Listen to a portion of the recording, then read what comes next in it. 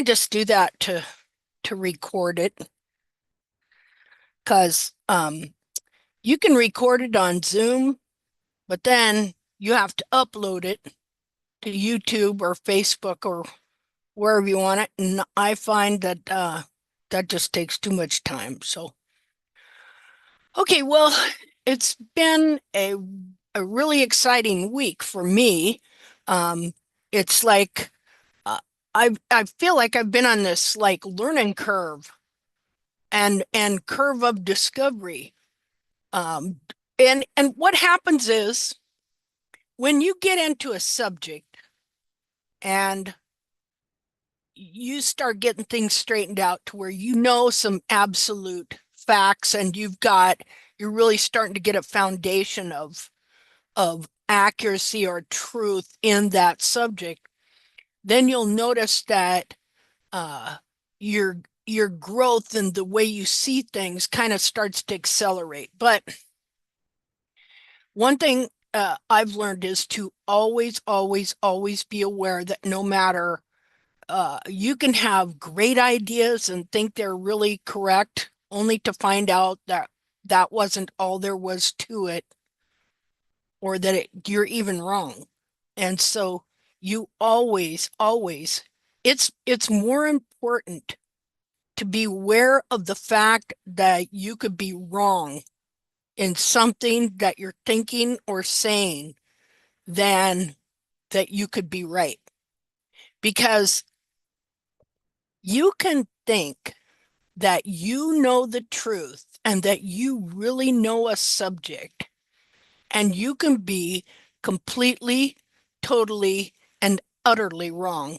And so I was this way when it comes to hooves and to what I was introduced into as far as the foot of the horse and uh,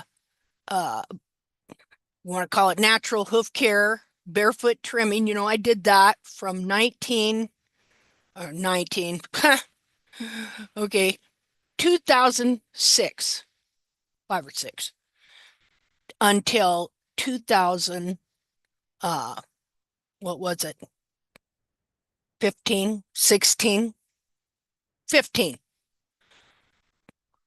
And, but it was in January of 2016 that I came to understand that we had been led to trim the heels out of the horses. And so for uh, 9 years, I continually trimmed the heels down on my horse. And for 9 years, I kept trying to get that wild horse quality foot, and it just kept eluding me. And then I found out in 2016, the reason it kept eluding me is because the whole thing was a lie. It was based on really incompetent, faulty research and everybody believing one guy, see, and following one guy, basically, who is Jamie Jackson. Okay, his research is so faulty. Yet everybody just followed him like crazy. Why is that? Because all you got to do is print a book and say you're an expert. And everybody assumes that what you say in that book is true. And so he he wanted to believe that, and I know why he thought this. I know a couple of reasons for why he thought this, that wild horses have no heel. Now, he never said that in his first book. His first book, which was, where is it here? This one.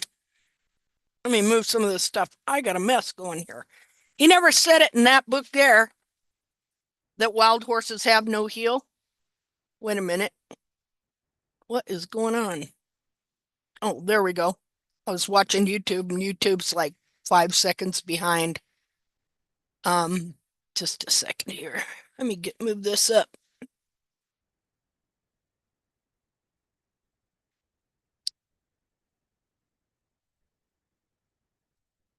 He never said that in his first book. He says that in an interview on YouTube that wild horses have no heels. That's what he believed, due to he didn't understand what he was looking at. And so he went and he got the dead feet off one dead wild mare that wore her heels out. And that is the model that he used for the barefoot movement. And everybody just followed that without question, just followed his research without question. That he measured, examined, and photographed in the first book, this first one here, uh, it was 107 horses. By the time he did a third edition, he doubled it up to 250 and 1,000 feet that he had measured, examined, and photographed. But guess what? There is not one picture in that book of any of those feet. The only pictures we have in that book that back up his claims is the pictures of the horse of one is the pictures of the hooves of a horse that died in a BLM roundup at a whole different facility and that definitely wore her heels out. And at that time, there were no pictures of wild horse feet, but now there are. And it totally disagrees with his claims. But I tried to trim my horse's foot into that right there for 9 years. Now you'd think, well, why did I do that? I did that because I was raised around wild horses, and I knew that the concept was factual and true. But I just figured it had to be something I was doing wrong. I always considered it might be something in the trim. And so over the years, I changed different things I did. And so those things helped improve different aspects of my horse's feet. And at first, too, when I started doing basically this kind of trimming, my horse's feet that had grown into big platters got better. They tightened up, they got better. But then over time, as I learned different things from the barefoot movement about lowering heels, like at first I was just taking them back to the base of the frog. Then I tried the 30-degree hairline thing. I never did ramp heels where you bevel the heel buttress at a slant. Okay. But I did these different things to take down the heels. And this image was put in my head. And so after 9 years, I gave up. And but then after a year of giving up and just letting my horse kind of grow his feet and become sounder without me touching him, I came back and started again, trying to figure out what are we supposed to do? What is the truth to all this? So anyway, um, but the point I'm trying to make is I was firmly convinced, and you can watch my videos before 2016, really, where I'll talk about the heels and I talk about different things. And I am so convinced that what I'm telling you is the truth because I was convinced it was the truth. And so there are many, many people out there just like me who have been convinced that this is the image they ought to be putting on their horses right there. Um, Now they'll say, oh, but every foot is different. But they work towards that image because that is what has been put in their heads. And this is what I'm telling you is provable. Now, I'm not dissing Jamie Jackson. I'm saying that he came along and he made a lot of claims, but that his claims now do not measure up. When you say that you have measured, examined, and photographed 1,000 wild horse feet, but you don't have one photograph in any of the three editions of this same book called The Natural Horse: Lessons from the Wild for Domestic Horse Care. What's with that?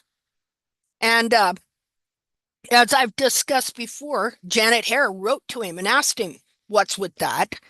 And he come back with a bunch of lame brain excuses. And that's the truth. Oh, I don't know. I didn't have any say in the book. That was all up to the publisher. Oh, I just thought of something. Oh, this is great. Okay, he said, I don't know. That's up to the publisher. They determine what it's supposed to be. And that's why he could change up the number later because he became his own publisher and stuff. And so we called the illustrator, publisher, the guy that put the book together. I wrote to him in an email and I asked him, I said, so does the author have any say in the end deal of the book?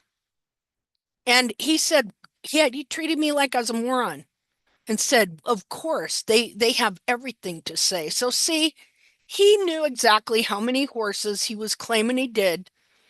But the point I'm trying to make is not one photo.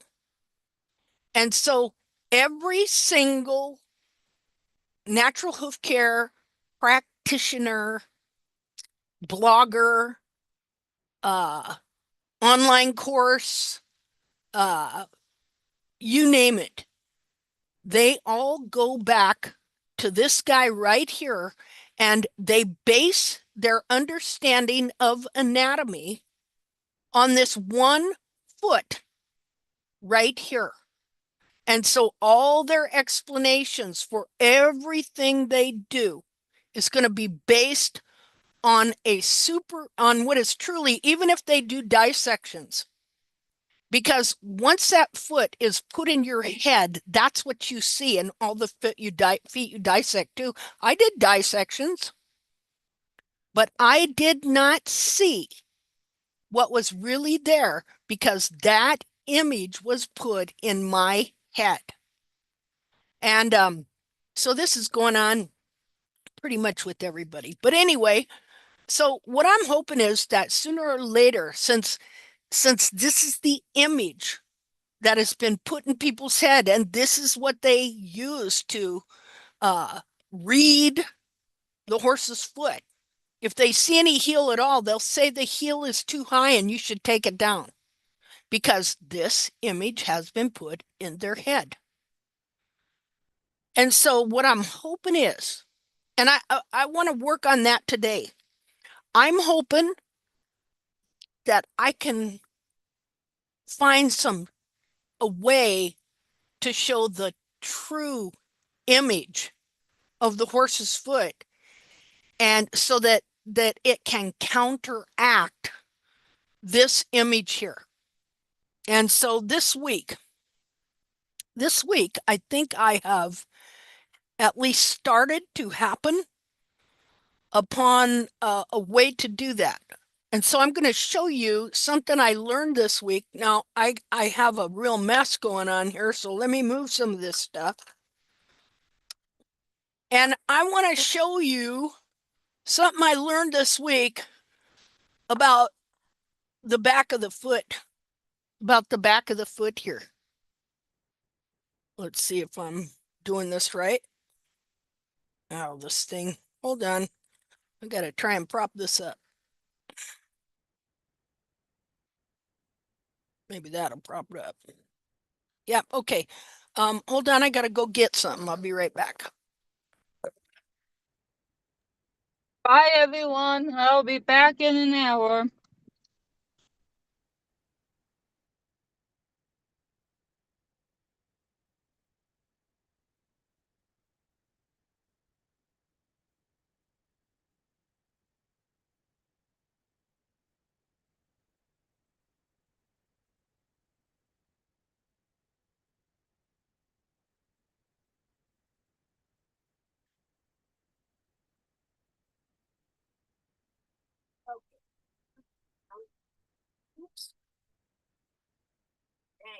Just knocked my light out.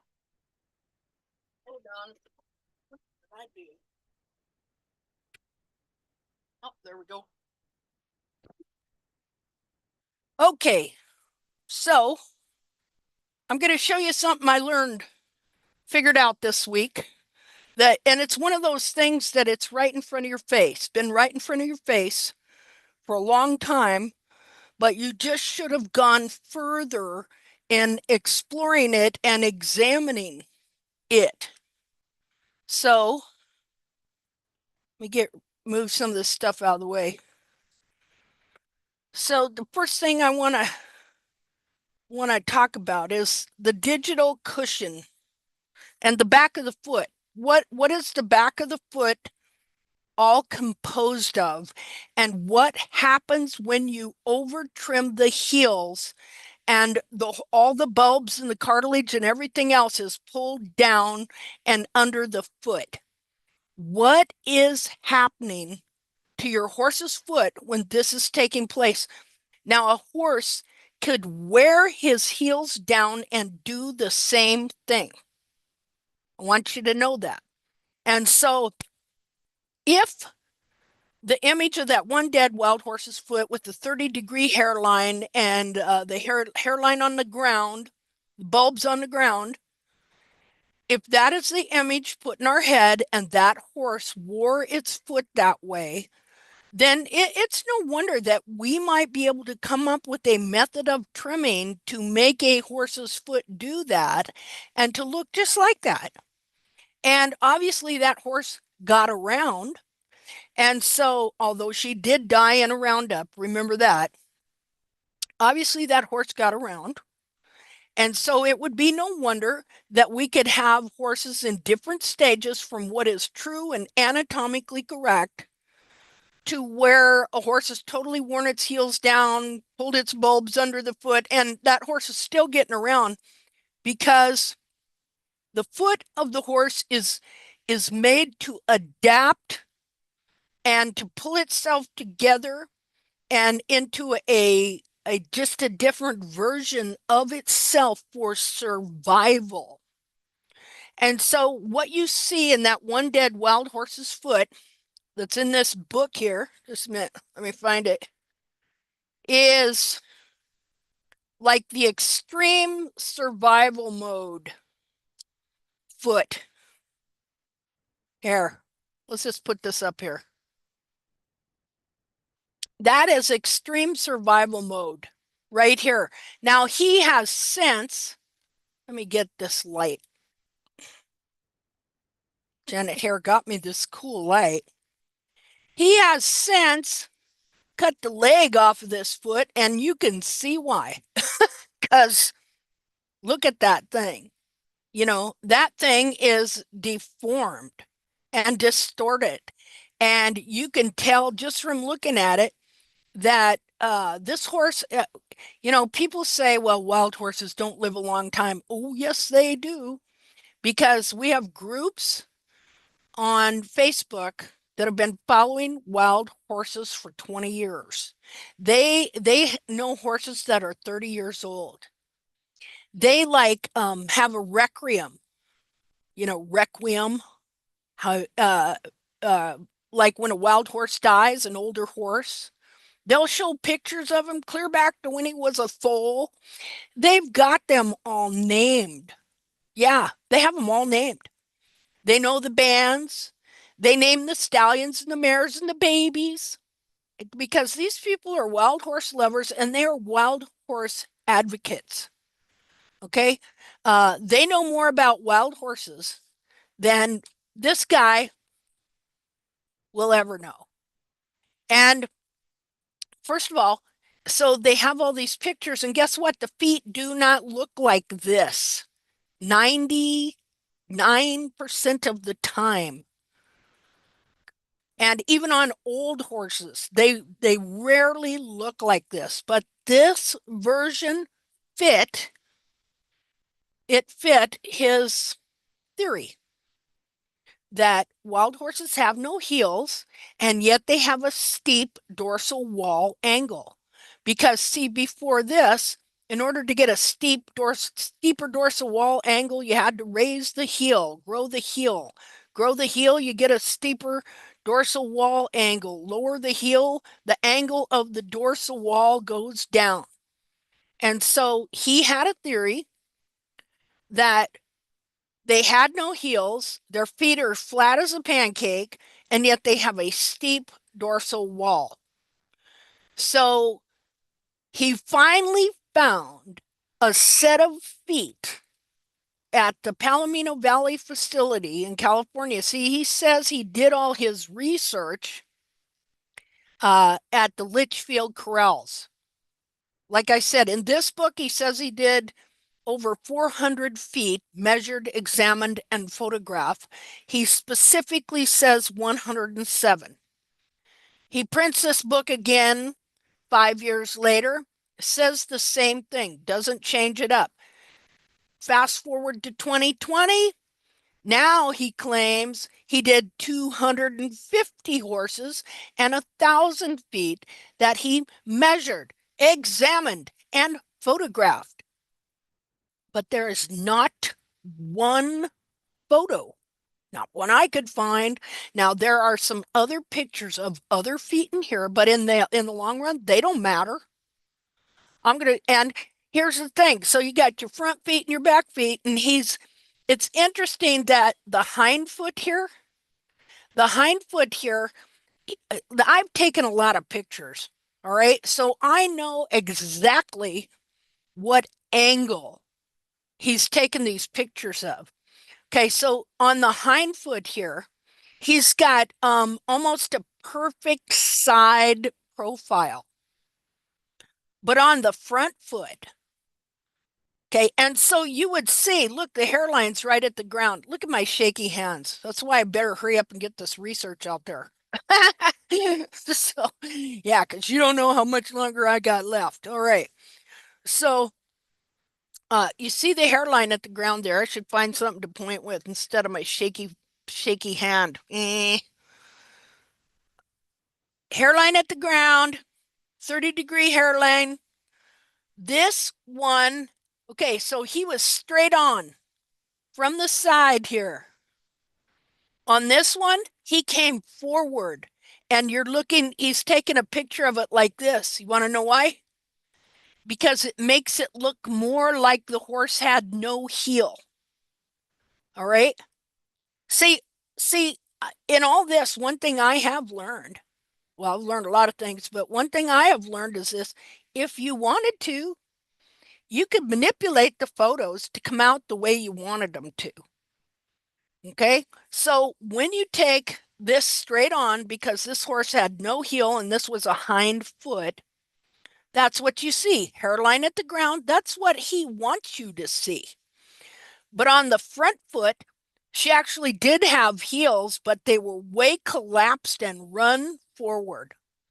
And so if then you take the picture not from the side, but from up here, kind of looking that way, okay, it's going to make you're not going to see the reality of the heel as much. Uh, to me, you can say, well, he didn't know. Well, yeah, I don't know about that. Okay, so, he had a theory that he wanted to prove. Let's see, what page is that? This might be the book I tore pages out. 67, 68, 69. Hold on. Because we're going to look at the model he made out of that foot. Well, there's the model he made out of it. Just a minute. I'm going to have to lift this up. Lift this little camera up here. Hold on.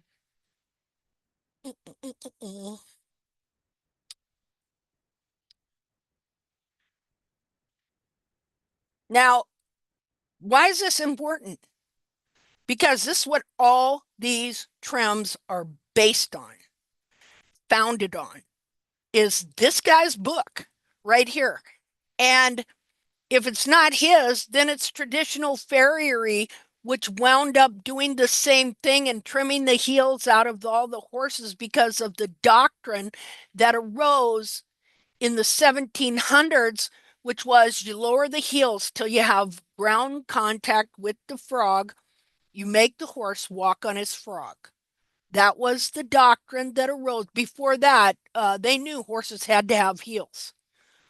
So let me try and figure out how to prop this thing up here. My what you would call it is kind of getting so it doesn't want to stand up. Let's see here. Maybe that'll work. Ah, okay. Okay, this is the foot right here. Even if, which as far as I could see, none of the pictures in here were of the 1,000 feet that he measured, examined, and photographed. All right. Instead, at the Litchfield Corrals, instead, all we have is that one dead wild horse's feet that he never saw alive.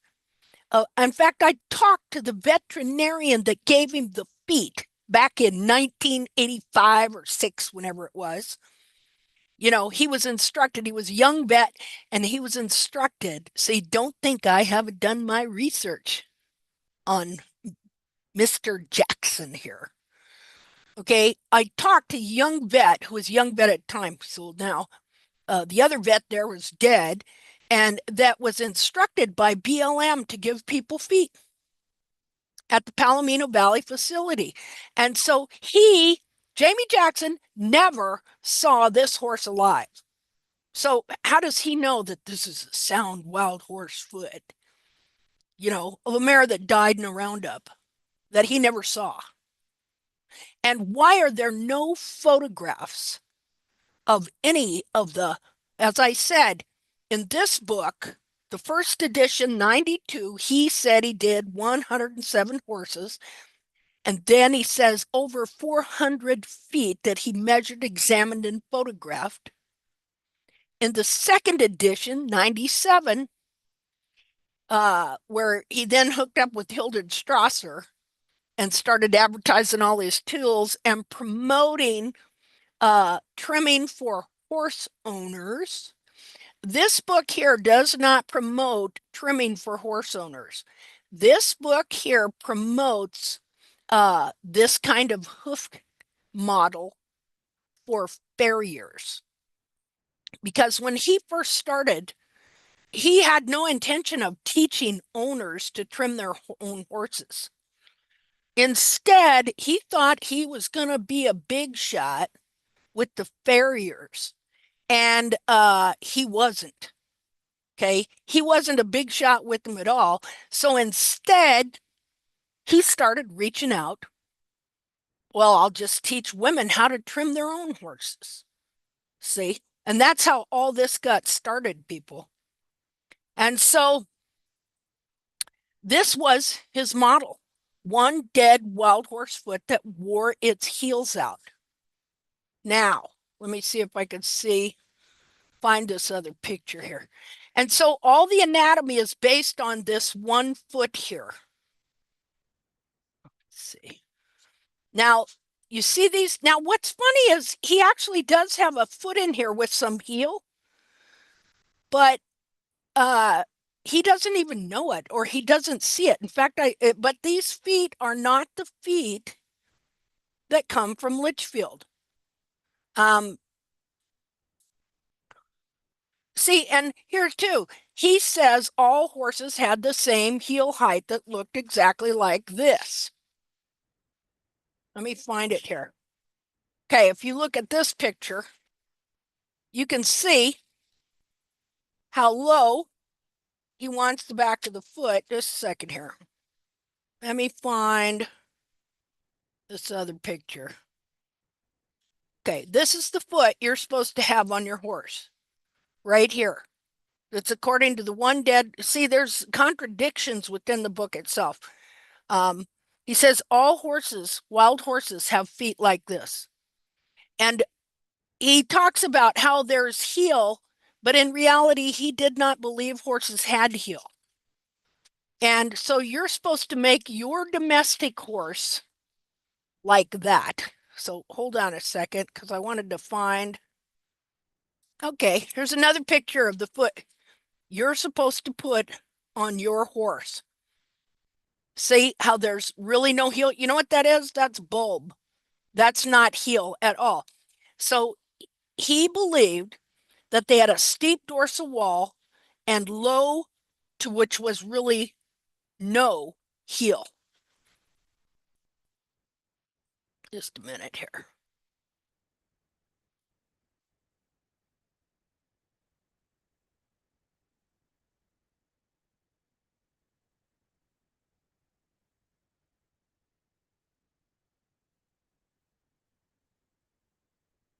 We go back this way because I want to find uh, pictures of that same mare's feet where you see her front feet had collapsed run forward heels. That's why he took a picture of it from the front so that you wouldn't see the heels. Oh, well, nope, that's it. Again, anybody that's taken a lot of pictures knows this is straight from the side, knows this is at an angle going that way. So I might have cut it out of this book here. Okay, here's another interesting thing. Hardly, he claims to have practically lived with wild horses for 4 years, yet hardly any of the pictures are his. Like here, he calls this the monarch. The monarch. And now, why am I telling you this? Because this guy claims to have researched wild horse feet and that that's the true natural foot and that that is the foot that you should put on your horse. So so why not research the researcher? So I did research the researcher and I found out that his research is highly incompetent and false and very false in many things that he claims. Like the fact that horses, all wild horses, have the same heel height, which is none. No heels. So this picture here was by Jim Hansen. And most of the pictures are not Jamie Jackson's. And so if you enlarge and clarify this picture, you will find that this horse had plenty of heel. But I guess he just never thought maybe anybody would see it, or the fact is he may not have seen it himself, because this is the image that he put in his own mind that their feet should be like. And so I started out telling about how this is the image of the foot that was put in my head that I tried to put on my horse for 9 years. And since then, with all the wild horse advocacy groups on Facebook, you can get in there and you can find lots of pictures of wild horse feet. And believe you me, they have ample, ample heels. You have to research the researcher. Just because somebody said, I did this, I researched that, I'm, doing a scientific method doesn't mean it's so.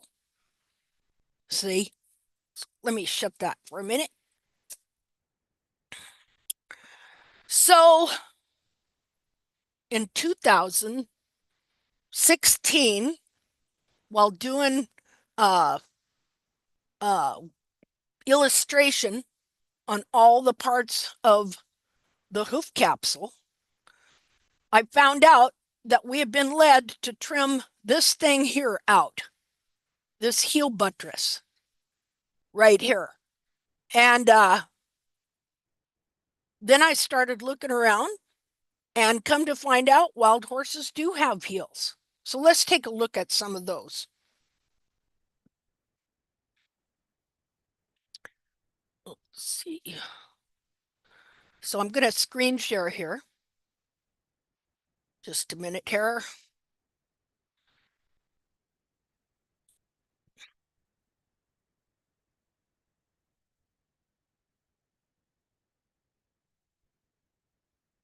Pictures. Got to open up the wild horse hoof photo file. Let's see, where are you here?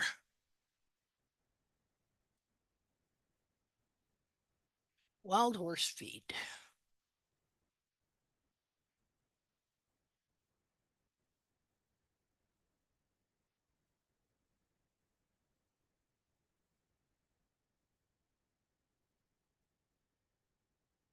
I got so many pictures. My computer is working so slow.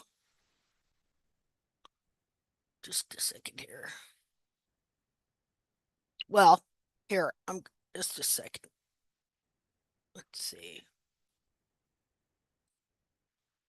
Where's the share?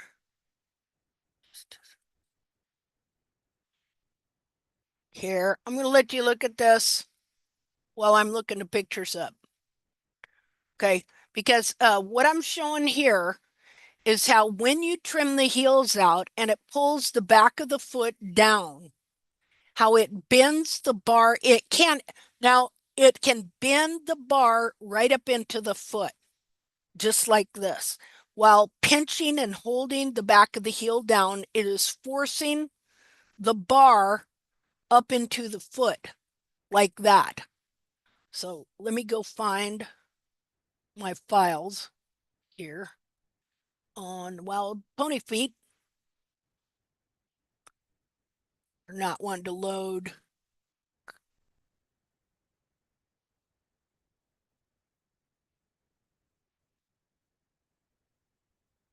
Well, here's some. Now this is obviously this is um, some dead horses in Australia because they were shooting brumbies over there. Just a second. Yeah, that's nice a minute. But I'll tell you what, I think it'd be better to do that than to catch them and then sell them in a sale where they'll go for meat. At least out in the desert, their bodies will, you know, disintegrate back into the desert and feed the ecosystem, and which is a lot better than being captured and sent into a sale ring and then sent to a killer. Either way, it's both horrible, but what would be more merciful for the horse? Just outright putting them down in the desert or wherever they're at, or catching them, trucking them, throwing them to a sale, taking them to a killer plant. See, I prefer the latter. So let's see here. Screen share. Just a second.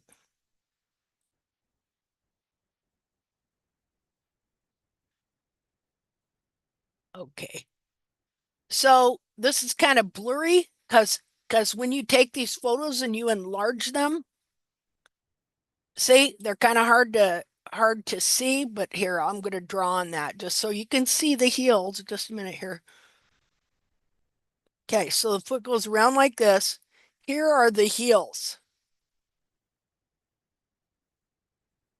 See that? That's a lot of heel. That is not a 30-degree hairline like that. Let's see here.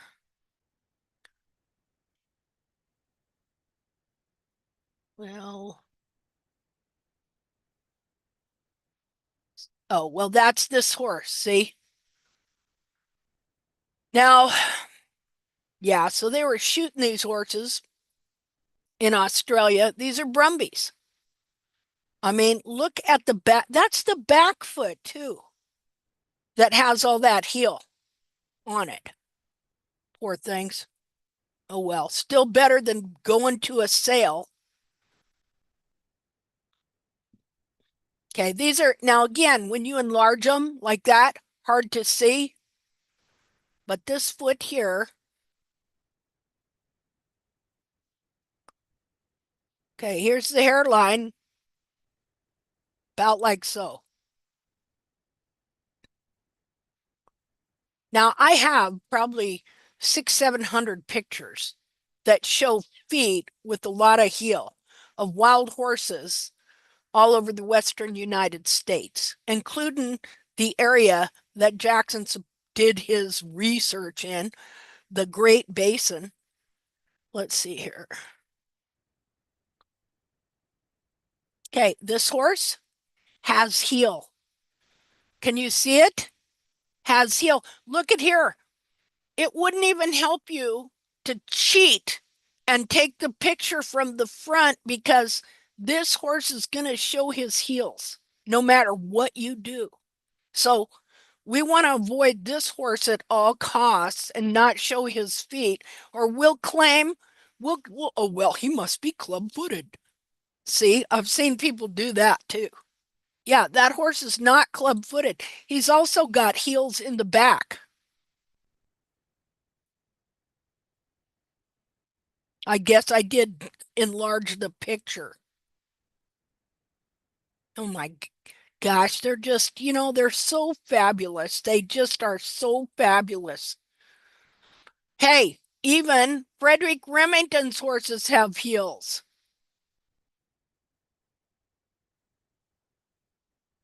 There we go. Jumping up in the air. Look at the bulbs way up off the ground. Look at the frog. The frog is filling up the back of the foot here. Your bulbs are up here. They're not down here. All we ever see are horses with their bulbs in here somewhere, and the frog is pulled clear under the foot. That's them guys there. Lots of heel. Frog clear at the back of the foot. Look at the cleft between the frog there. That's not thrush. This horse has 2 inches or more, probably more, of heel. Look at these guys. Look at that. Almost a straight hairline. See, even though it blurs and the pixels get funky, you can see that these horses all have heels.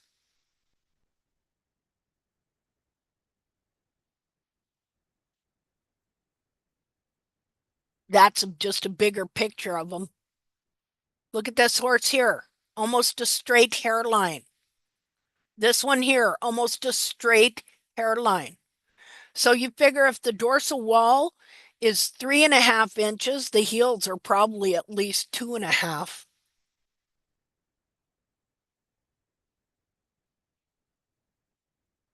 But it's not about a wild horse. It's about what is the true anatomy of these horses' feet.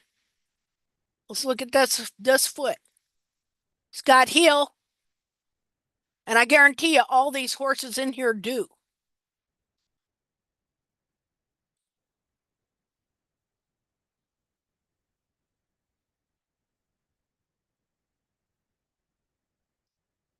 Not sure what happened there. I think okay, look at this old guy. Look at this old warrior. Okay? Look at his heels. Look at his hairline. Remember what Casanophan said in choosing a warhorse. You want to look to the feet first.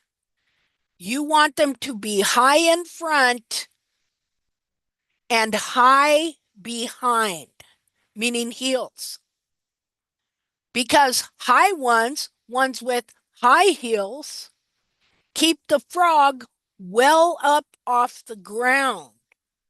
But low heels are like cripples among men, where the horse is walking on the softest, the bulb, and the heel that's been worn out, are like men are bow-legged men who walk on the hardest and softest part of the foot at once. And this is an old horse, people. Okay, wild horses are healthy and they live to a ripe old age most of the time.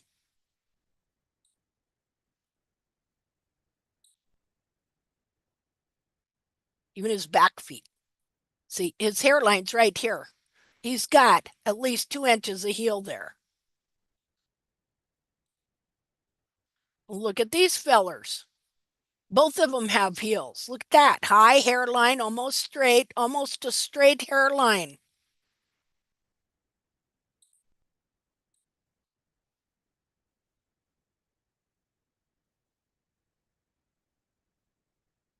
This guy here, He's got heel. He's got heel. See that? And uh, they're a little pulled under, and he's notched his foot. Look at that warrior. I mean, there's nothing more noble on this earth.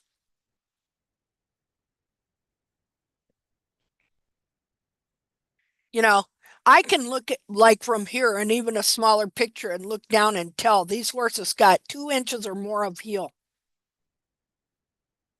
And I just did a video on mapping, and I got a bigger foot than I've ever had before because it's always been this thing. Should I change the mapping to be longer for bigger feet? So I'll have to show you that because what I found out was a foot that is twice the size. Like, okay, I had Holly's Burns's horses, Lana. I had her feet, which she was tack trimmed for 6 years. And then she got in an accident and had to be put down. And she went from unsound, super contracted feet to pretty decent feet with good heel. And a lot of that contraction was gone, and she was sound, and they were going on big long rides and stuff like that. And so I these other feet I got from these standardbreds that self-trimmed for at least 5 years, if not their whole life. Um, I got the foot off the biggest one, the biggest foot, and it's twice the size of Holly's mare's foot. And guess what? Don't ask me how. They measure the same. The internal foot measures the same from the apex of the frog to the end of the sulcorium, measures the same in the heels, measures the same in the length of the dorsal wall from the hairline to the ground. Now, but they're bigger. See? And I think it has to have something to do with mechanics. Now, the frog was way longer in the 1 foot. Here, I'm going to show you here. Just a second here. Let me look this up. Get this picture. Yeah, I mean, because I've always thought, well, I'm not sure about really big horses. I just know that from your basic size saddle horse, this is probably what it is in the feet that I've done. All right, so uh let me find the pictures of the feet so I can show you. Let's see.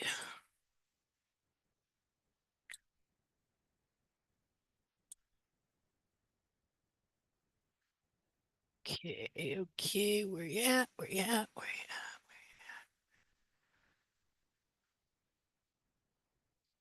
at? I posted some.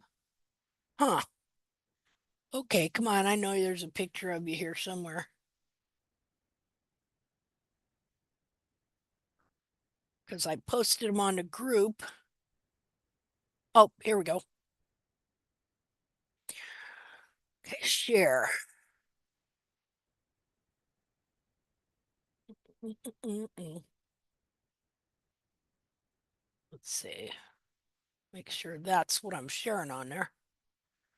Okay, so you see how big this horse's foot is compared to hers? Okay, guess what? They measure the same in the heel length. They measure the same from the apex of the frog to the end of the frog corium. They measure the same from a top where the periople would start on the bulb to the end of the heel. How about that? So I get, that the mapping directions are just general. Um, Let me show you here. Okay, so that's the bigger foot. Okay, so from Well, that ain't a very good picture of it. So let me find another one here. Okay. Uh,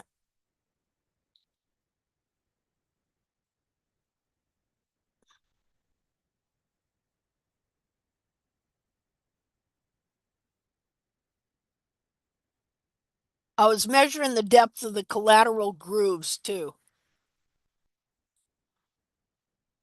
Now, here's the thing.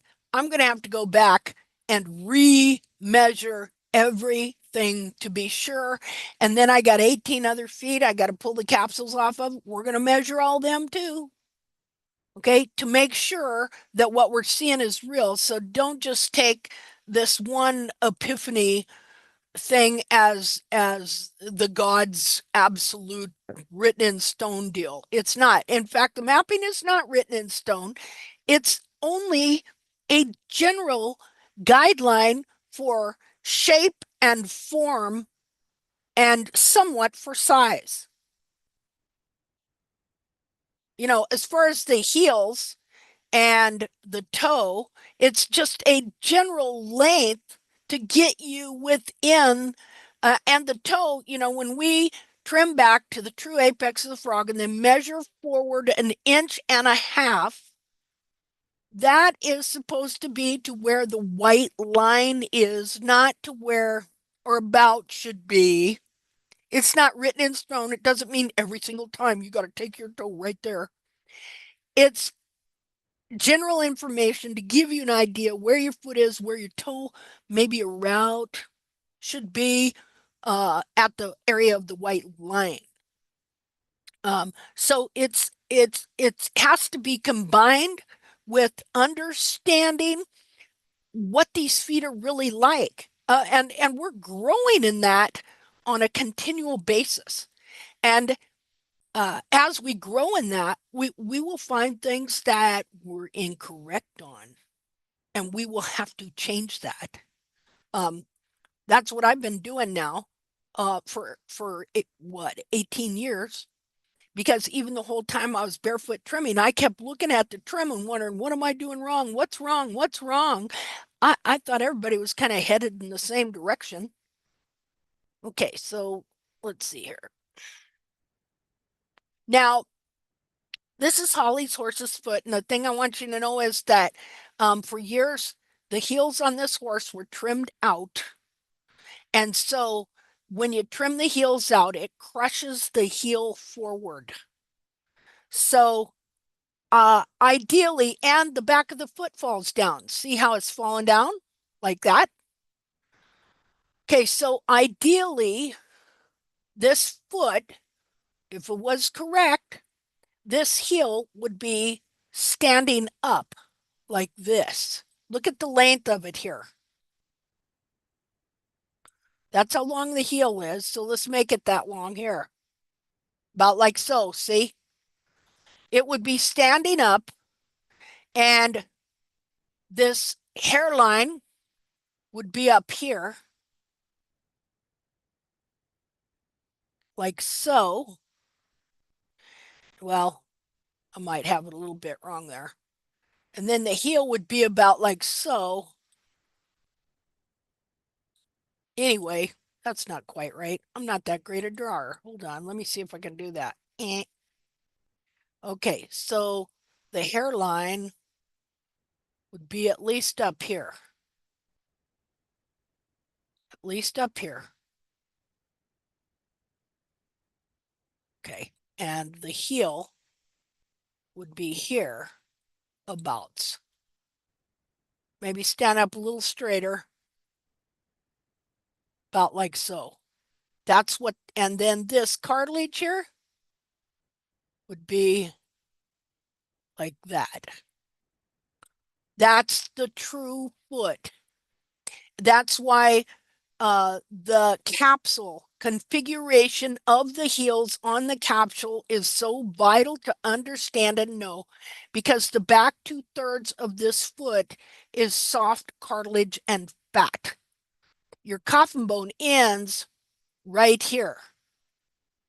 Um, and so all of this is soft cartilage and fat. And the only thing that keeps it maintaining its shape is the correct heel configuration, is this heel buttress right here that grows from the bottom of this of the coronary band, where the coronary band turns into the heel buttress here.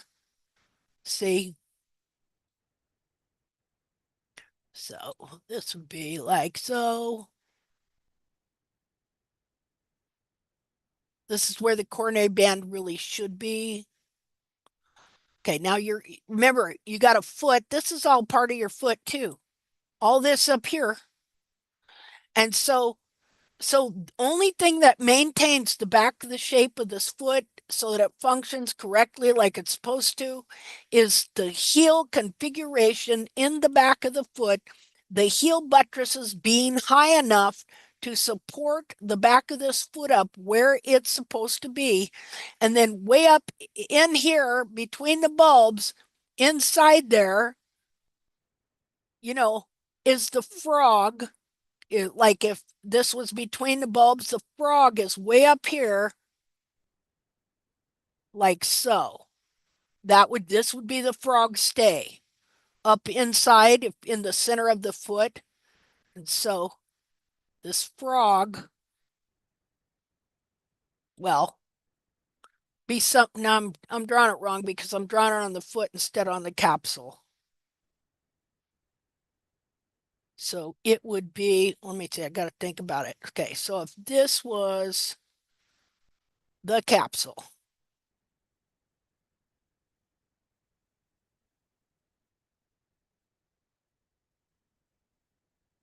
let's see, we don't want to make it too thick soled.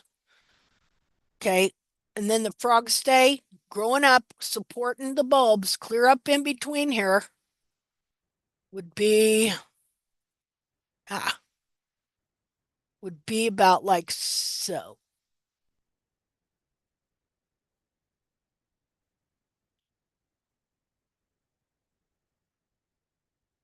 See your frog in the center of your foot would be like that. And this whole configuration supports these cartilages and supports this coronary band back up where it's supposed to be, back here. Okay. So just a minute here. So this foot has That's the thing. You dissect these feet, they have internal damage. They've been remodeled. The actual internal foot has been remodeled. This foot should have been way wider. Had it never had contracted heels and the bad trimming it had for years, this foot would have been much wider. And so what happens is people do dissections and they don't know that the internal foot has been deformed. And so they're doing their anatomy and their judgment off a deformed foot. But here we're going to see 2 feet, one that is not deformed. Let me go up here, back to that one picture.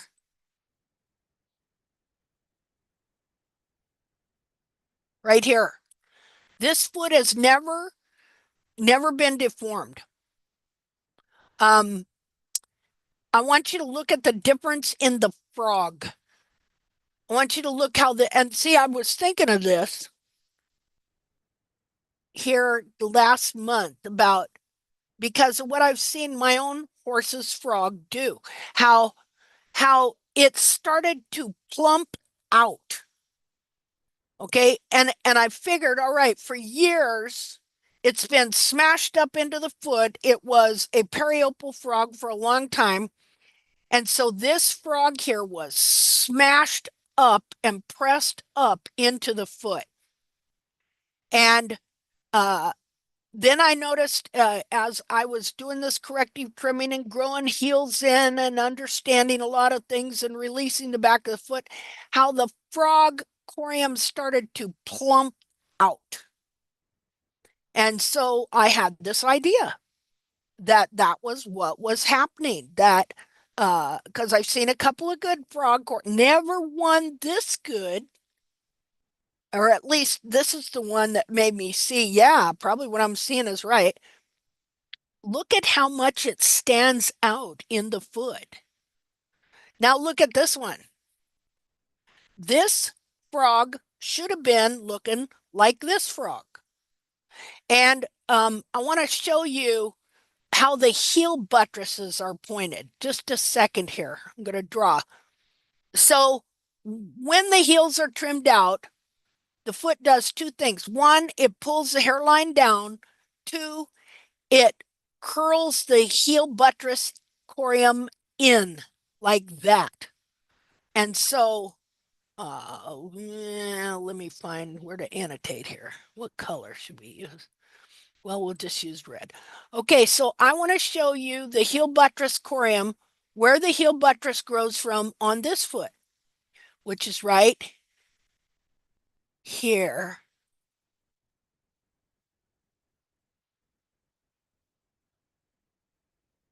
Right here, pretty much. Let me look over here. This one's hard to see, but it's the same. It'd be right in here. Okay, now I'm going to show you where they are on this foot.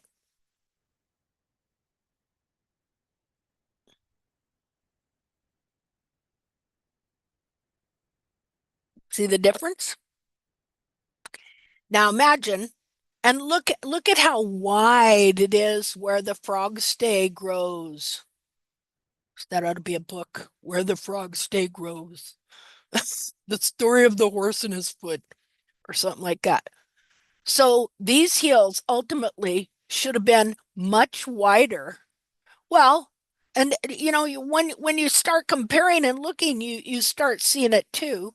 Just the shape of the foot, so to speak, to where this one here kind of goes over and around like so. And you can see that the coffin bone has been reshaped on each side, to where this foot here is very, very symmetrical. Got a So that is, to me, really, really interesting. Another thing you want to notice on these feet is the depth of the collateral groove and the smoothness of it. They're not real deep. Okay, right in here.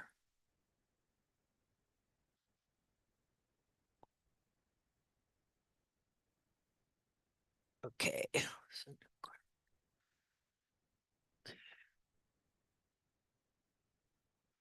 Okay, and again, when I measured, I don't want to jump on a bandwagon and say it's going to be that way on every foot. I kind of started to do that. Okay. And it's very possible I could have measured the heels incorrectly or not, because I was trying to finagle with the camera and measure the heels at the same time. Oh, but I did do a video that I posted on YouTube where I had my hands free and I was able to measure the heels, and they were almost exactly the same length, relative, like uh what, eighth of an inch maybe. Okay, which is interesting considering the difference in size. Okay, so here is from the apex of the frog to the end of the corium, 1.5 inches. And let's see, from the apex of the frog to the end of the corium, 1.5 inches. Now you can cross hairs with me and say, well, what about that little inch there? Well, look, if I could come back here, I'd make that up. We're talking in general. We're this is uh closer. This is close enough to be get in the category of horseshoes and hand grenades, I think.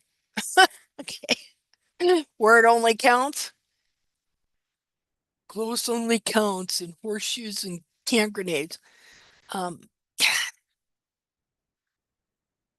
now, and here, see, I'm really expecting these feet to be such different sizes. So measuring the dorsal wall, look there. Okay, now let's look at the other one. Okay, well, there's that one again. Looky there. There might be an eighth of an inch difference, but not much. I mean, we're in close here to these being the measurements being so similar for the difference in size. And so I measured the heels, and they were at like about 1.5 inches. And I measured the inside, which was the same where the heel fits and where the periople is attached to the leg. And okay, look at there in her foot, about the same. See, that's pretty darn close. I'm not going to draw hairs over an eighth of an inch on these horses because, well, I'm just not. I'd to do that, I'd have to have, well, 1,000 feet that I had measured, examined, and photographed for real. And then I measured the inside of the dorsal wall, and so it was relatively the same, 3 inches.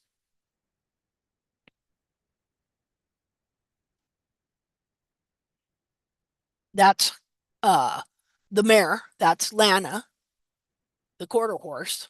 And this is the standard bred with the much, much, much bigger foot, who self-trimmed.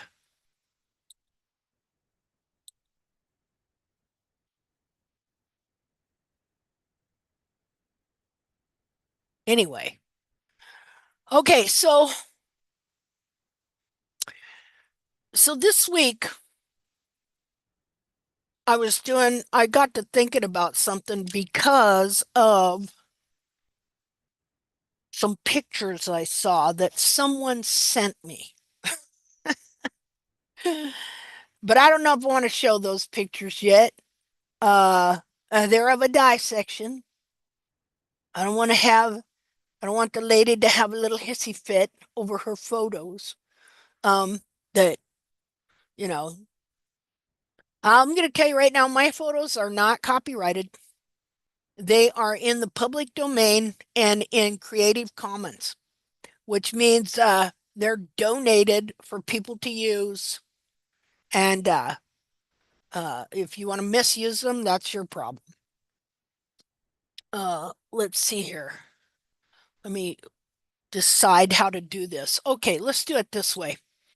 I want to talk to you about the digital cushion and hoof distortion, and I'm going to show you something I found out.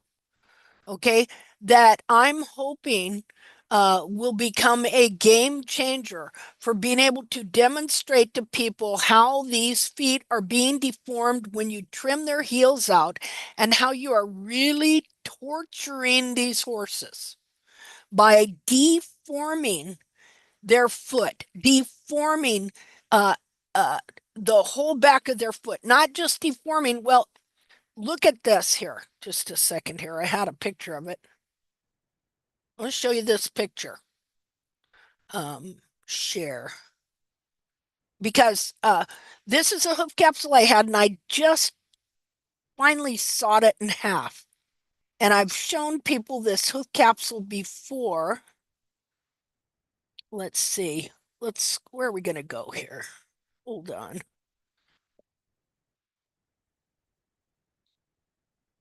Eh, I'm getting lost here in Windows land. Um, Boy, I really am lost. Other people say, I know she's lost. She's crazy. Okay, let's see. Share. Oh, there you are. Okay, so this foot here is off a horse that I trimmed for 8 months. Now, I know now that this horse had really good feet. I've got two plaster casts of the dissection I did on this horse. Um, And this is half of the foot that I trimmed. And at the time, he had a lot of exfoliatable sole in here. So I trimmed it out. And this is what I found right here. Okay. What you're seeing here is how when you trim the heels out, it pulls the whole back of the foot down, like so. This part of the foot should be, come here, give me annotate, should be up. Well, the hairline should be up here. This should be up here. That should be the bulb about there. And then the heel should be about like so. That's the way the foot started. I know that now, but I was gradually trimming the heels, trimming them back to the base of the frog. And so what does that do? It gradually lowers the whole back of the foot, and look, it bends the coronary band down like this. Okay. And so what's happening besides that? Well, guess what? This is the bar. It is bending the bar. This is the bar. It is bending the bar from being here about. It's bending it straight up into the bottom of the foot. Now it's forcing, let me undo some of this. It is forcing the back of the foot down into a shape it is not supposed to be, while at the same time taking this hard hoof capsule and bending it up into the bottom of the foot. So it is pinching and holding it in a vice. It's like a torture device. If you've ever seen any of those torture instruments from the Inquisition, which, by the way, okay, the same guy that forged the horseshoe also made the Iron Maiden and the thumb screws and all that other wicked, nasty stuff, right? Just thought I'd throw that in there. So it is forcing the back of the foot down in an unnatural position and binding and pinching it there, while at the same time taking the bar and twisting it and cramming it up into the bottom of the foot so that the foot is resting on this point here. Now, let me show you a, a picture of a foot. Just a second here. Well, I had one. Just a second.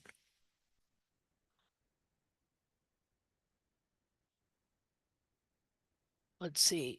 Share. Okay, I've got that picture and another picture right here. Just a second.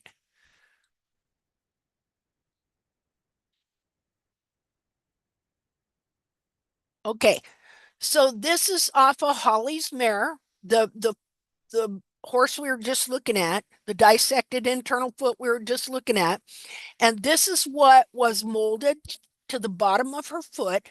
This is the collateral groove up here. Here, just a minute. Let me remove stuff here so it's not in the way.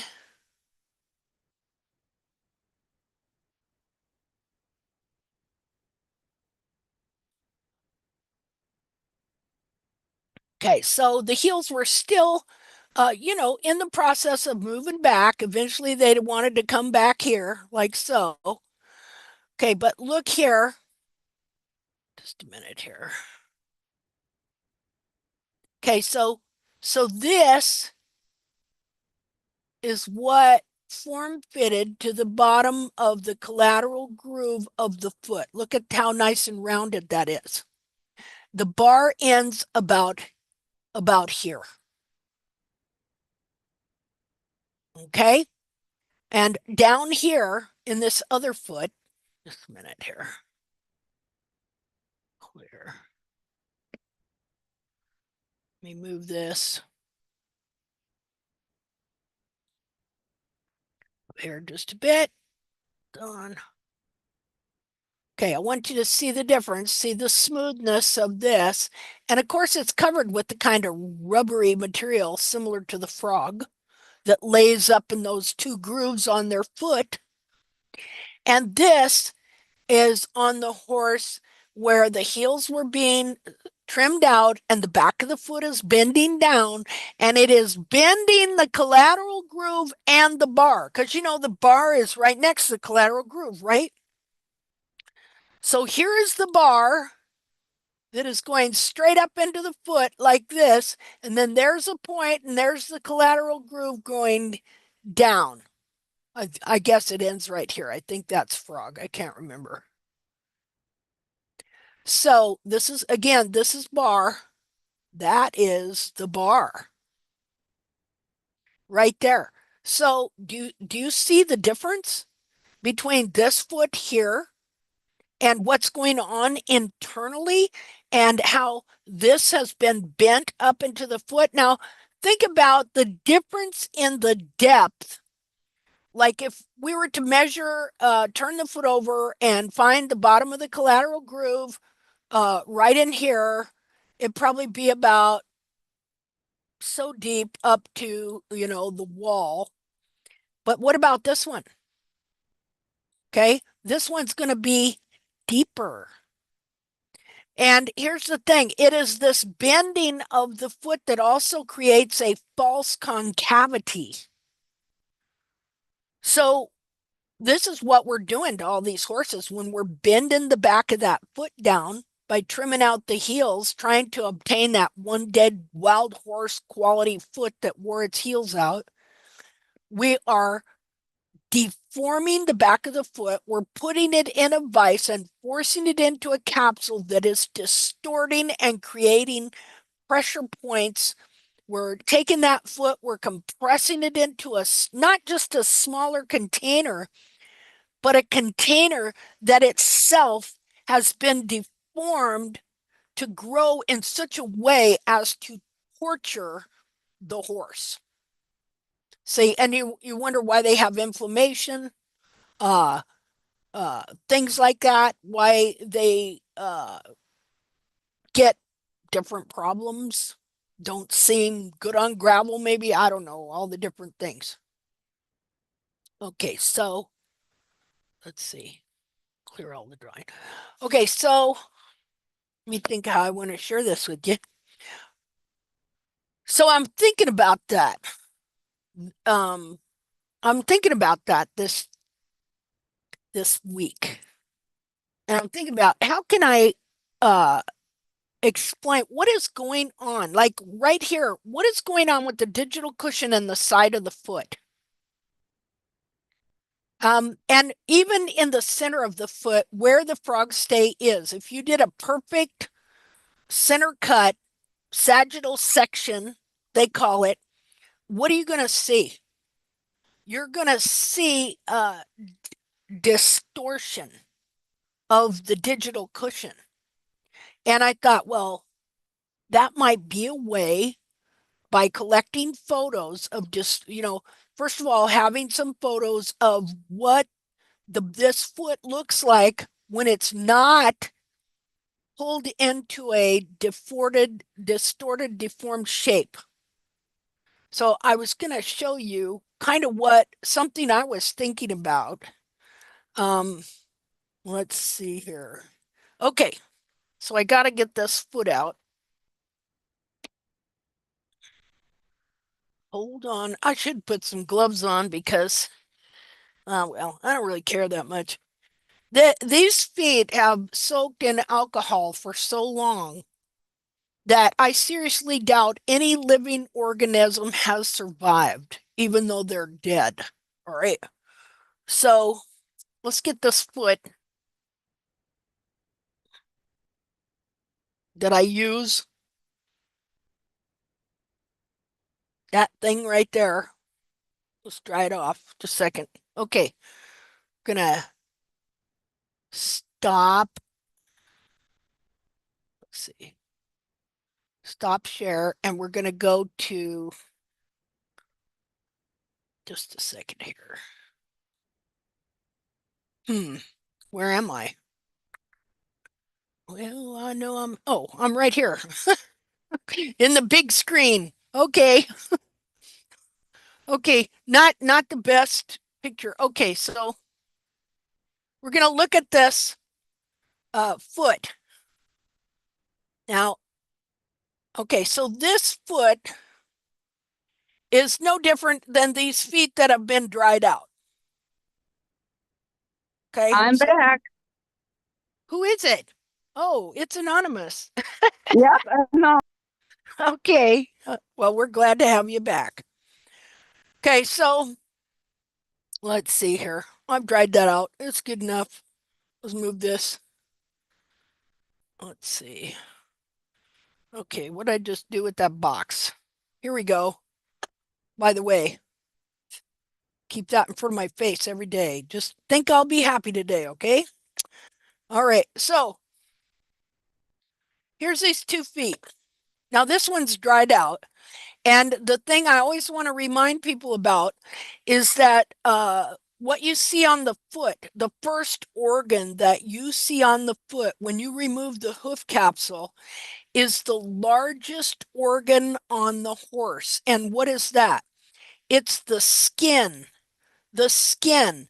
The skin on the foot, they call it different things like, well, that's the coronary corium, that's the laminar corium, that's the sole corium, blah, blah.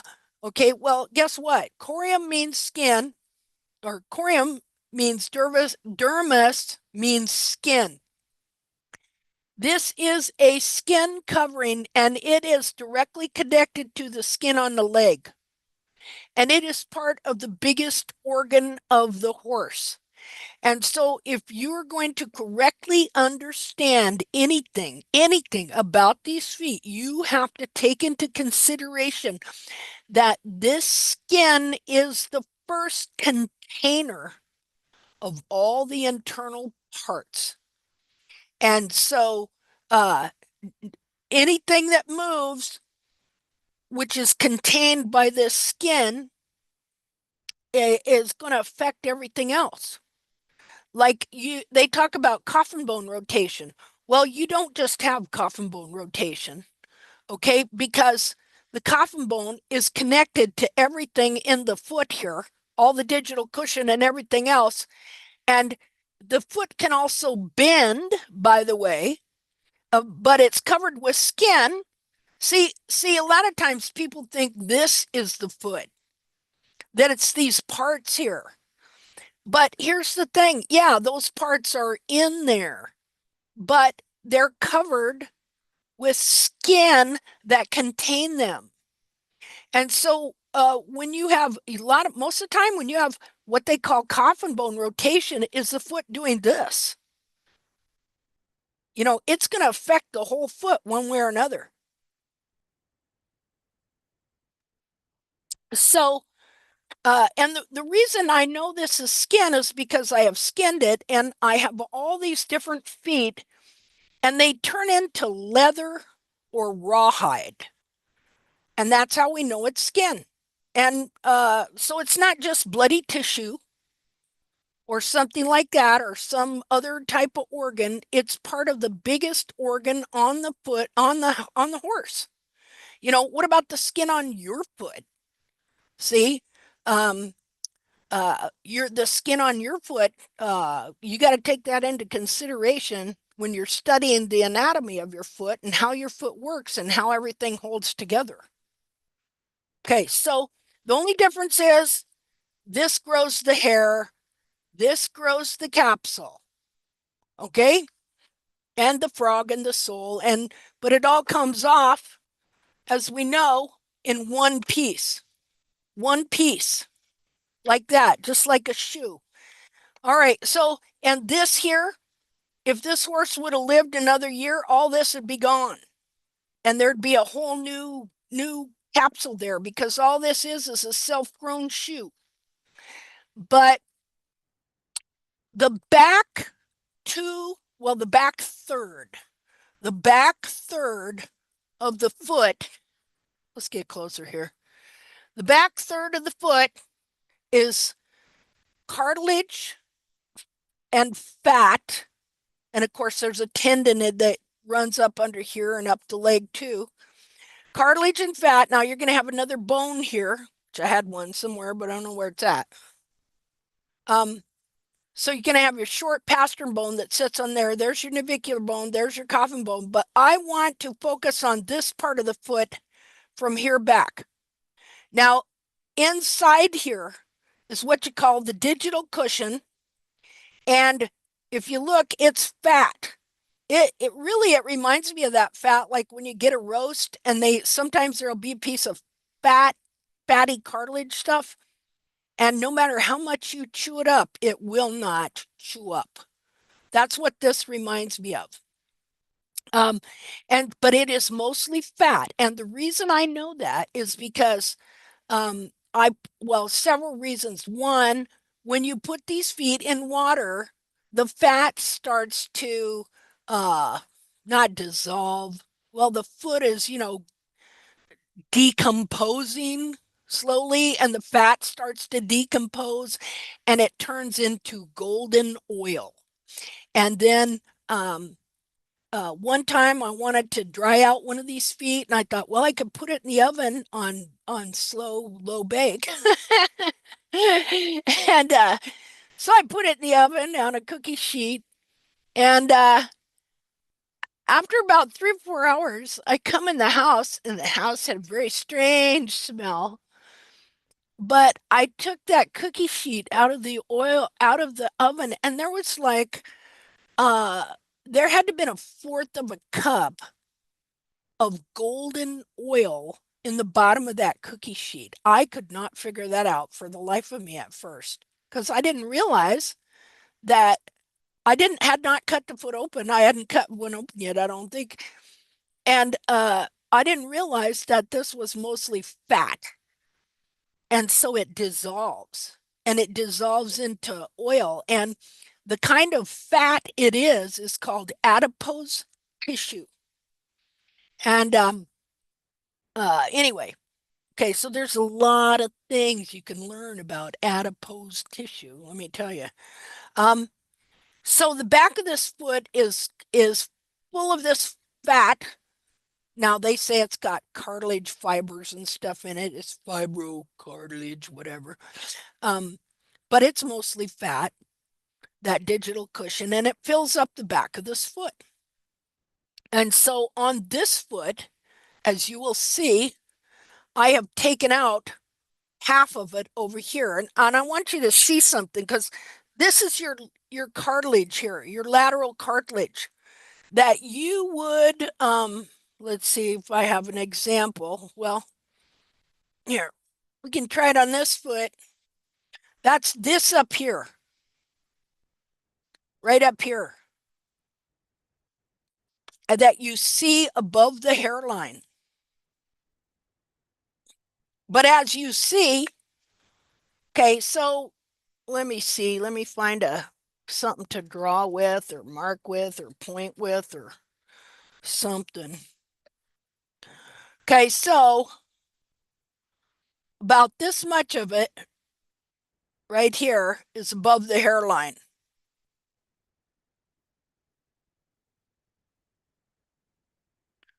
Okay, now I know it looks like this coffin bone sets flat, but it doesn't. And the reason I know that is because on a fresh foot, see, I've removed the skin from this side. You see that? Okay, you see the skin over here? On a fresh foot, what you have is you have this sole corium going from here back through the heel. And on a fresh foot, the sole corium is thicker and wider at the heel than it is at the toe. And so the foot will actually sit more like that.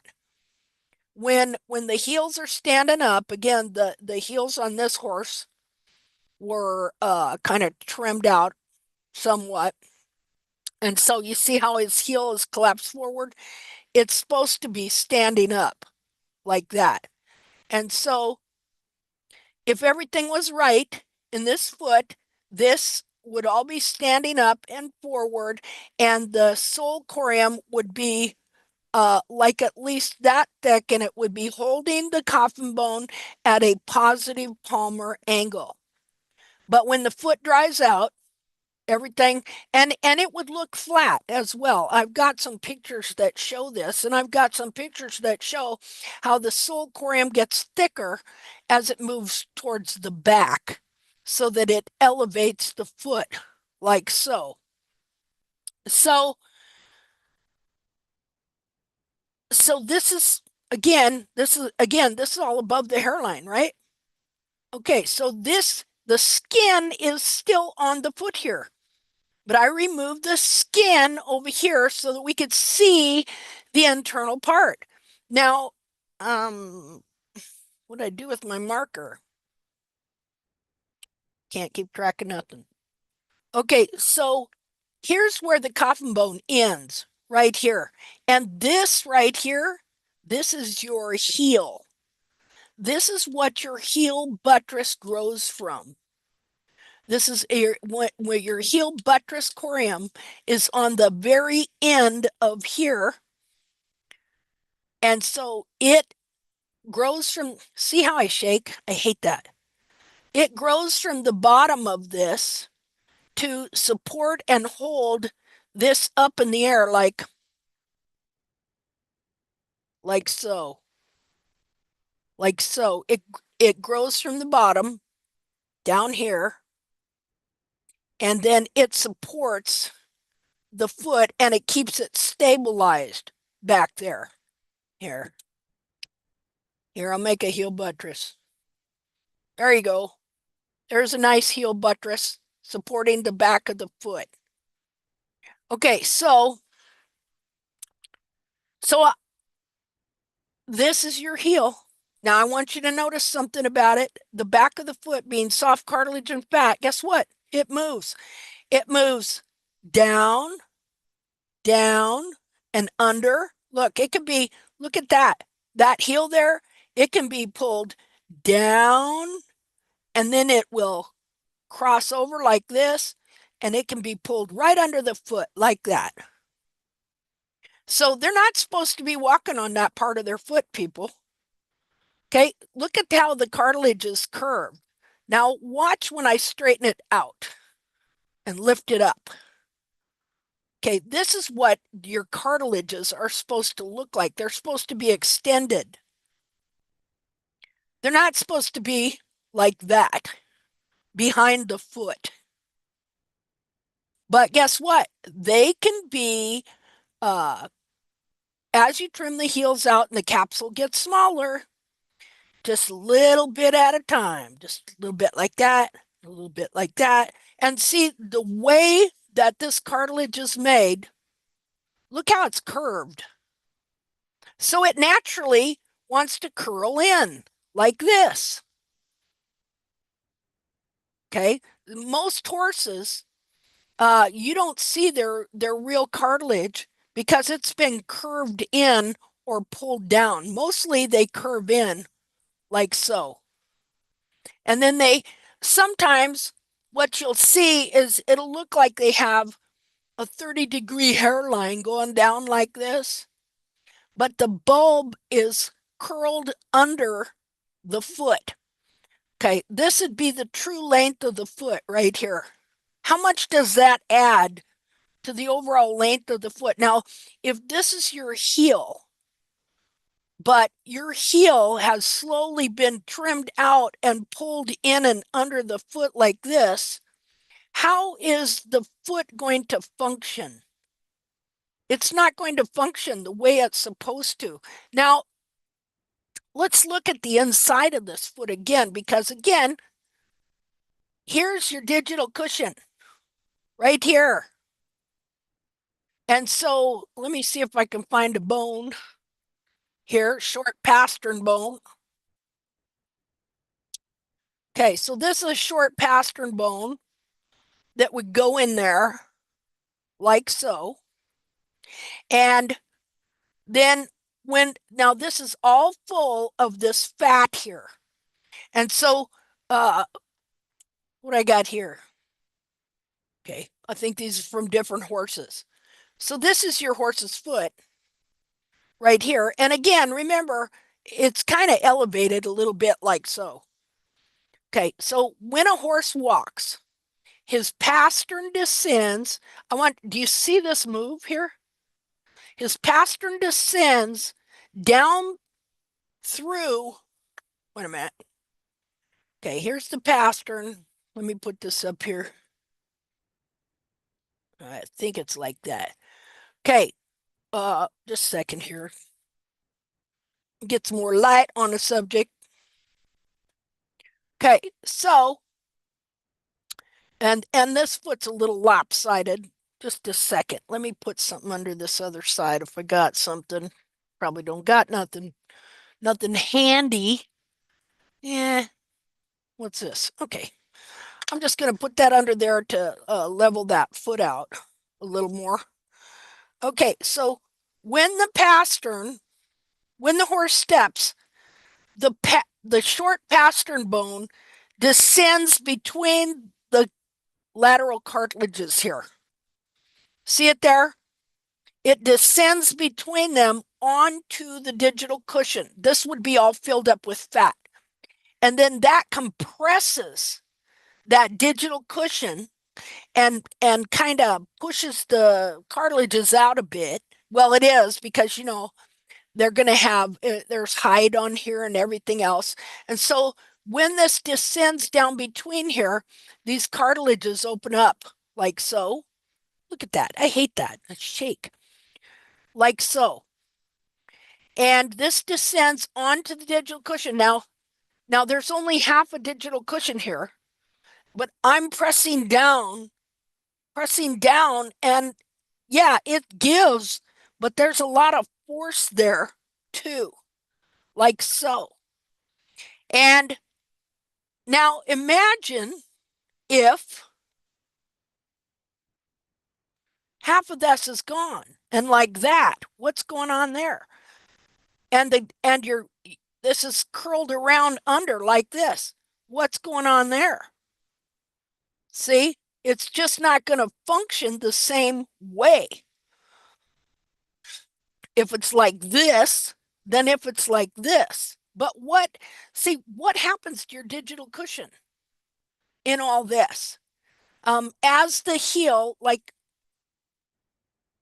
as this heel, here's your heel. Look, that's the inside of your heel, people, right there.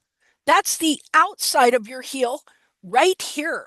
Again, look how they move. And the only thing that helps them retain their shape is correct heel buttresses in the right spot and in the right height. Anything else leads to this here. Okay, now I showed you on Lana on that mare how the heel buttress is curved in. Now, oh, well, here, I'll show you on my mare.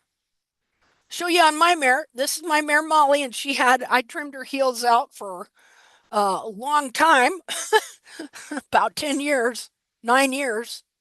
Let's see. Okay, let me get a different pen.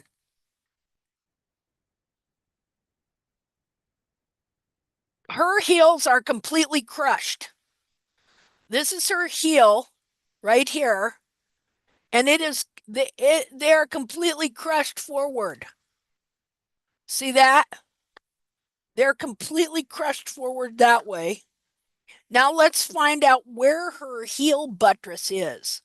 Her heel buttress is clear over here, like that, and clear over here, like that. That's where her heel buttress is.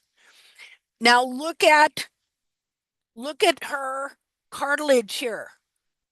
It's supposed to be clear out here, and instead it is curled around the back of the foot here.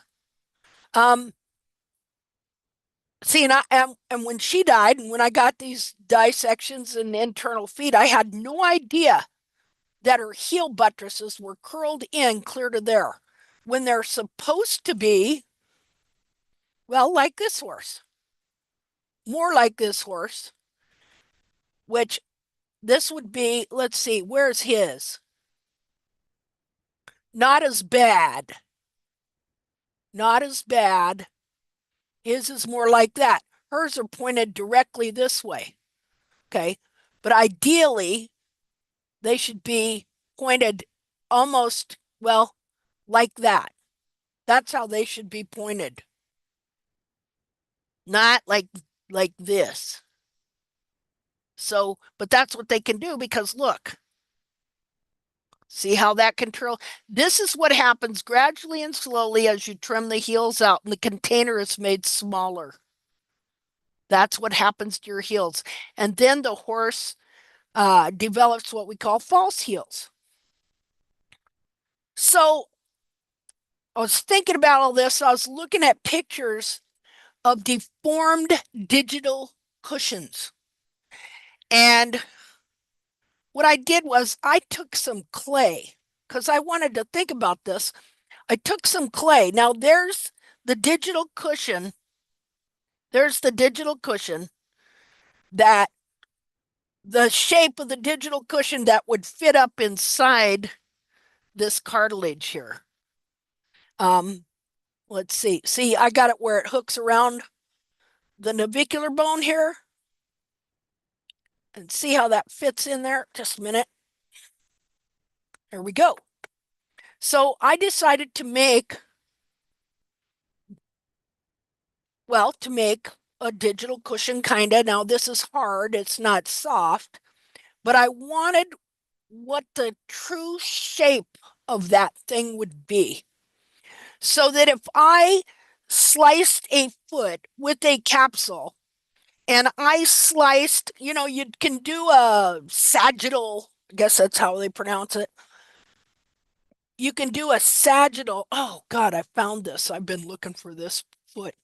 Um, you can do a sagittal section right down the center. And that would look like that, only with the hoof capsule on. And so then you could slice it over this way too. See, you could do mini slices and look at them with the hoof capsule on. That's usually what people do to study these feet. And so, what happens to this digital cushion? How does it deform when this is going on slowly over time? What's the digital cushion look like when the cartilage that's attached to it goes from here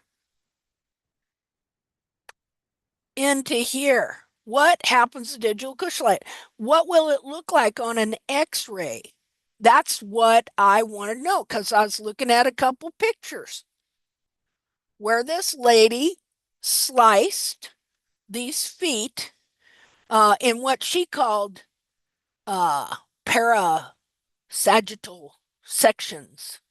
Okay, so she's slicing them one, two, three, like that. And then open it up and looking at it, but they still have the hoof capsule attached. And I was looking, I already know that on a sagittal section like this, um, on a fresh dissection where they've sliced it down, that if the heels are trimmed out, that one thing it does is it will take the digital cushion that's supposed to be up here and it will stretch it and pull it down and make it very, very wide. See, this has frog corium right here. This has frog corium. Your frog would grow high up between, and then your digital cushion is just up here. Well, when you trim the heels out, it stretches this skin clear down and under the foot. And this digital cushion that is only this wide, then it gets stretched to be that wide, as wide as this green pin here, the end of this green pin. So when I look at that, I know that it's a distortion. See, so uh, so I wanted to know. That's why I did this. That's why I took this and made this thing right here. If the digital cushion is correct on the side of the foot, it's going to be shaped like this. But what I saw in these photos were, and what was interesting was the same person was saying this was a correct digital cushion. Okay. And so I'm like, I don't think so. I don't think that's a correct digital cushion. So I wanted to know for sure. So I got this foot out and I made this clay insert to look at the side there. Okay. And this is what it would look like from the side. But the digital cushion that was being shown in the pictures I was looking at wasn't like this, it was like that. It was literally totally, well, it was like bent in the center to where part of it was like this, but then this part was literally bent down like that. And so I thought, you know what? This would be maybe eventually a great way to really be able to show people how deformed we're making these feet when we trim the heel out. And so when we restore these feet, we are literally having to move the digital cushion back into place, having to move all this cartilage back into place. You might start with this here. Now, see how that can turn? Guess what? It's like the buttress turns into a bar right there. How's that supposed to be? Oh, that's supposed to be clear up like this. Well, that is actually part of the bar right there. So what's that doing? It's taking my buttress and my bar, and it is curling it around like that. Let's see if I can hold it from here. That's how much shorter your foot's been. How is that affecting the function of the foot? And then you got this thing in barefoot land called the heel first landing. So you're trimming the heels out of them. You're forcing these horses to walk on their cartilages and pound and making a dysfunctional foot while forcing them to land on this deformed foot here. See there? And you can have one heel and each heel can be different as well. Okay, so anyway, that's just something I was thinking about this week, and I thought that this foot demonstrated it very, very clear. So I thought, well, let's look at some digital cushions here. Are you seeing what I'm showing you here? It's probably not that good a picture. Eh, That's how much your heels can deform, people. Let's see.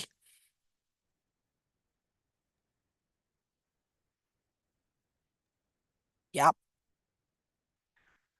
Okay. Well, he needs to go Linda, back. Yeah. Linda, when you say the heel first landing is incorrect, I understand that. How are horses supposed to land? Flat, toe first? How are they supposed to land when they're healthy? I think they might land maybe a little bit slightly heel, but not to the degree that they're pushing it on us. Not to where they land like this. I think they come in and their foot is like this. The ones I've seen, their foot is coming in, it flips up like this, and then it lands like that. You know, Thank you. um, but the reason I was emphasizing the whole heel first thing is because, okay, you're trimming the heels out of the horse. You're creating a false, deformed, dysfunctional foot, and then you're forcing the horse to land on this deformed foot that you have created. See, I'm talking, Like the illustration you posted yesterday with the mammogram. yeah, exactly. Yeah, just like that. Um, it's cruel. It's what, see, and here's the cruelest part. When Jamie Jackson come up with this book, and he is the founder of all this, people, all this, all of us. trimming our own horses. Okay, I want to read you something here. Let me find it. He never ever planned to have, as I probably already shared that, he never planned to have women trimming their own horses. Where is it here? Okay, I want to read this here. He says, well, this chapter is devoted to the description of the natural hoof. Just a second.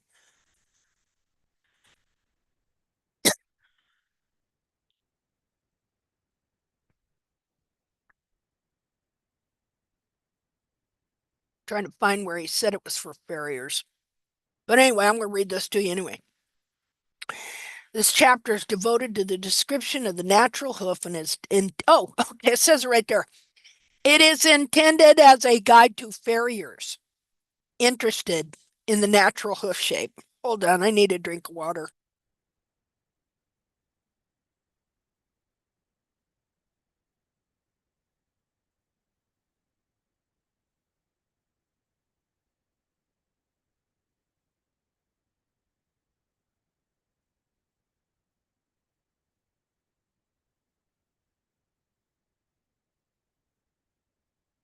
Okay, you really can't see that, but I can. This chapter is this 1992. No, there were no hardly any women farriers then, let alone barefoot trimmers, anything like that.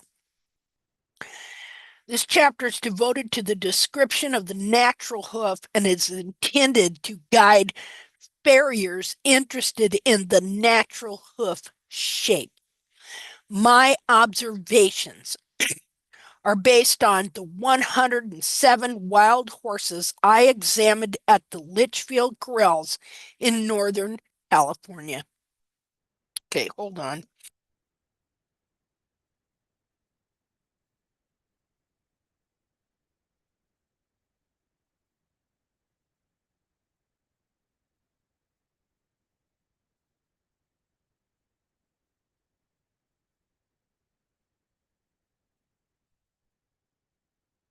Oh, I seem to have a tickle in my throat.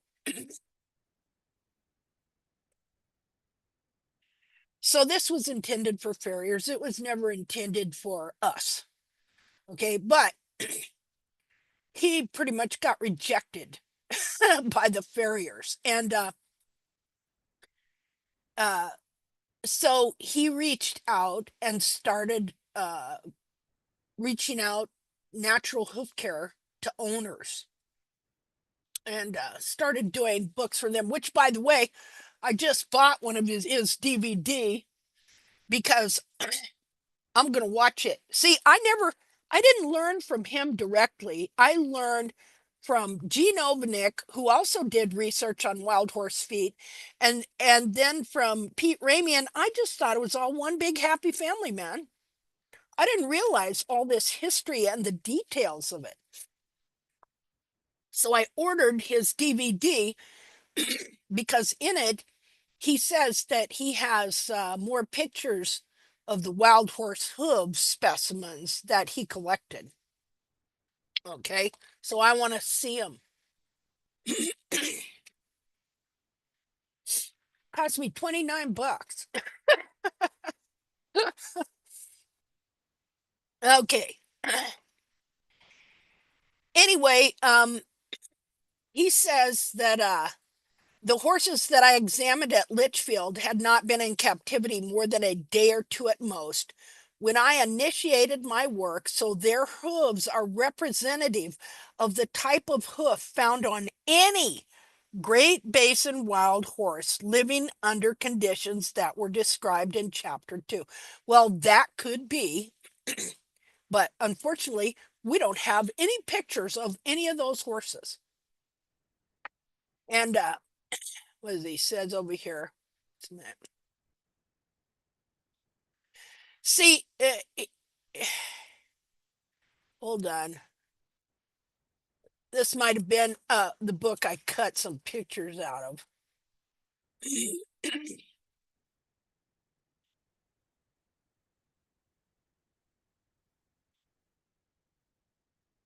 Oh, again, here he says, uh, results of the hoof examinations of the 100 plus captured horses at BLM's Litchfield facility are presented in chapter 4. So 100 plus, and then he gives us a detail that it was 107. And again, not one photo of any of those. Here we go again, down here, where he says, finally, it became clear that I must take the necessary steps to look closely and safely at the hooves of these creatures. Before long, I made arrangements with officials of the Bureau of Land Management to conduct a, what's he say? Thorough, you can't read it, but I can. Thorough, thorough examination of the hooves of over 100 wild horses. Now, somewhere here, he says over 100 or 400 feet. Let me see if I can find it. I think I cut that out to make a copy of it. Again, very few pictures are actually his. And again, this is chapter 4. So 107 horses, he says exactly. Then 100 over 100 over 100, and somewhere in here he says it was over 400 feet that I measured, examined, and photographed. And so this is the guy. This is why you and I are here today. This is why your horse's feet are in the shape they're in, because of his claims that all wild horse feet. He didn't say it in this book because he'd have been laughed to scorn worse than he was by the farriers. They really had no interest in listening to him. I'm going to tell you that right now. I know somebody that that listened to one of his talks. See, uh, he was friends with this guy here. Okay, Leslie Emery. He made friends with Leslie Emery and moved out to California from Arkansas to shoe with Leslie Emery. And so they were both interested in the natural foot.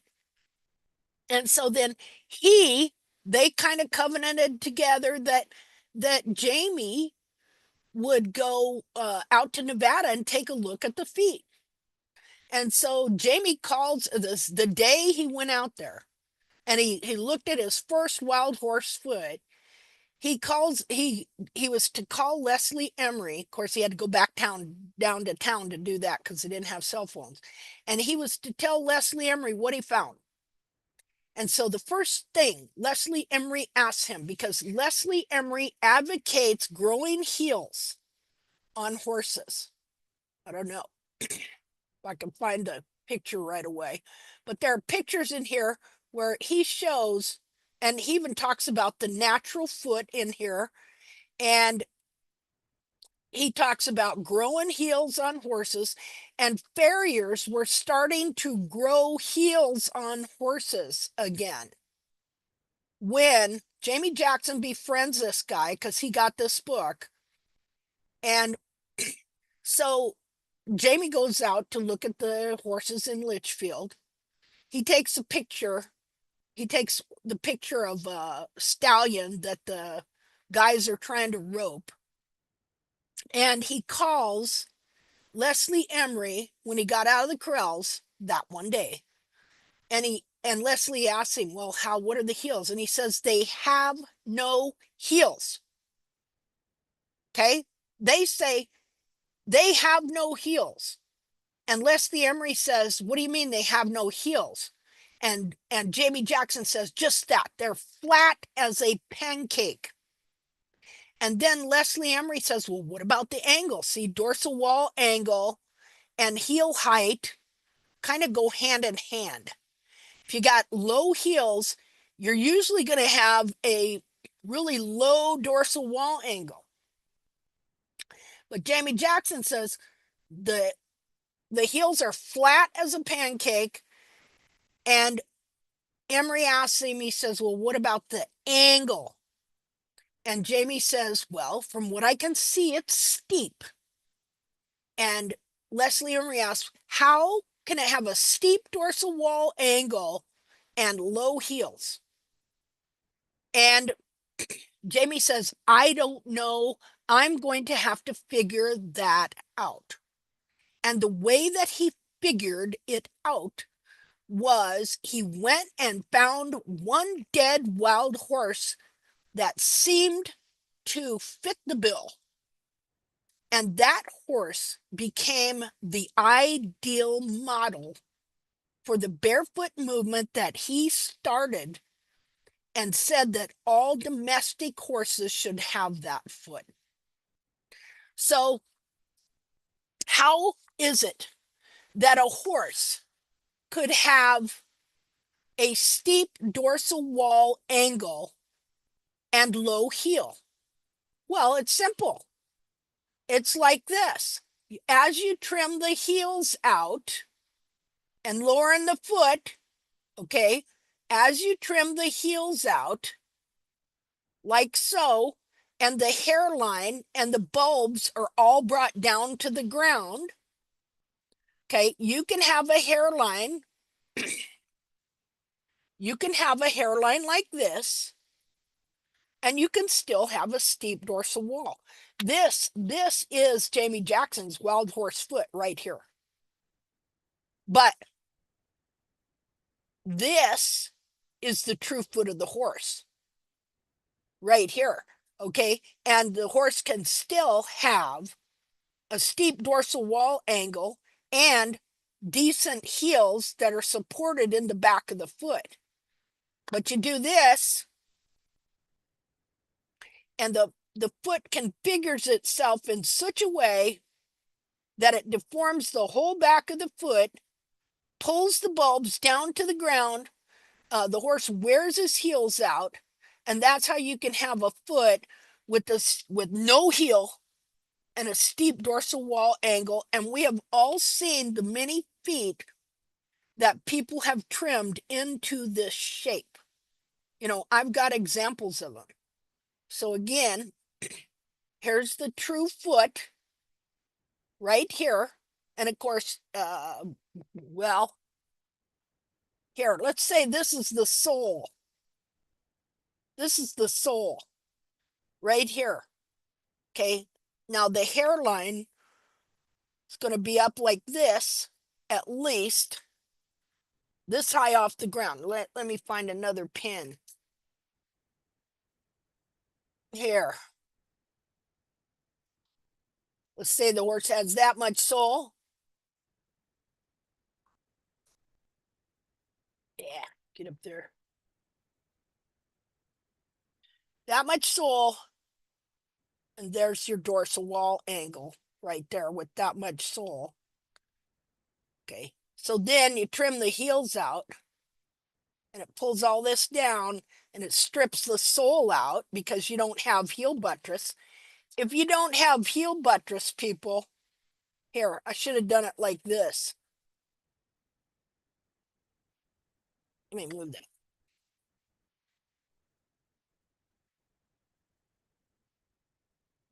Here. I'm always looking for ways to. Here's, okay. There's no sole right there. That's a heel buttress.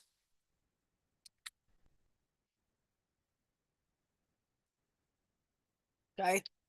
There's your heel buttress holding up the back of the foot there, about that high. So your heel from here to here. Okay. And then you got, where's my other thing here? You got your dorsal wall angle like so. Like so. And so that horse had heels. And so your hairline is going to be clear up here, like this. So you see the length of the heel there. But when the heels are trimmed out, constantly lowered, then what happens is you can't have sole if you can't have sole like that if you don't have a heel buttress under there to do that. So what happens is this thing gets curled around and in there like so, and there's your one dead wild horse foot of a mare that was so old she wore her heels out and became the model for the barefoot movement. That's like that. If you see that. I mean, it's not perfect, people, my example, but you're getting an idea. This is how the foot functions. And so as the heels wear out, the capsule gets smaller and the hairline goes from being up here to down like so.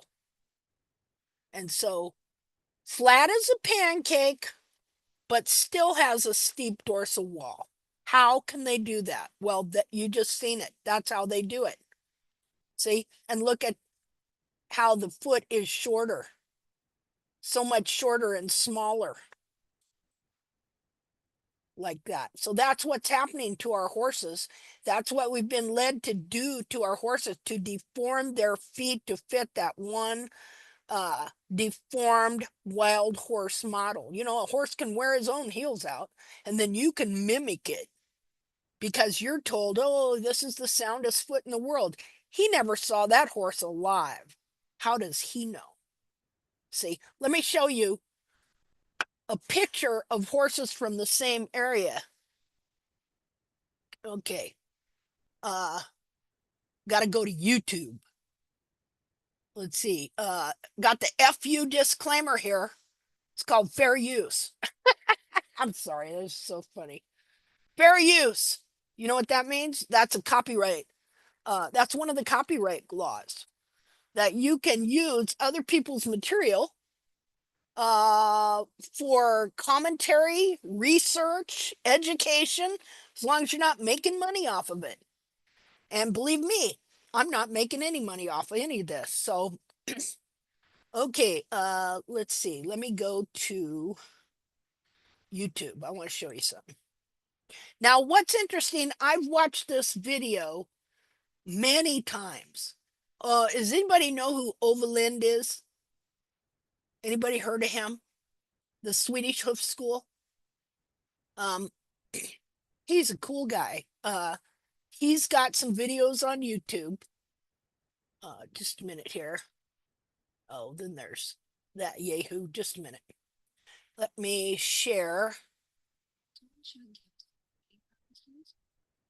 Uh-oh. Somehow. Hold on, I got stuff going wild here.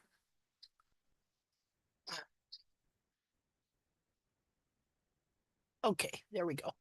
Had to turn that thing down. Okay, okay, gonna go to YouTube, gonna share. Where is, why have I lost the share? Meeting, share.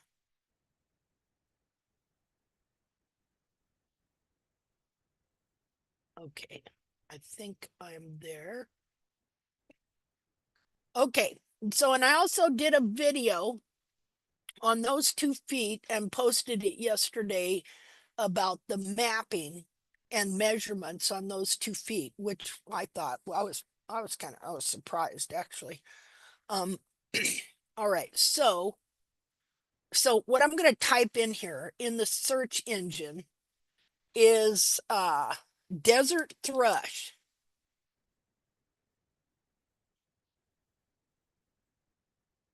Uh, Thrus thrush. Hooves. Mustang. Okay, has anybody else ever seen this video? By the Swedish Hoof School? Okay, so Overland. Okay, so when did he, let me see. Okay, so this was 15 years ago that he posted this. And so I've been watching it off and on. for 15 years. But it was only the other day when I was looking it up that I realized this horse had heels. This horse has heels. Now, what happened was Overland, I don't even know if that's the correct way you pronounce his name. He came to the United States to look at wild horse feet. Why would he do that? Because of this whole thing of Jamie Jackson and Hildred Strasser and the natural foot. The natural foot is based on wild horse feet, folks. And like I said, we wouldn't be here without this guy, Jamie Jackson. And so we got to research his research. And I'm telling you, it leaves a lot to be desired. So Overland takes the trip to the United States from Sweden to look at wild horse feet outside of Las Vegas, Nevada. And he has this thing called desert thrush. Now, what I'm going to show you is not thrush, but what it is that their feet are so extremely dry. Have you ever gotten a really bad hard callus and had it crack up into the flesh? Or seen somebody that did? Men get that a lot in their hands, men that work hard. Or you might get it on your foot. Like my husband had a callus on his foot and it cracked into the flesh. And then because he was having a problem with circulation, like he had to get vascular surgery, his foot started, it got a huge wound that would not heal and his foot started turning black. Thank God he got the surgery and the wound finally healed once it got oxygen. So so these horses, their frogs can get so dry and cracked that it could crack right up through the frog into the corium and it would make their feet painful. So okay, so he goes to, let me start this here. He goes to Nevada to look at wild horses to study their feet. And we gotta skip that. Okay, he calls it Tragedy in the Desert, filmed in the Nevada desert, October 2009 by Goodland, Swedish Hoof School. Okay, so let's get up here. He's gonna show him walking. We're gonna get up here. Okay, let's read what he says here. It says the Nevada desert is usually considered the quote paradise for free roaming horses where all horses are perfectly sound and healthy. So let me see. Make sure that's not going. So what you will soon see came as a shock to me. I have been visiting these horses in the desert 50 miles northwest of Las Vegas every now and then during the last 4 years, but never before have I seen anything like this. And it's probably because it was extra dry year. So, okay, so let's get it to go. Okay, so we're going to watch this horse and watch him walk. Maybe we'll watch him walk. Come on, take some steps.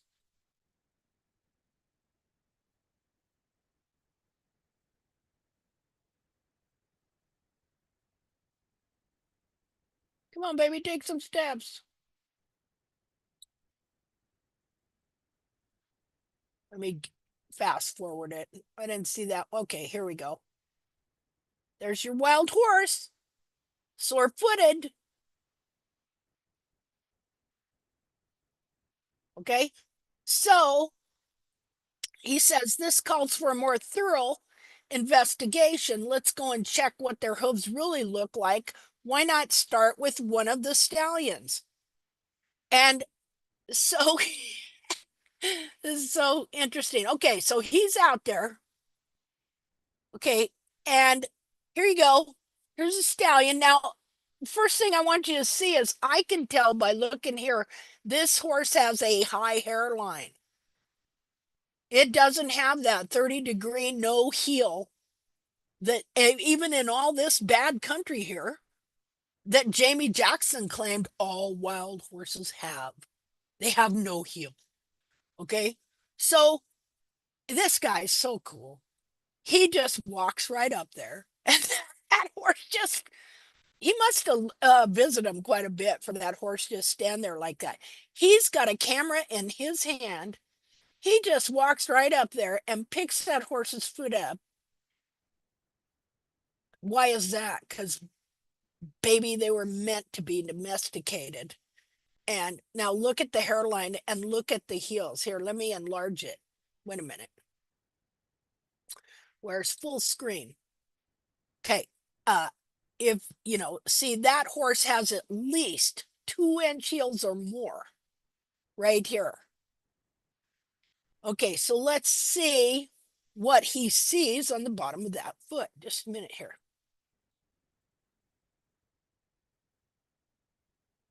Now, again, I've been watching this for 15 years off and on. Here comes the picture you just saw. Oh, look at the back foot, people. Okay. Now, the thing about it is, if you've been indoctrinated and brainwashed by the barefoot movement, you can't see when horses have heels. How do I know that? Because I was. All right. I had that one dead wild horse foot implanted in my head, and I couldn't see when horses at wild horse examples actually had heels. I've shared that before, how even though I got the foot right in front of my face, I can't see it because of what's been implanted in my head as the perfect foot with the 30-degree hairline. See, so I'm assuming Jamie must not have seen it either.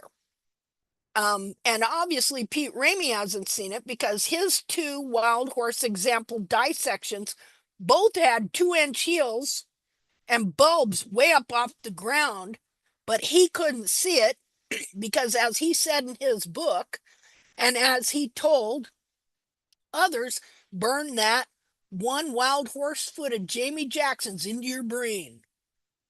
See? And so that's what people did. And that's what's been pushed from every barefoot source out there as the ideal model that we're all supposed to work toward. So when we see a foot like this, we don't see it. It's interesting to think that when you're taught a lie, that you can be blinded to the truth that is right in front of your face. Okay, so let's see what the foot looked like. Okay, so here's the foot. Okay, now let's take just a minute here. Let's exit full screen and let's take just a minute here. Let's take a picture of that and spin it around and take a look at it. Okay.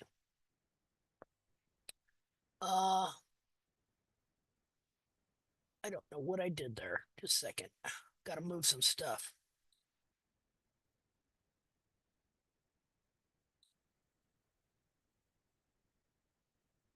Okay, now we're gonna go to the second here.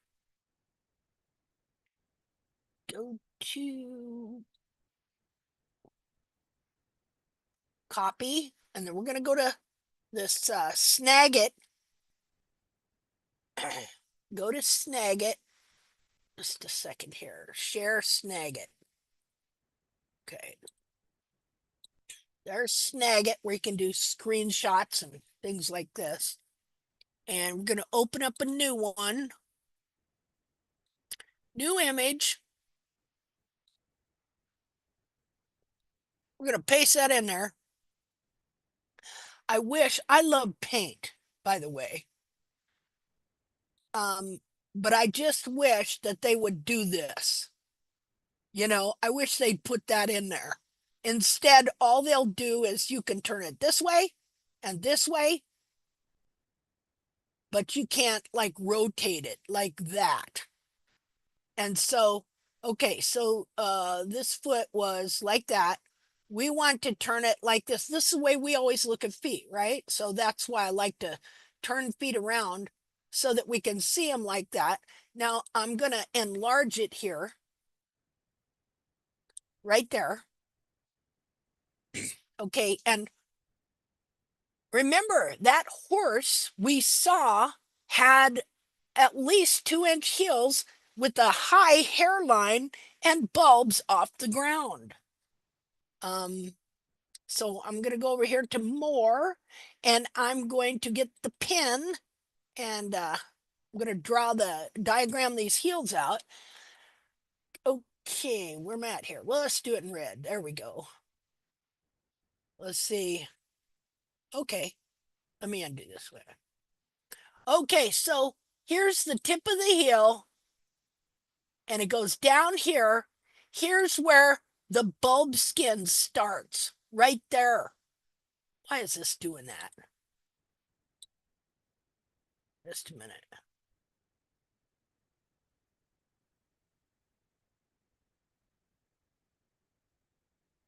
Okay. Bulb skin goes around here, about like so. And here's the frog. This is the frog. Ow. I ran into something. A second here. There's a wall. There's a bar. Here is the length of the heel from right here to right here. That is the heel length. That is about 2 inches or more. And this frog is behind the foot, high up, in, back, and behind the foot. This part of the frog here, okay, is not under the foot. This part is behind the foot. Where if you could look at that horse's foot with his foot sitting on the ground, you would see this up behind the foot. You would see the hairline high. You would see this up behind the foot. You would not see it underneath the foot. Here's the other part of the heel, the other heel here. Again, bar going out like so. Like so. Now, on this part, okay. See, I should have done it like this. This part is under the foot.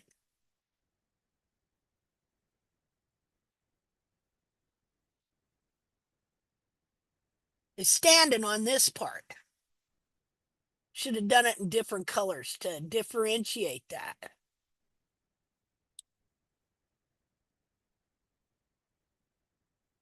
Okay, this part is under the foot.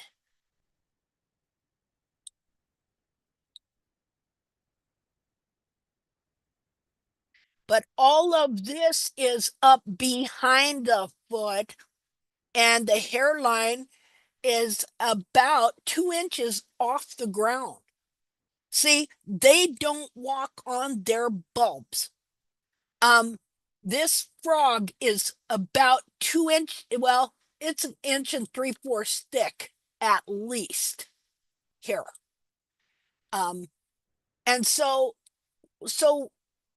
this is that wild horse's foot, and even so, he's tender-footed. Why is that? Let's see. Let me undo all this. Got this horrible fly that wants to just.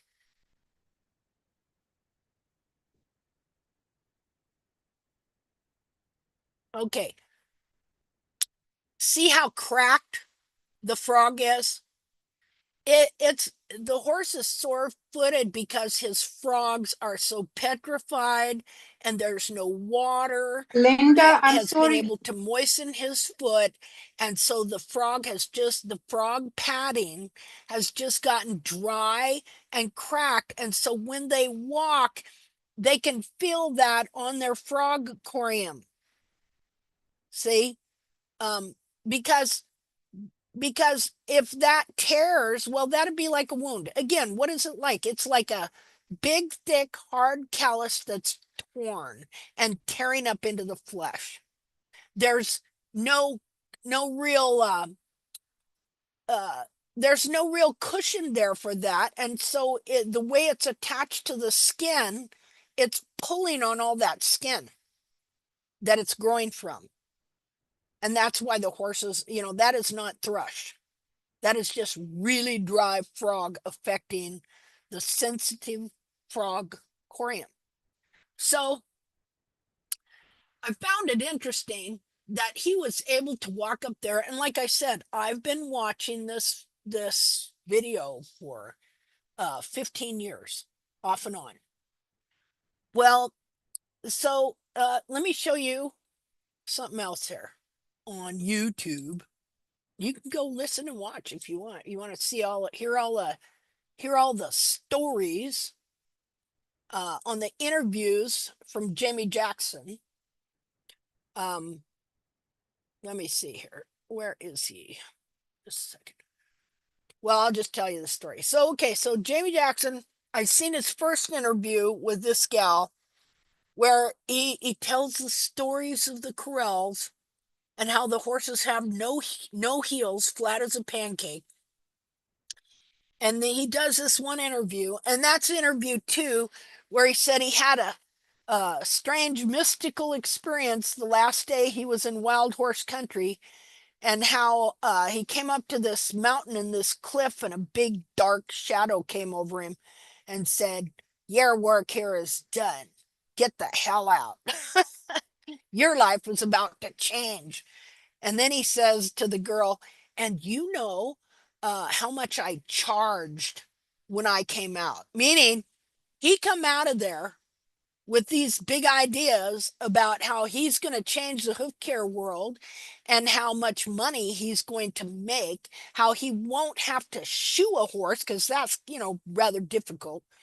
And instead, he'll just be able to slap a Mustang roll on him and call it the natural trim and get paid what do they get paid to trim back then? $12. I remember paying $12 to a farrier to trim my horse when I wasn't putting shoes on him. For shoes, I think it was 25 or 30, but to trim was $12. All right. So he come out of there with this great idea that because see the natural horse training craze was going off. All right. So he's going to take advantage of that. Oh, natural hoof care. Yeah. And so he comes out of there and he's charging people the same amount, if not more, to trim their horse than to put the shoe on them, along with this jargon of, well, I studied wild horse feet and this is natural and it's nature and, and stuff, because you know how people are with the whole natural thing, right? So in that interview, he never said anything about what I'm about to tell you. So here, just not too long ago, a month ago, I find another interview that he's done with somebody else, telling the same stories. And that's what he calls them, by the way, stories. And then he says, "Yeah, I was able to pick up the foot of the monarch." And I just heard that, and then I remembered Ovalin's video here. So he's able to pick up a foot like this because we got the picture of the monarch, and that horse had heels. That horse had as much heel as this here. Jim Hansen, whose picture is in the book of the horse that Jamie calls the monarch, okay, that horse, when I enlarged that photo and ran it through a program that clears it up, you take old photos and you can clear them up, that horse had 2-inch heels. But, he's got that little tiny picture in his book. I don't think he even saw that these horses actually do have heels. And personally, I seriously doubt if he even picked the foot up. He says he did. Okay, but he has no pictures of any feet of any of these horses. Now, do you think he might have seen Ova Lynn's video here? Okay, because he sure never said that he picked the foot up of this horse in the first interview, but all of a sudden now in the second interview, this is another story that this guy's come up with. Well, obviously, he didn't see that that horse had heels. See, and he didn't see that these horses have heels in any of the 1,000+ horses that by the third edition of the same book, he says he was able to thoroughly examine, measure, and photograph. See? So this is the research that we are basing how we trim our horses on. So it's just completely, what would you call incompetent. It's the most incompetent bunch of garbage if for claims of research that I have ever seen. Because we can prove that even the pictures in his own book that he didn't take, the horses have heels. He's not seeing the heels because he wanted to believe that they didn't have heels and that they had a steep dorsal wall. And so he looked around till he finally found a horse that had just that. And that became the barefoot model. And this is not me saying this. This is them, all of them saying it. Let me show you this other deal here. Just a second. Why is this important? Because people have to know that what they believe is based on falsehood. Now, whether it was intentional or not, I don't believe that he actually saw that horses had heels and purposely just wanted to amputate them. Okay. I believe that what he saw, and in fact, I know this for a fact. I know what he saw was he just saw the bottom of a foot in a very hairy situation where a horse was tied up and his life was in danger, and in the Litchfield corrals, and that he saw that the frog was even with the heel right there and automatically assumed they had no heels. They were flat as a pancake. I know this is what he saw. And so after that, then he started looking for examples and he found those dead wild horse feet. And he made that the model for everything he drew. I showed you what he drew in his book, horses with no heels. See? And so I was going to show you something. Now I can't remember what it was. Just a second. Well, anyway, this is important because what I'm doing is a cause. All right. It is a cause to expose error that people have, that I was led into, that harmed my horses and changed my life forever.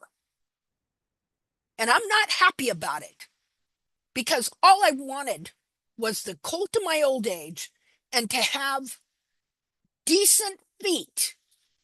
And then I get wrapped up in this garbage and I find out that this guy's research is junk.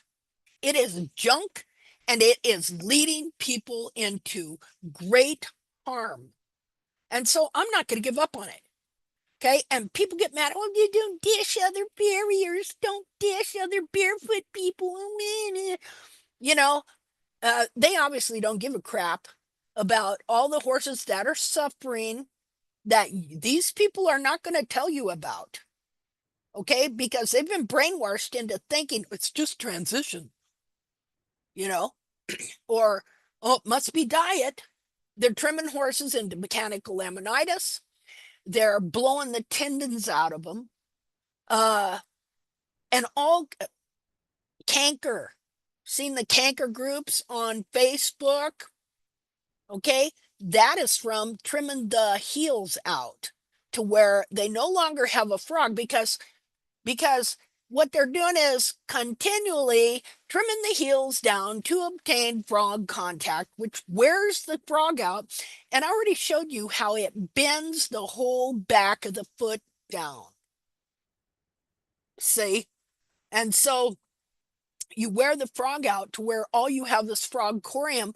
Well, you wear through the frog corium, and then what do you have under that? You have digital cushion and a wound, which begins to have continual proud flesh and weird growth, and then you have what they've called canker.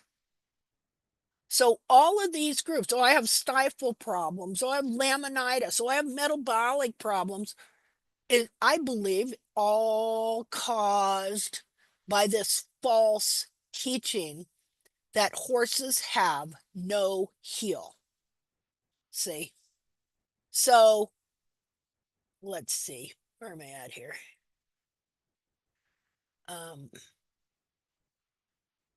Okay, let's look at something else here. Okay, now I remember what I was going to look at. Let's see here. Okay, so if we're to put in interview with Jamie Jackson Hooves. Hoof care, okay. Where are you at here? Oh, here we go. The perfectly natural hoof with no heel. Of course, see, he's not even this must be the front foot that had the totally collapsed run forward heel, because you got the rear foot in there too. Okay, here it is. Now, let me make sure that you can hear what is being said here. Okay, just a second, because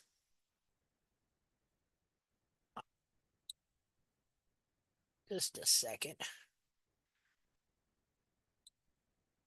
I have to find where I've got something going here so I can turn off the volume. Just a second. Got to close some stuff out. Okay, where are we at here?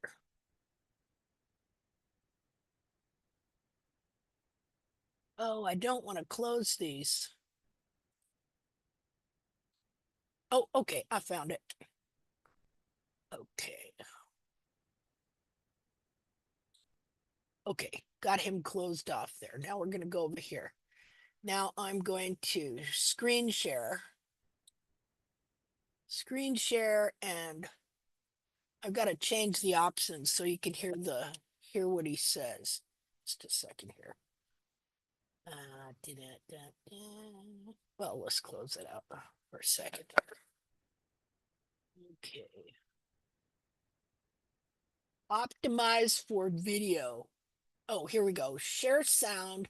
Optimize for video sharing. Here we go. Now listen to this. Eligible. I said they got no heels.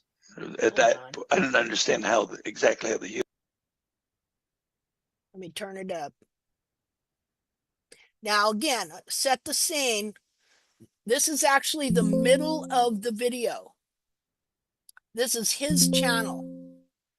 And what he's done is he's taken the middle of the video, which is right around in here. Oh, right around in here somewhere. And he's taken this part of the story, and for some reason he's taken the clip and he's put it at the beginning as an introduction to this interview that this gal right here, if you can see her, this gal over here in the corner, had with him over in the UK. Okay, so again, this is a big deal to him for some reason.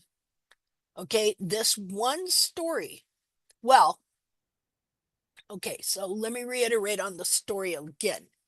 He is relating the story of what happened when he saw the first pair of feet at the Litchfield Corrals. And he says he didn't have the right equipment to measure the feet. He couldn't use a regular farrier's pasture gauge. And so he told the wranglers, Well, thanks, fellas, but I'm going to have to come back. I'm going to have to go to town. I'm going to have to get some different materials and I'll have to come back. That's what he says he told the wranglers.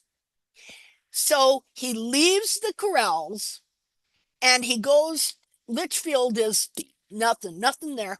I imagine he went to Susanville or maybe he went to the first payphone in Litchfield because they didn't have cell phones in 1985, 86.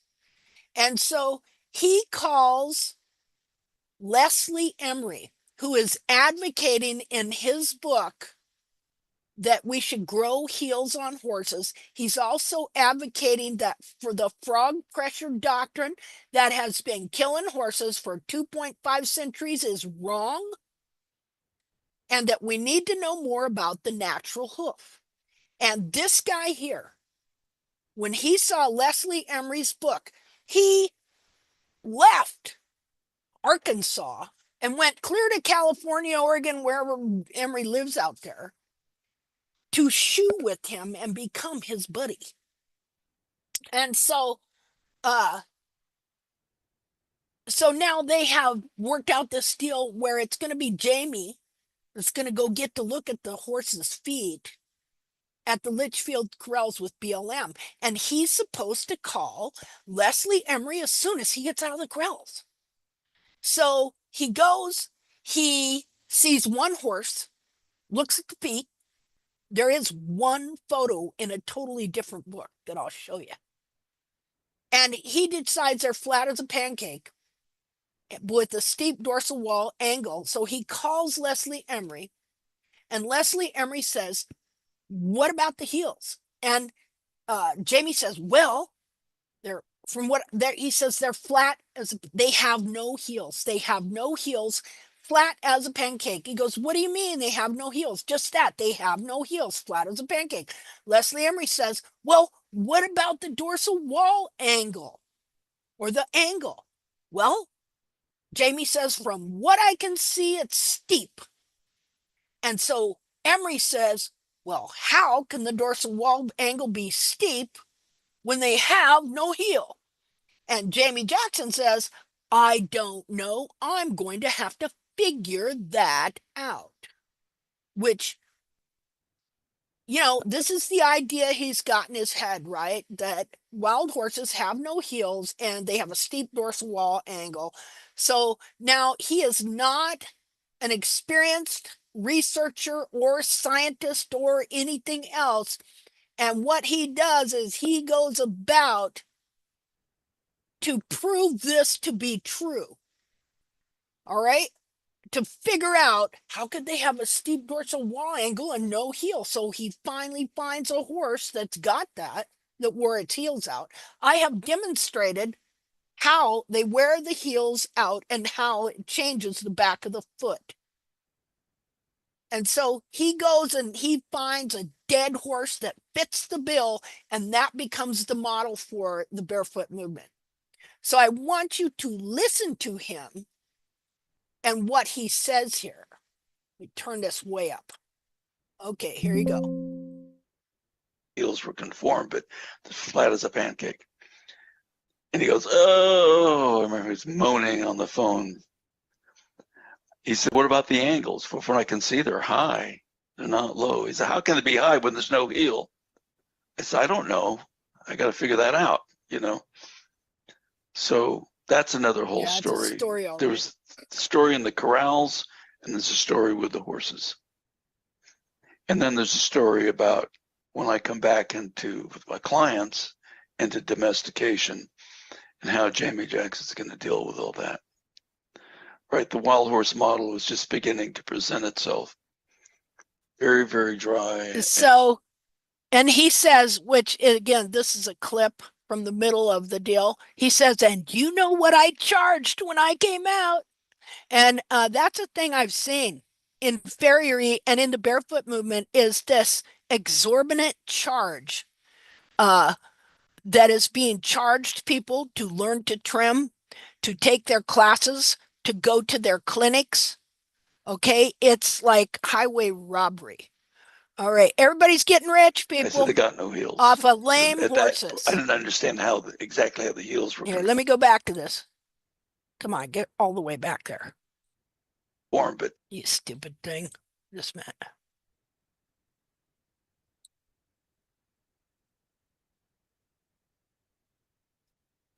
I said they got no heels. At that, I didn't understand exactly how the heels were conformed, but flat as a pancake. And he goes, "Oh!" I remember he's moaning on the phone. He said, "What about the angles? From what I can see, they're high. They're not low." He said, "How can they be high when there's no heel?" I said, "I don't know. I got to figure that out, you know." So that's another whole story. So then he tells later when you get to this part in the interview, he tells Leslie Emery, well, your theories in your book are not going to work. That's what he told him. You know that this book was getting really popular and farriers were starting to follow it, and they were growing heels on horses after 250 years until this joker comes along and throws a wrench in the whole works. If he wouldn't have come along and befriended Leslie Emery would have been the savior of horse kind with his book, Horseshoeing Theory and Hoof Care. But this guy comes along and he throws a wrench. Somehow, I don't know how good of friends they were for Leslie Emery to believe this guy. But guess what? You know what I did? I called Leslie Emery. I found where he was and I called him. I've called him twice. And he told me I was dangerous. Yeah, I'm dangerous because I kept talking to him about the true foot of the horse. He goes, "What do you mean the true foot of the horse?" And I said, "Well, the real foot, the real anatomy and stuff." And I asked him, I said, did you see any of the photographs and pictures that Jamie Jackson claims he took at Litchfield? You know what he told me? No, but I seen the specimens that he got. I seen the specimens. So he was wanting to go to college to become a psychiatrist or some whacked out thing. And so he told Jamie Jackson, well, you just take over. I'm going to college. And so his book, which is absolutely fabulous, fell by the wayside while this guy come in and took over. And okay, if there wouldn't have been a hole in farriery, there would have been no room for him. But Leslie Emery's book, which was published in 1976, okay, it was just taking root. So the American Farriers Association invites Leslie Emery to the Farrier Conference. What year was that? I don't remember exactly what year. It's after this. They invite Leslie Emery to a farriers conference in Lexington, Kentucky. And Leslie Emery tells them, well, I won't come and talk. It'll be contingent upon whether you let Jamie Jackson talk or not. So they agreed to let Jamie Jackson give a talk. So I had this friend that introduced me to this whole thing about the trim based on the wild horse foot, and he only told me at the time, this was in 1996. Okay, he introduced me to the whole concept of the wild horse trim, that through the research of Gene Ovenick, not this guy. I never heard of this guy. And then years later, okay, in 2005 or 6, needing some help for my horse, and I wind up researching, doing Gene Ovenick's trim, starting to trim myself, but I still had never heard of this guy. I only got into this through Pete Ramey, but Pete Ramey got into it through this guy. all of them got into it through this dude here. And of course, Gene Ovnick, his research is 2 years, the next 2 years after his research claims, and he really did go and take pictures of wild horse feed at the BLM corrals. And don't remember where I was going with that. I had a point I was trying to make. Okay, so Leslie Emery is invited to speak at the National Farriers Convention in Lexington, Kentucky. And he tells them he will not come speak. It is contingent upon them letting Jackson come and present his research. So years later, after I find a lot of this stuff out, I call my friend who I haven't spoken to in a number of years that introduced me to the whole wild horse concept trim, which is Rich Clark up in Montana, who trained with Gene Ovnick.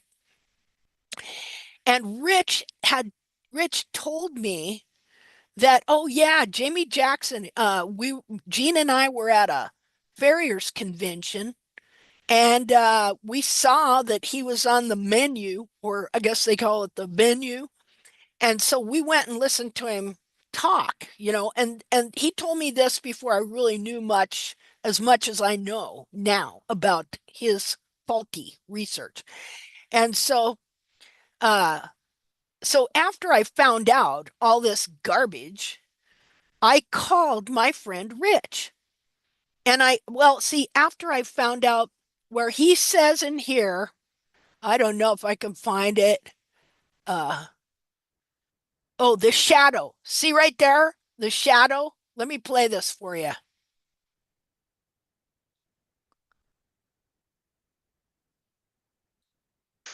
Back in the mountains.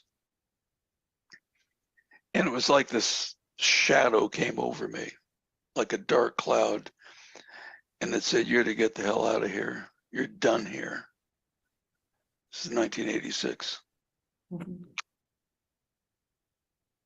Your life's about to change. So I changed it radically.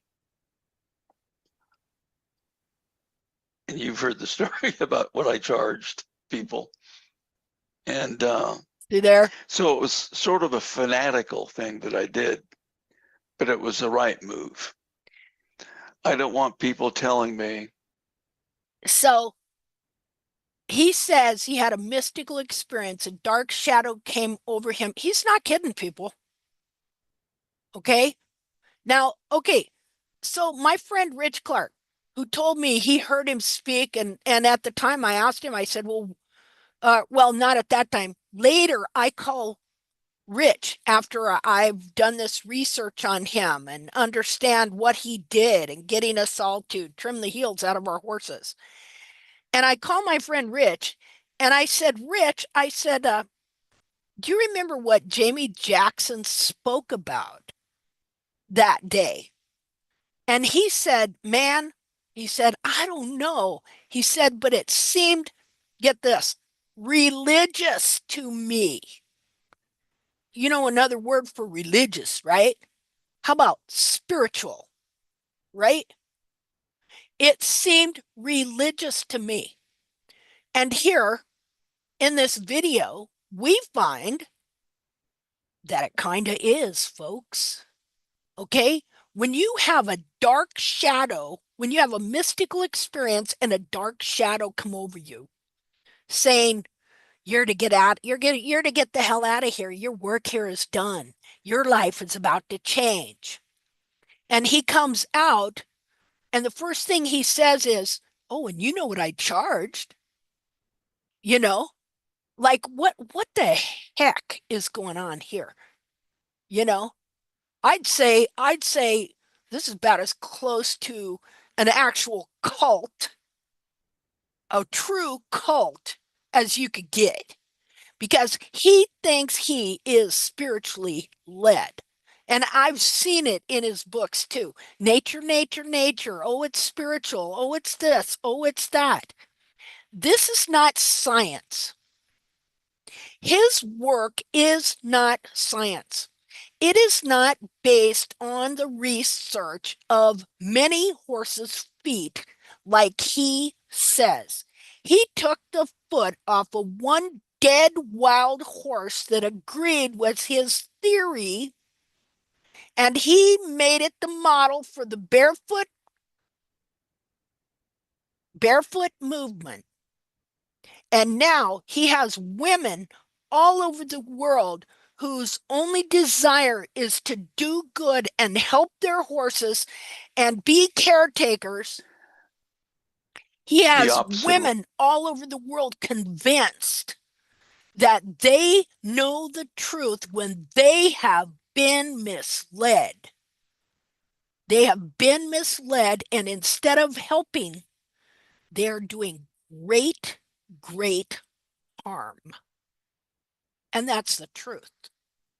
And I'll stand up against anybody on it with all of the research I have done for the last 18 years, with all of the pictures of all of the horses in ancient times on the Greek reliefs that have heels, of all of the wild horses that have heels. See, for him to say that these wild horses had no heels is not true. Now, he may have believed it, okay, and he may have brainwashed himself into thinking that. But the fact of the matter is, the facts show and the facts prove, with all the multitude of wild horse advocates and photographers just on Facebook alone, that these horses got heels. And in his book, he said, oh, heel height was all relatively the same. But here, what did we find out? He didn't think they had heels, people. Yeah, how many horses, if, how many horses, see, I happen to know that if you keep trimming the heels out of a horse, it can kill him eventually. So, and what about horses that stumble and fall with the rider? What about that? Can you kill a person? Sure you can. See, Bracy Clark talked about this. He talked about how uh, lowering heels for frog pressure was causing all this suffering and pain in horses, and that it was not only depriving the horses of half of their lifespan, but there in the papers during that time in the 1800s, every single day there was a report of somebody falling from a horse stumbling, somebody getting maimed, somebody dying. You know, horses stumble and fall and die. If his research is not accurate, then, and this is really happening to these horses' feet, and this is not the true natural foot of the horse, then what are the consequences of manipulating and destroying the anatomy of a horse's foot to where that foot does not function correctly? And here's the thing, what about all the boots? I thought barefoot was supposed to be barefoot, but, and the barefooters, a lot of them are so anti-shoe, but yet they're in boots for the life of the horse. How is that barefoot? If this trim is supposed to reproduce the wild horse quality foot,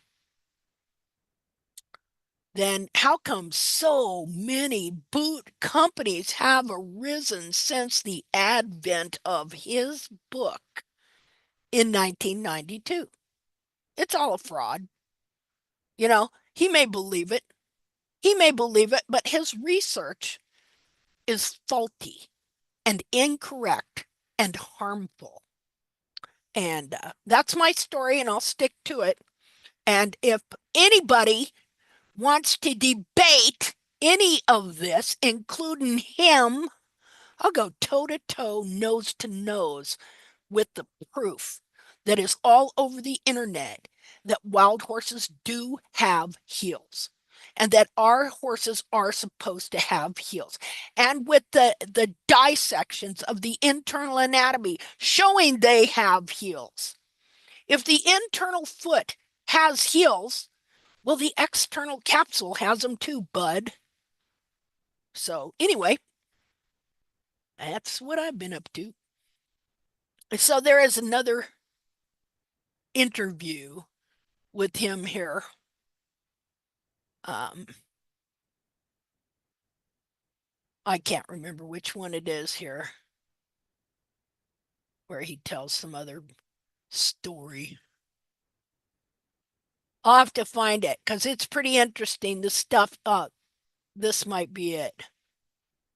This one on Paddock Paradise. How did that come about? Oh, nope, this is it. The hoof care truth every horse owner should hear. It's bunk, people.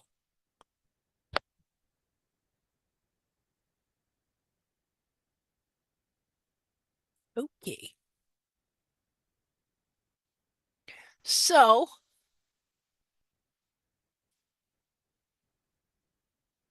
I was thinking that movie Network. Network. Okay, I got to show you this. Hold on. Network movie. I'm mad as hell. Has anybody ever seen Network? Okay, I'm going to show you this. Okay, because this is me.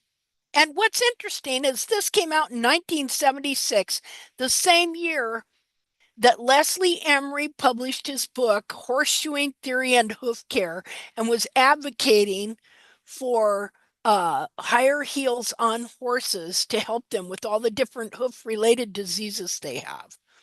And so this is me right here.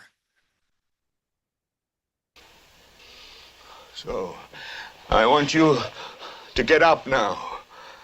I want all of you to get up out of your chairs. I want you to get up right now and go to the window, open it, and stick your head out and yell, "I'm as mad as hell, and I'm not going to take this anymore!" Yes, that's me. And so what happens is this isn't the best one. Wait a minute. Let's try this one. I canceled my mid-journey subscription because this AI does everything I need for a... Our food is unfit to eat. We sit watching our TVs while some local newscaster tells us that today we had 15 homicides and 63 violent crimes, as if that's the way it's supposed to be. We know things are bad, worse than bad. They're crazy. It's like everything everywhere is going crazy, so we don't go out anymore. We sit in the house, and slowly the world we're living in is getting smaller, and all we say is, please, at least leave us alone in our living rooms. Let me have my toaster and my TV and my steel-belted radios, and I won't say anything. Just leave us alone. Well, I'm not going to leave you alone. I want you to get mad. Yes, I want you to get mad. I don't want you to protest. I don't want you to riot. I don't want you to write to your congressman because I wouldn't know what to tell you to write. I don't know what to do about the depression and the inflation and the Russians and the crime in the street. All I know is that first, you've got to get mad. You've got to say, I'm a human being. God damn it. My life has value. So, I want you to get up now. I want all of you to get up out of your chairs. I want you to get up right now and go to the window, open it, and stick your head out and yell, "I'm as mad as hell, and I'm not going to take this anymore!" I want you to get up right now. Get up, go to your windows, open them, and stick your head out and yell, "I'm as mad as hell, and I'm not going to take this anymore. Things have got to change." How many stations does this go out? You've got to get mad. 67.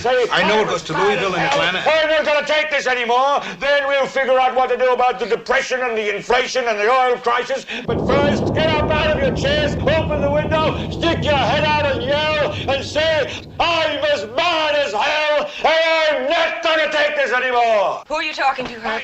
CGG, Atlanta. Are they yelling in Atlanta, Herb?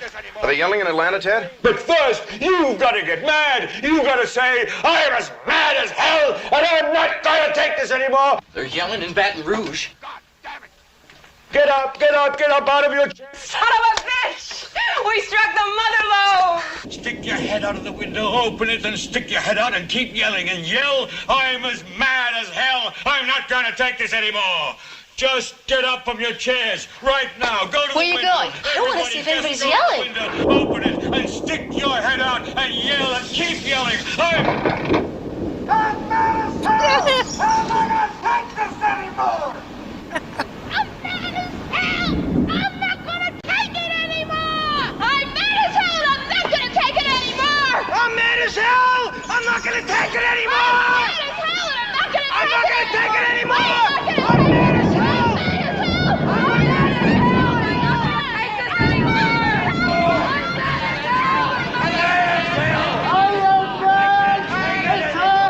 I'm mad as hell! I'm mad as hell. I'm mad as hell. I'm mad as hell. I'm mad as hell that I'm not going to take this. I am mad as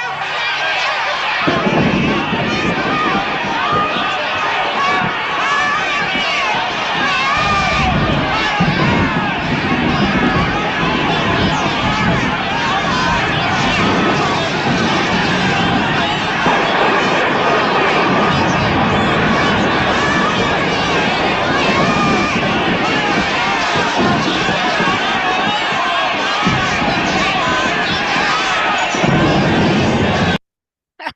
So that's Network.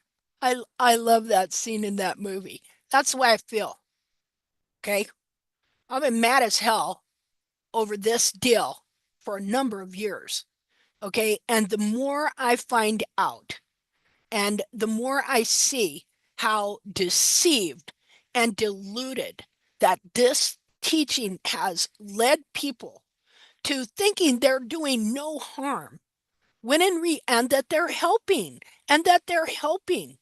That is what his claim to fame has done, is made women all over the world think they're experts, think they know what they're doing, when in truth they have been misled by him. Well, he's misled himself. I can't believe that he purposely is having people trim the heels out of horses when he knows they have heels.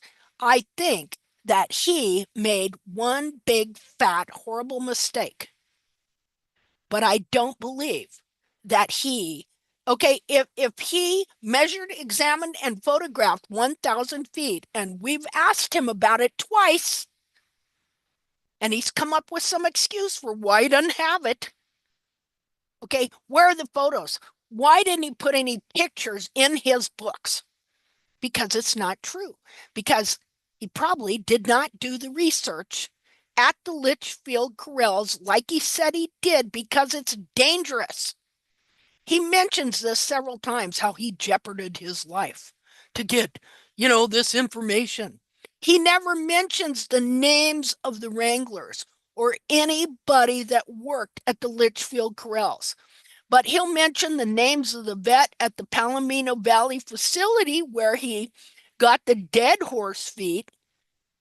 He mentions the names of everybody under the sun, but not any of the names of the people that he says he worked with for 2 years at Litchfield.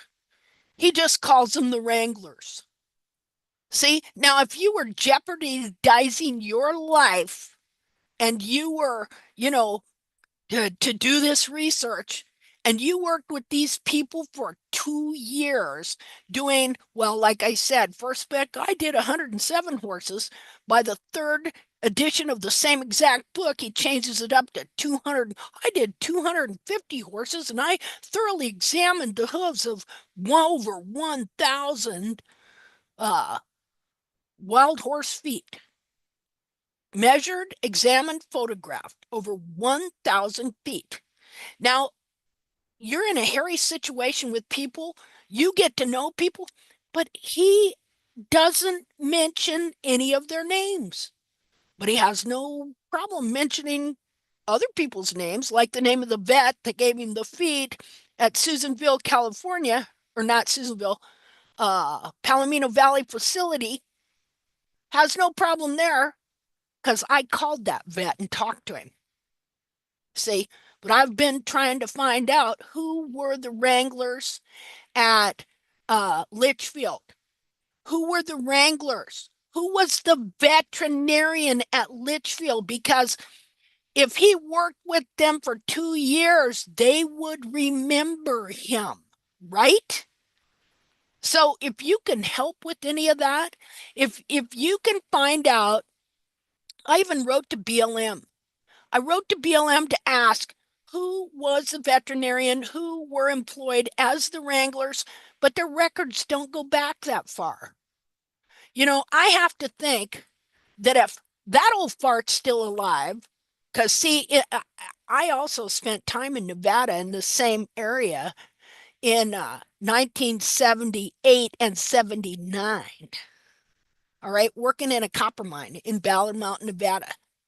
So I have to think that if that old fart is still alive, there's somebody that would have worked there that's still alive that would remember him, or would at least remember that he never came back after that first time and doesn't remember him at all. See? So if anybody can do some more research and find out who worked there at the Litchfield Corrals, and if they remember him, I want proof that this guy did the research he claimed he did. That's what I want. Okay. So, and I'm mad as hell, and I'm not going to settle until I find out, until I know all the truth, because his claims changed my whole life. All I ever wanted was just a horse I could ride, you know. And so his claim to fame and me trying to get that foot on my horse, and it just wasn't gelling because I know wild horses, right? I know that their feet are sound, can be. I mean, we saw an example of how they can be sore-footed too. But I want to know.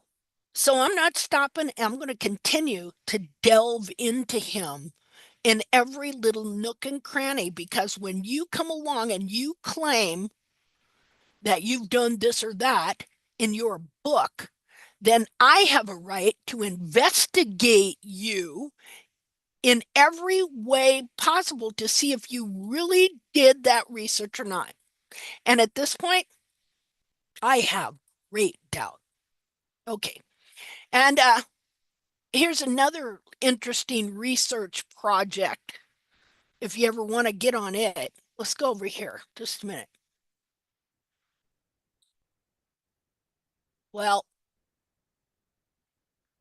right here, this guy. Okay, here's another guy. Research the researcher. Here's what I would challenge you to do. I did this yesterday. I listened to him go on and on about the digital cushion because I've had my doubts. Because this guy come along with the barefoot movement, hobnobbed with the barefooters like Pete Ramey and Cheryl Henderson and the Welleses, who are Strasserites. And then he come up with his ideas that and promoted that the frog has to have ground pressure, and so you should lower the heels until your frog has ground pressure. And so he teaches the same old barefoot trim regurgitated as with a fancier big name called the physiological trim. Okay, and so I just have these questions. See, knowing how the digital cushion gets deformed and distorted and destroyed in the back of the foot by forcing constant frog pressure, which deforms the foot and wrenches and pulls and twists and deforms that digital cushion, right? So I have been thinking for a long time. I listened to this broadcast one other time and heard the stuff he was saying, and I thought, man, something ain't right here on what he is saying about the materials of the digital cushion. So I started listening to him, and then I started Googling everything he said. Everything he said about the digital cushion and about what is called adipose tissue, which is what the digital cushion is composed of. And do you know that you have adipose tissue in your own foot? That's right. And that adipose, what I wanted to know was, can adipose tissue be, what do you call, can adipose tissue be damaged? And so I started looking that up here. And I found out that yes, adipose tissue can be damaged. And when it's damaged, it develops fibrocartilage. How about that?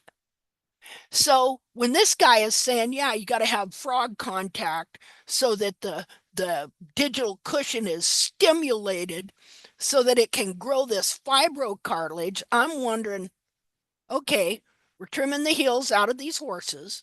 We're distorting and deforming and taking the frog away, really the thickness of the frog away, so that the digital cushion is being deformed and pounded. And so is this fibrocartilage the way he's saying? Is it really supposed to be there, or is this a result of the damage that we are inflicting onto the foot? And so come to find out, foals have pretty much mostly adipose tissue, but then as they get older, the foot develops more and more fibrocartilage. Well, is it really supposed to be developing that? Or is this just a result of how we've been trimming the heels out of these horses for centuries so that they're damaged and they develop all this, like fat cysts and weird cartilage in their feet, so that they think it's now normal for the horse to be that way? And so as he would talk, I would look up different things. Like when he would say words, I would look up the meaning. And I started seeing that he was wrongly defining the very words that he was supposed to know. Like myoxide tissue. The way he defined myoxide tissue was incorrect. And so then I started asking questions. I said to Google here, which has AI now, I said, do humans have adipose tissue in their foot? And the answer comes back, yes, humans have adipose tissue in their foot. I don't know, I had all see that, look at all that. That's adipose tissue. That's your digital cushion. But guess what? It can atrophy when it gets damaged, and then you have real problems. So, and I asked, do dogs have adipose tissue in their foot?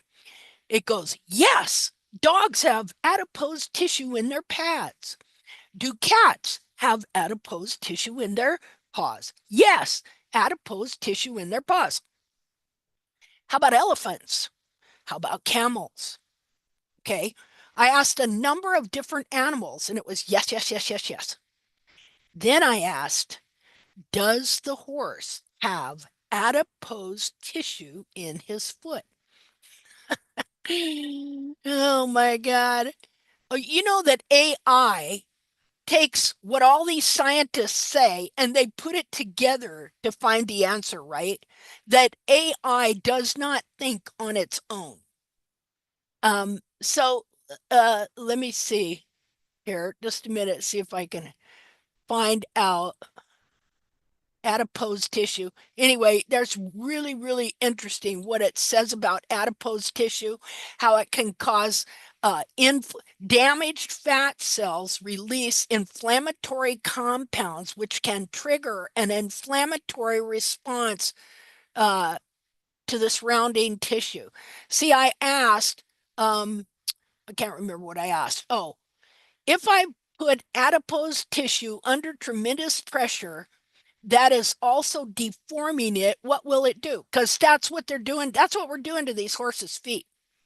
As the capsule gets smaller and smaller and smaller, you are compressing that adipose, that digital cushion, into a smaller unit and putting it under tremendous pressure, as well as the fact that the horse is pounding it, pounding it, pounding it, pounding it. So it's causing damage.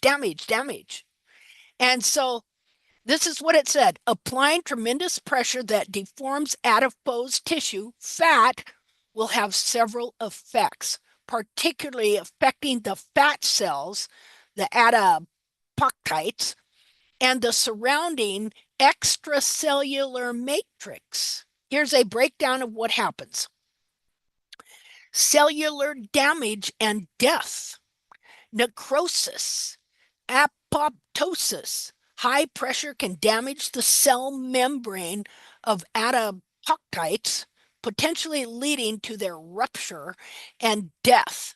Fat necrosis.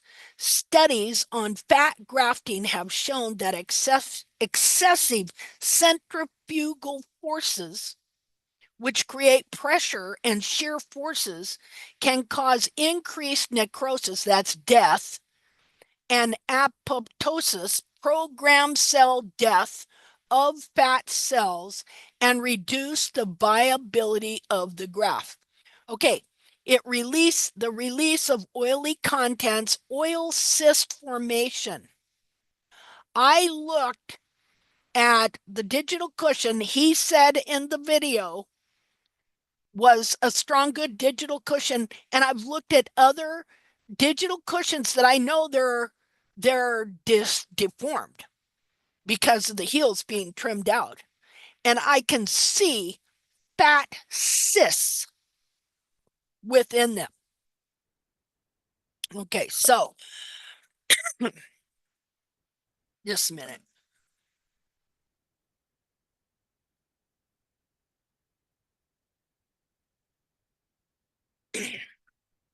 Okay, so as fat cells die, they release their lipid, oily contents. Now, I told you when I put that foot in the oven, the pan was full of golden oil. And when I soaked the feet, and that's with the skin on and everything, and of course the fat is dead and dying, right? Necrosis, it's turning into really necrotic. The oil comes out of the fat, and you will see it on the top of the water, and it will be golden. Well, you know how oil floats on water. You will see big golden droplets of oil. So the release of the oily contents and oily cyst formation. As fat cells die, they release their lipid oily contents, which can collect in a pocket, forming an oil cyst. I saw oil cysts. I looked up digital cushions, saw oily cysts all over them. Now, this one horse that I trimmed that I know had really good feet and was young, he had the most fatty white digital cushion I've ever seen. That means he had very little damage to it, because it will turn yellowish when it's damaged. It says over time, these cysts can calcify and harden. Fibrosis and scar tissue formation. See, what do they say? Oh, the digital cushion is fatty material. Well, maybe it's got, that's not to say it doesn't have any fibers in it. Okay, I'm not saying that. But the way they put it is, you'll never hear them talk about it being adipose tissue. They call it, well, it's fatty material. Okay, and they place the emphasis on the fibers. But according to this, when adipose tissue is damaged or under pressure, it forms fibers in response that aren't good, which break down the actual fat itself. So look at this. Fibrosis is scar tissue formation. Injury and inflammation in adipose tissue can lead to fibrosis. The formation of excessive fibrous connective tissue, scar tissue. What if they're looking at these feet that we've been so damaging for so long, and they're looking at the digital cushion and they're seeing all this damage, but they think that's the way the digital cushion is supposed to be? See? So when you don't know the truth and then you're looking at something and you're going to do an interpretation, see? So he says fibrosis and scar tissue formation, injury and inflammation in adipose tissue, the digital cushion, people, can lead to fibrosis, the formation of excessive fibrous connective tissue, scar tissue. This involves the accumulation of ECM components like collagen, making the tissue stiffer. Stiffer. Wait a minute. Is a cushion supposed to be stiff? Huh? Is it? No. A cushion is supposed to be soft. It's supposed to cushion, right? So this involves the accumulation of ECM components like collagen, making the tissue stiffer and potentially impairing its function. How about that? See, so we're taking these feet, we're reducing the size of the hoof capsule, we're bending and turning and twisting and deforming the whole digital cushion, putting it under tremendous pressure, plus pounding it, and so it develops all this scar tissue, and it's impairing its actual function to be a cushion. Inflammation. Damaged fat cells release inflammatory compounds, which can trigger an inflammatory response in the surrounding tissue. Now, I want you to think about this. It's okay. It's the foot of the horse, right? It's one thing about adipose tissue. I also heard it had lots of hormones and sends messages to the brain, right? And I know that when a horse wears his own heels out and his own capsule gets smaller, it's usually because he's in a drought or the food is low, you know?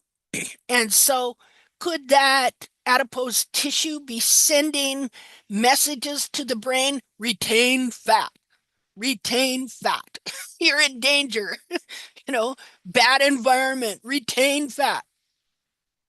So think about this. And I'm taking my own body as an example and the trouble I have had with my feet and in fact having inflammatory issues. Okay. So the feet get inflamed. This says it right here. Damaged fat cells release inflammatory compounds, which can trigger an inflammatory response in surrounding tissue. Well, okay. So I damage some fat on my body and it triggers an inflammatory response to another part of my body. Well, now there's an inflammatory response there. Well, what's it going to do? Oh, it's going to trigger an inflammatory response to another part of the body. Well, then that part of the body is now inflamed and it's going to trigger an inflammatory response to another part of the body. Okay, you know how if you have a piece of metal and you start to heat up the very end of it, that if you leave it in the fire long enough, the fire's going to travel up the metal till it finally gets to your hand. It's going to be too hot for your hand to handle. Okay. So can you see how when you have inflammation in one part of the body, it can trigger to where your whole body is going off, Okay, so impaired function. Adipose tissue plays a vital role in energy storage. Insulation. You ever wonder why horses' feet don't freeze? Well, it's got a big glob of whale blubber in it. Adipose tissue. Okay, so, and here's what I'm going to try. When I dissect all these feet, I'm going to take some of these digital cushions. I'm going to melt them. I'm going to get the golden oil out of it, and I'm going to see if I can light a lamp with that thing. Because, they used to kill whales and get the whale blubber so that they could make whale blubber oil, and they used that for lighting lamps. So, and there was different grades of whale blubber oil, and the highest grade was the most beautiful golden color, and this is the same color that comes out of the digital cushion. So, impaired function. Adipose tissue plays a vital role in energy storage, insulation, and metabolic regulation. Oh, what? Wait a minute. Let's go back to that. Impaired function. Adipose tissue plays a vital role in energy storage, insulation, and metabolic regulation. Damage due to pressure and deformation, which that is what is going on in these horses' feet, can compromise these function. Oh, what about all these horses with metabolic issues? Yeah. See, I've been saying that that's not to say that a horse couldn't have great feet and have a metabolic issue, okay? But what I am saying that bad feet are so common, and now you have all these people thinking their horses have good feet because they're barefoot trimming them. Natural, it's natural. And but in truth, the digital cushion is under tremendous pressure, and there's so much inflammation in the foot that it's just lighting up everything in the body.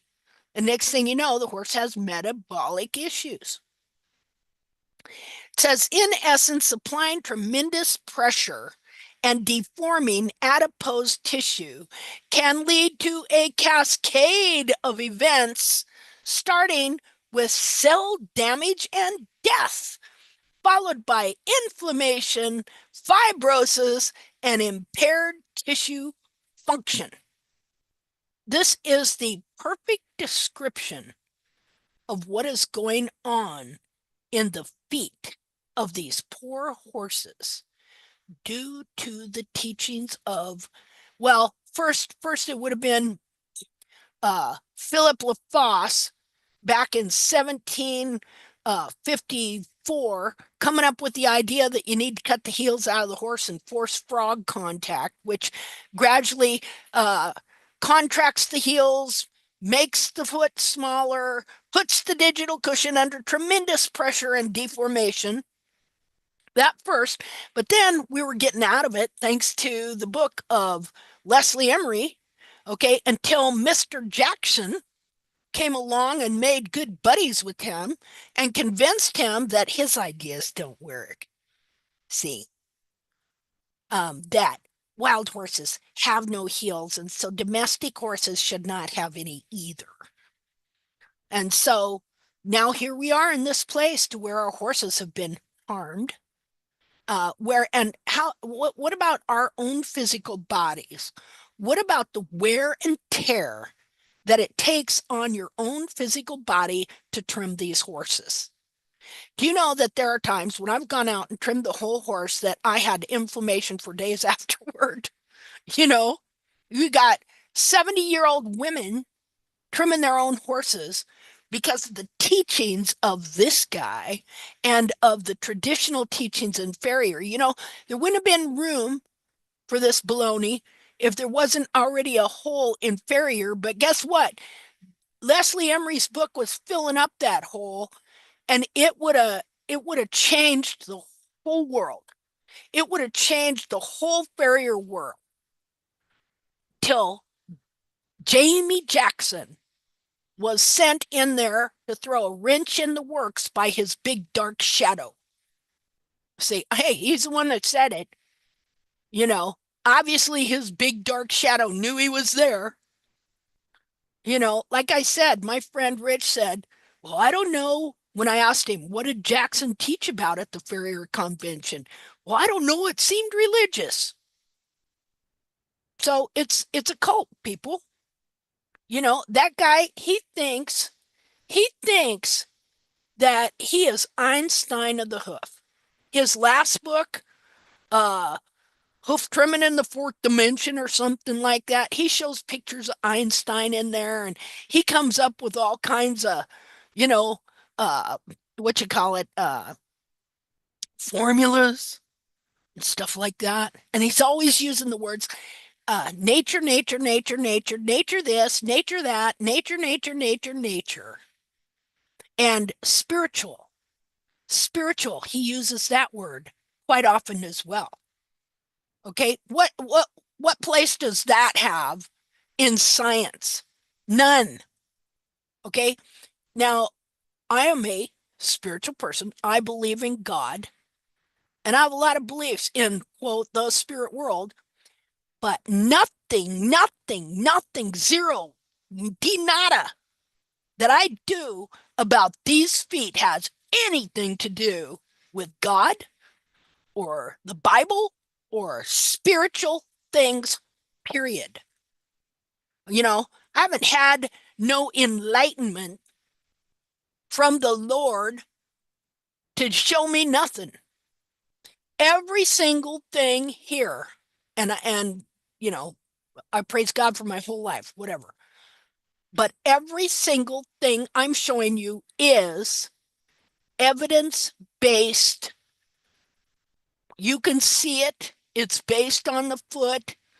There's nothing here that is based on any kind of religion or any kind of spiritual belief. It is all what you can see. Well, you don't want to taste it. Probably don't want to taste it, but you can smell it, you can touch it, and you can see it. Okay. So, impaired function. And it says, important note, the severity of the effects depends on the intensity and duration of the pressure, as well as the overall health and elasticity of the adipose tissue. See, fat is elastic, but once you get a bunch of fibers growing in there, it loses its elasticity. It's supposed to cushion. It's supposed to cushion the back of the pastern bone, the short pastern bone, and spread the weight of the horse out into the back of the foot and then down onto the frog, and the frog then pushes up and stuff. So when you trim the frog out, basically, they may look like they have frogs, but half the time they have little to no frog.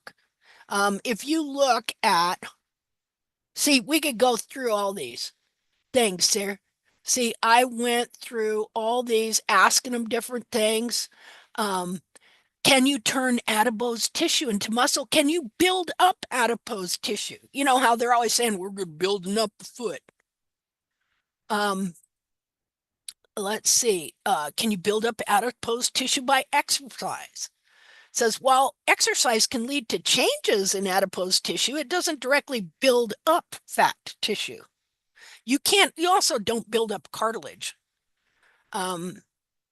Okay, so anyway, I went through a bunch of different things here this week about including fair use.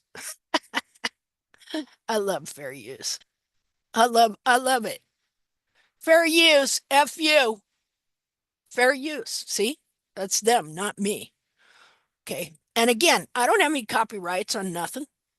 I'm not trying to make money off people. Okay, so let's see where we got here. Myoxide tissue. He wrongly defined what this tissue was. I mean, it was ridiculous. And again, who am I talking about? This dude here. Oh, where am I? Why are you doing that? This guy here. Okay, so I want you to look at this. Look at this digital cushion here. That is not the way a digital cushion is shaped. He's looking at deformed digital cushions, And he's saying that they're healthy digital cushions. Like this one here, full of fibrous tissues. Of course, that's right under the frog, so maybe that's different. But back here, full of uh, pockets and cysts and things like that. Let's see.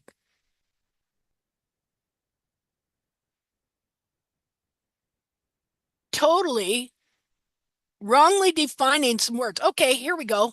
Guess what? I think it's just the myxoid tissue. Yeah, the myxoid tissue, whatever.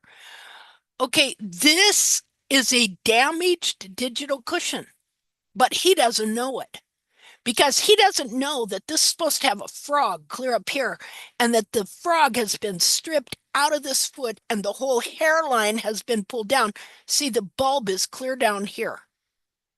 So he doesn't know that this is damaged digital cushion. Let me show you what a healthy shape of a digital cushion is. This is a sagittal section.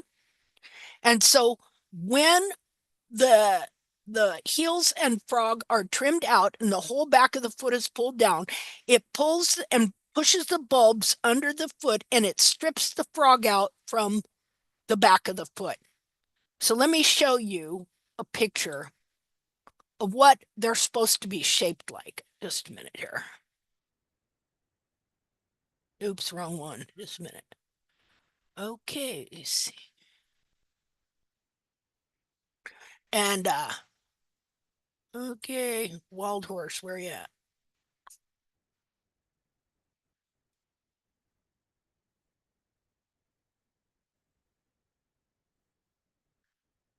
Okay, wrong one. Just a minute.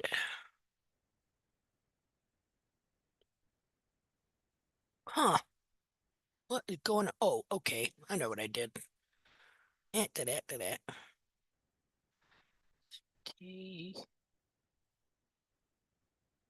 Okay.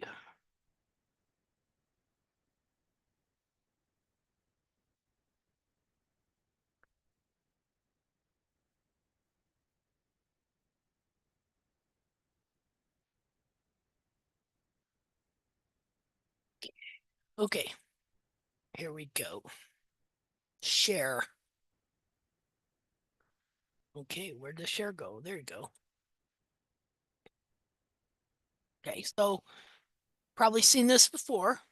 Oops. Come on, enlarge yourself. There you go. Okay, so here's 3 wild horse feet. Here's 2 front feet, and here's a rear foot. But the rear foot should not be, we've already seen today wild horses that have a plenty of heel in the rear foot. Okay, just like this here. Okay, so we're going to look at the shape of the digital cushion in a sagittal section, meaning, and am I saying that word right? I sure hope so. That's where you cut the foot right down the center and you can see inside. And that's what we're looking at that video of Boker.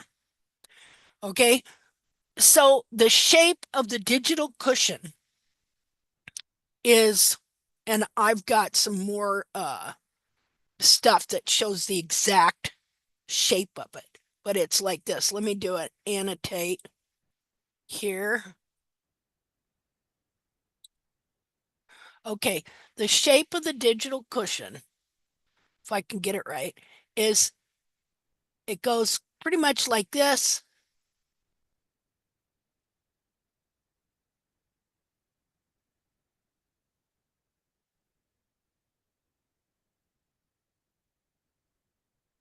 That is the shape of the digital cushion when you have a correct hoof capsule. That is the shape of what it is like when you do a sagittal section, like what he's got on his computer in this video that he is doing on YouTube. Now, the difference between this sagittal section is the coffin bone is cut in half. In this one, the full coffin bone is still there, but the whole half of the hoof capsule has been removed. Okay, so this is the part here we want to really look at. Right here, this is the shape of the digital cushion.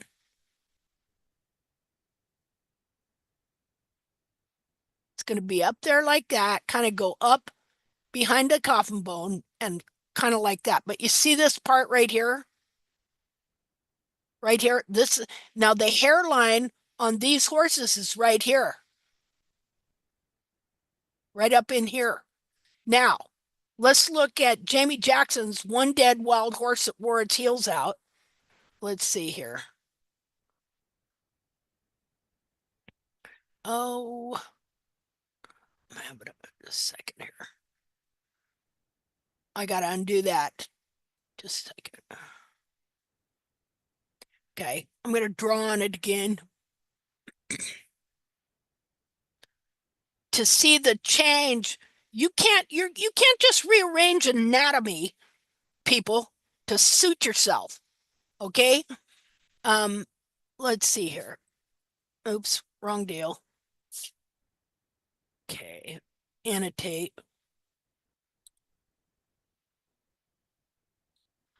Okay, let me redraw this up here. By Ken's, it's hard to see. About like that. Same here. Look at this little piece right here. Look, this is up between the bulbs. Okay? And so this part here, the frog, is part of the hoof capsule. I don't know if I'm drawing that exact shape right. Okay, this is part of the hoof capsule right here. This is the frog stay. This supports the digital cushion up where it's supposed to be, and it grows from the frog corium between the bulbs. Look on this wild horse too. You got the same thing. This is up between the bulbs. This frog supports the digital cushion up where it's supposed to be on the inner foot. It grows from the skin of the frog, the internal frog that grows the frog padding. Okay, so it supports the digital cushion up in this position where it's supposed to be. Now, let's look at Jamie Jackson's One Dead Wild Horse rear foot specimen that wore its heels completely out. Okay, let's look at the shape of the digital cushion. And first of all, the hairline is clear down here, not up here. And so here's the shape of the digital cushion.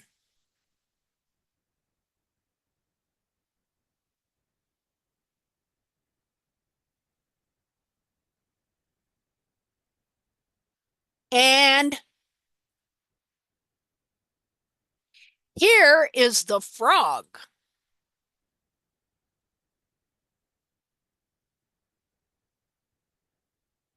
About, I think it goes clear to there. There's the frog. So this is the foot he said all our horses should have. So if the digital cushion is supposed to be shaped like that, but he's worn his heels down and it's shaped like this instead, what is that pressure of compressing that cushion into a different shape and into a smaller structure? What kind of effect is that going to happen? We already read it's going to cause inflammation that's going to affect other parts of the body. Now, here's the thing too. Okay, let me do a different color here. Okay, so the coffin bone. What happened to this foot? The coffin bone was remodeled and deformed. Nobody ever noticed that. This coffin bone is deformed like this. This coffin bone here was perfect, like this. And this coffin bone, of course, it's not cut in half, but it is perfect as well. And so if this would have been cut in half, it would have looked something like that. See the difference in this shape and the difference in that shape? So that's what we're doing to our horses. We trim the heels out. See, if they were to come along, one of them, if he was to come along and look at this foot, he would see it as having too high a heel. And let's say something happened that the horse lost the frog. Okay. And so the frog, for one reason or other, got thinner than normal, then they'd be taking this horse's foot down clear to there to try and make it into that one dead wild horse's foot, which is down here. Ow, I got a cat scratching me here. Okay. Anyway, that part of today's Hoof Chat was free. I won't charge you for it. I don't want to. I'm going to take a picture of this. Just a minute. I'm going to take a picture.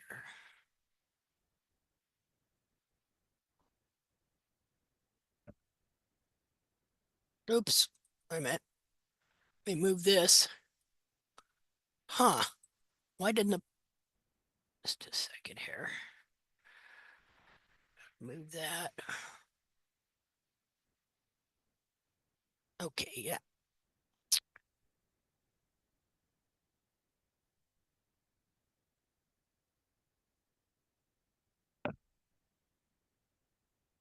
Okay. Well, that doesn't look good. Oh, okay. I know why, because I've got... There we go. It turned out okay. Looks weird when you don't undo that annotate. Okay, well, I'm going to end the dissing of Jamie Jackson's research now, or the exposing. Let's call it the exposing, because he is not my BFF, and he's not yours either. He is a man who claims to have done some research that says wild horses have no heel, and that we should all trim our horses to get this kind of a foot. Let me show you a couple other things here. Just a minute here. Oh, wait, sure. Let's undo that. Annotate. Clear. There we go. Okay. So here's that same foot. This is, I know, because Pete Ramey put look at here. From up here at the top, the bulb is up here. This is frog skin. This is frog skin. And see, they can't tell the difference between frog skin periopal and a bulb. So you could trim the heels out and you could still look like you had a 2-inch heel, but it'd be all bulb skin and no actual heel. But this horse, this is why they get to thinking that these horses have no heels, because the back, the frog skin here, look at the frog on this horse in the back of the foot. The frog skin attaches to the heel buttress. And so when you look at the bottom of the foot down here, look, the frog is right here, but you got, oh gosh, over an inch thick of frog here. And you have a heel that is 1 3/4 inches long, but it is covered over with frog skin. You've only got periopal up to here. Let me do this. You got periopal here. This is where the coronary band is that goes along the back of the foot here. Something like that. Then from here down, this is frog skin right here. And this is all the frog. Up here, let me move that. up here is where that area behind the foot where the bulbs that go like this. Okay, this is frog right here.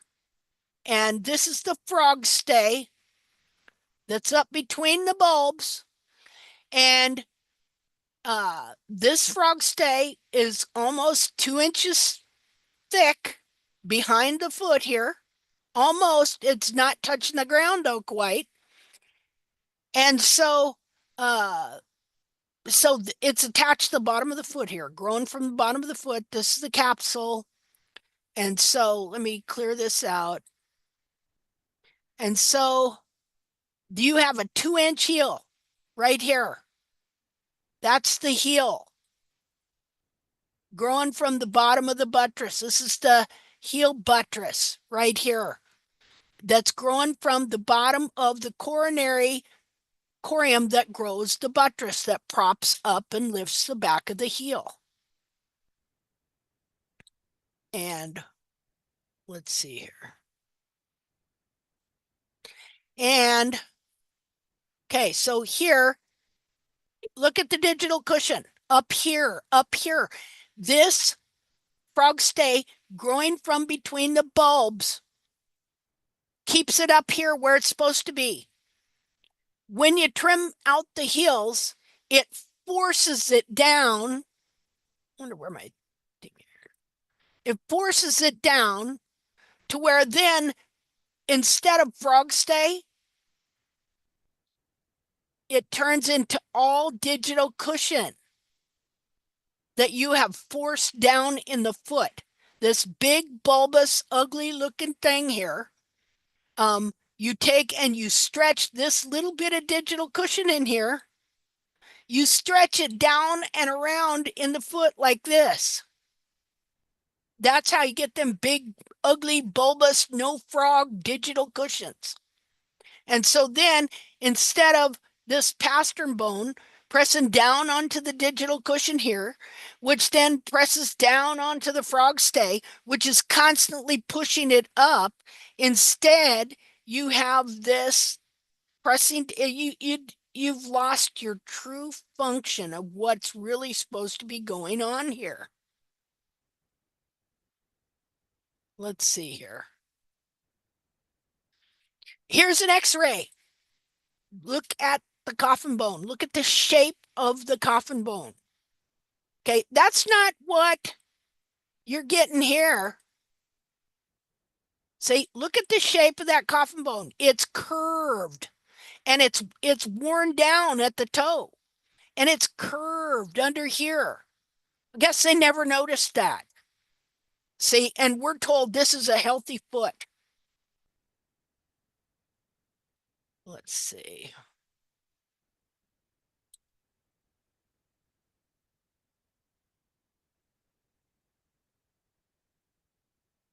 And here's that other foot.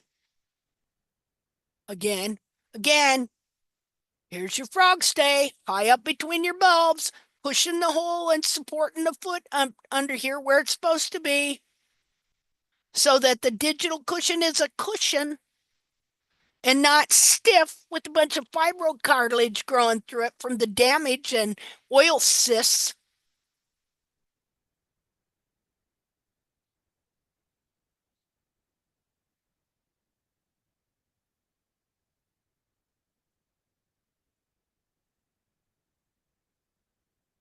Okay, so another wild foot here.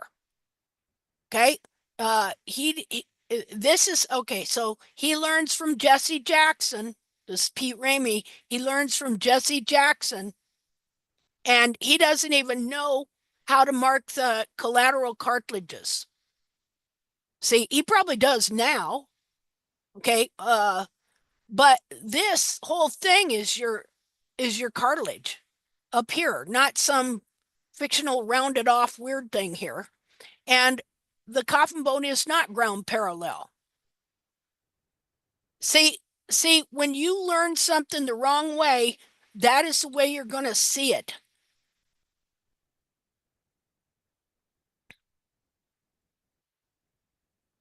What, okay, notice that. Does that foot look concave to you? No. Why is that? Because it's got a convex sole ridge and the feet are not concave. Now, do they have a dish, bowlish shape to the very underside of the foot? Yeah. But they don't have a big arch and they're not super concave. That is developed when you trim the heels out and it forces the whole foot to bend in the center. And it produces a false concavity. These feet, do they look concave to you? Like how they try and present it? That's not to say there isn't some concavity in here, but they're not. They're not concave like what they keep pushing on us because these feet are not bent. They have a frog. The hairline is still up in the air. The capsule has not been reduced and forced the whole foot to bend.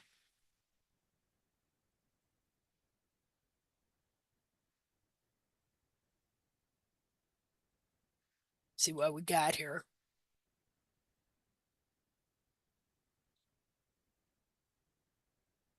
So here's an x-ray.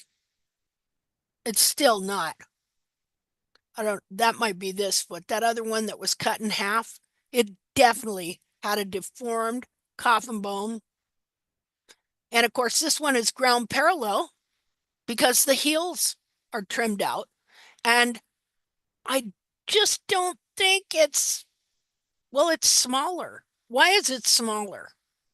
It's smaller because the capsule size has been reduced as the heels were worn out.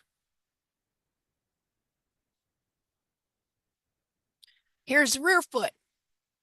Look at the frog. Look at the heels. At least 2 inches, if not more. Look at the frog sticking up behind the foot. Does that look concave to you? No, it's got a full inch of sole, convex sole ridge, and then the bowl of the sole is full. Does that look concave? Here's a frog. Look at the frog sticking out the back of the foot.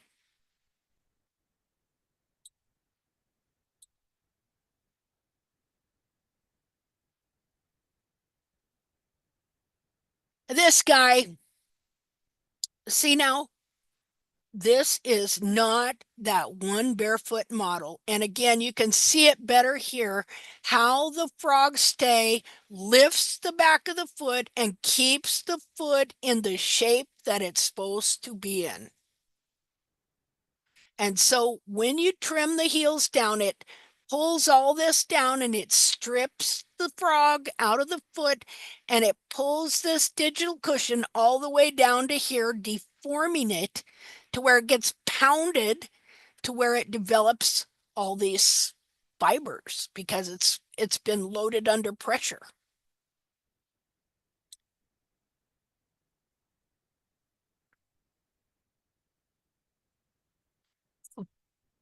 Again, here you see the digital cushion of the foot. This part is the capsule.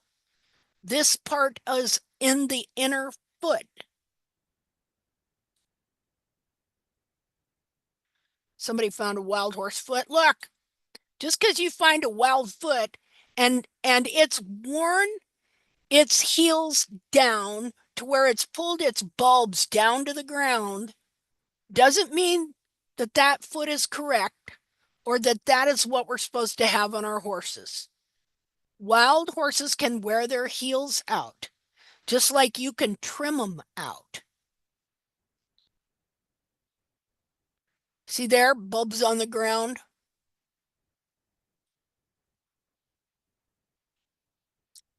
Sloping hairline, very little, and I'm sure this horse did just fine with him, although I should mention he is dead.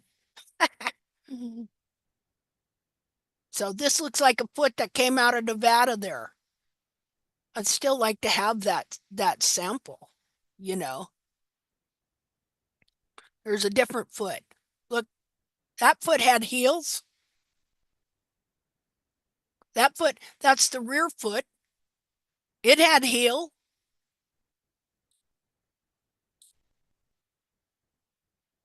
Anyway, okay. So those are some more wild feet, the internal anatomy of the foot. We have to look at the foot of the horse first without the capsule on and understand what a correct foot is. Because the inner foot can get deformed. And so then if you don't know what the true foot is and you take the capsule off, you're going to look at a deformed foot and you're going to think, oh, well, that's the way the foot is. And this is what they've been doing for centuries, is looking at deformed feet. I'll show you something else interesting here. See if I can find it. It was in one of these things I looked up.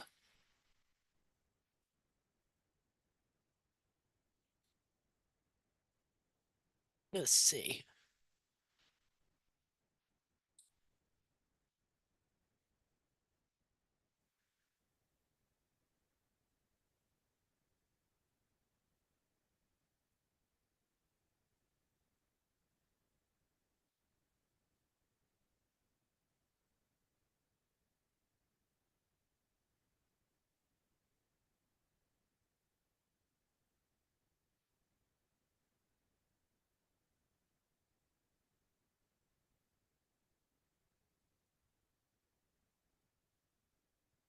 I might not be able to find it.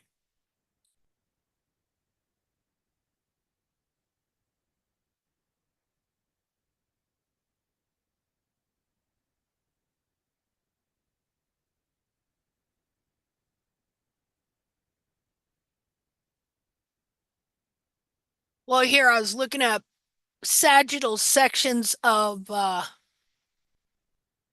to look at the digital cushion. So we've seen in the wild feet examples I showed you, we've seen correct feet, right?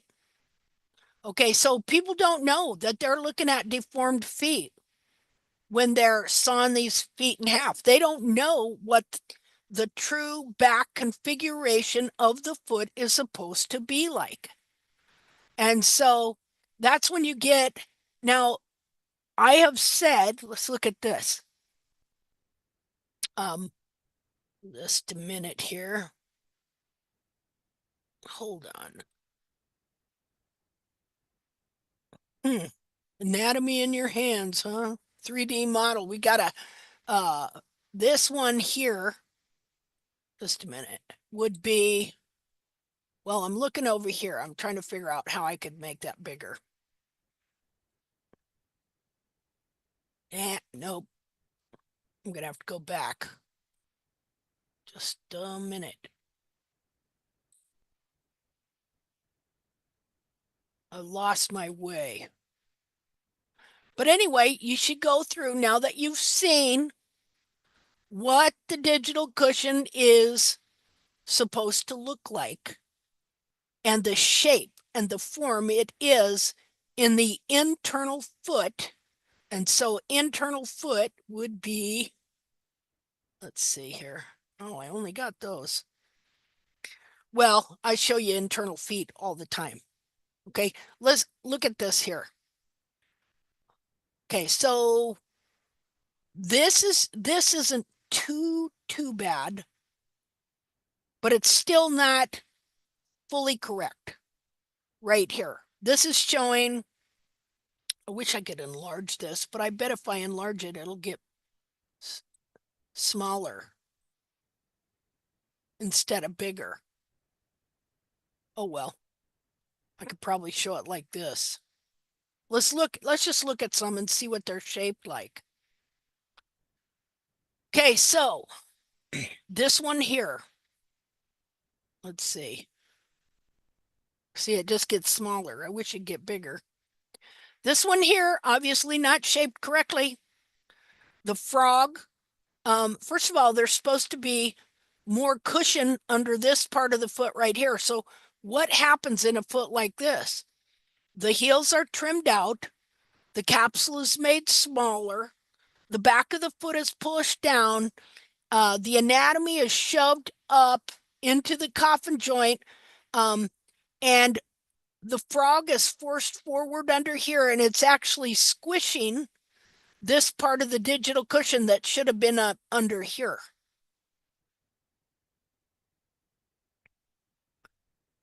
Okay, let's redo this just a minute.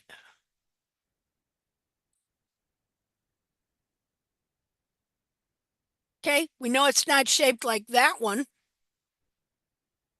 Wasn't in the two good specimens that we looked at. This here, and you can see the hairline. Always look, where's the hairline? So the hairline is down here. It's supposed to be up here. And the frog is supposed to be clear up here. Up here. So this is a foot where the capsule has been reduced and it has compressed the digital cushion into a shape it's not supposed to be in. What else? Okay. This one here. So trimming induced mechanical laminitis. When you trim the heels out and it trims the frog out and it distorts the back of the digital cushion like this here, and it pushes everything up into the coffin joint here, pushing the joint forward, and it rotates the coffin bone back and down. If eventually it will cause the wall to separate here, and that's when you get trimming induced mechanical laminitis, because there's nothing, no sole now to hold the wall and the foot together, because the force is that this coffin bone is pushing back that way.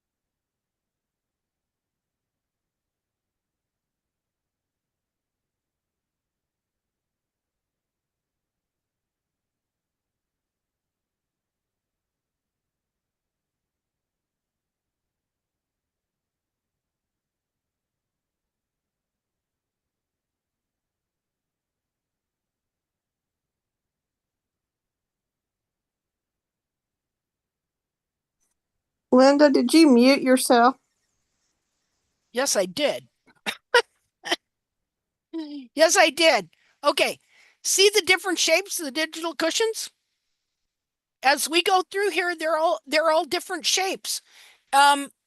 Is your heart and my heart all different shapes? You know, are our feet all different kinds of shapes? You know, anatomy has a standard about it, and the digital cushion has a standard shape. But when the hoof capsule is incorrectly trimmed and reduced in size, it takes that inner foot and forces it into shapes it was never meant to have. Let's see, let's go back up this way. Yeah, if you just go through this, I mean, everything, every shape under the sun here. Look at that one.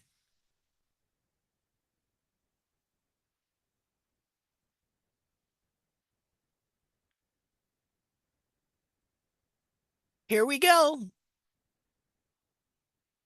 Different shapes.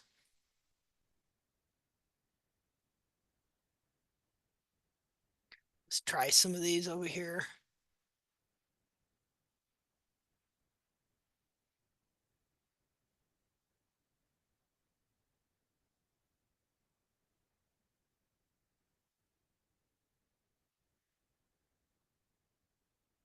Now, here's what happens.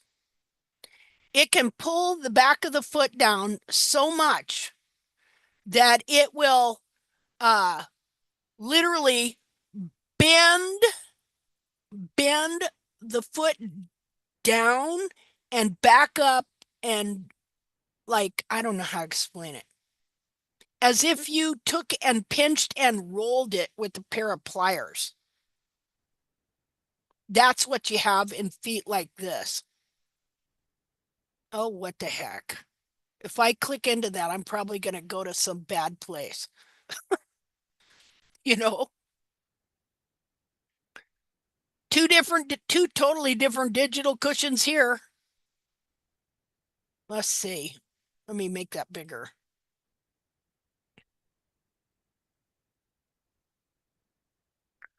Let's see.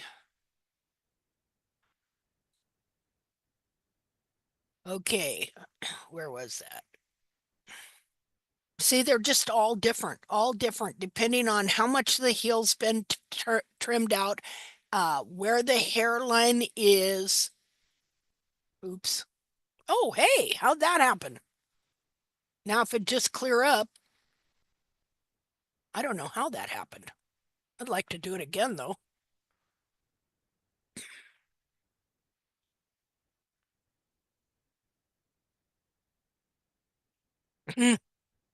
Yeah. And another thing it'll do, it can bend the center of the frog so far up into the foot that then the periople will grow over the whole frog, and an old piece of dead frog will be way up high in the center of the foot, and you don't even know it's there. Let's see. Okay. Now they're saying, here, see, this kind of stuff is interesting. Let me enlarge this, because when they tell you something's healthy and something is unhealthy, right here. Okay, so they're telling you that this one, I'm not saying this one is healthy per se. Well, now that took me over to this page. Oh, well. So that's kind of a weird looking one here. Let me go back. Why is it doing that to me? I need to reduce the size.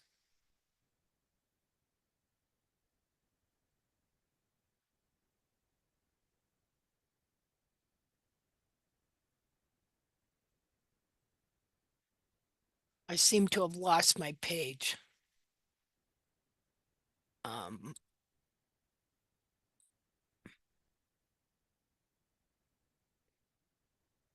So while I'm here, let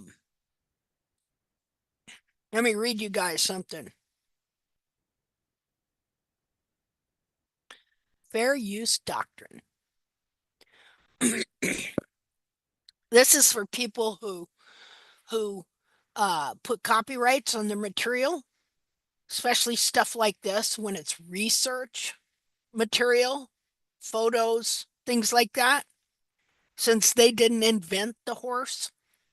The fair use doctrine is a legal principle in U.S. copyright law that allows for limited use of copyrighted material without permission from the copyright holder, primarily for purposes like criticism, Now, have you ever heard me criticize someone? Well, yeah. Okay. Criticize their work. Okay. Um, the use of, okay, without permission from the copyright holder, primarily for purposes like criticism, commentary, news, news reporting. Have I been telling you some things you might not know? This is the True Foot of the Horse newscast. Teaching? Do I teach? Scholarship. I got a little scholarship going for me. Or, what's that? Research. Research.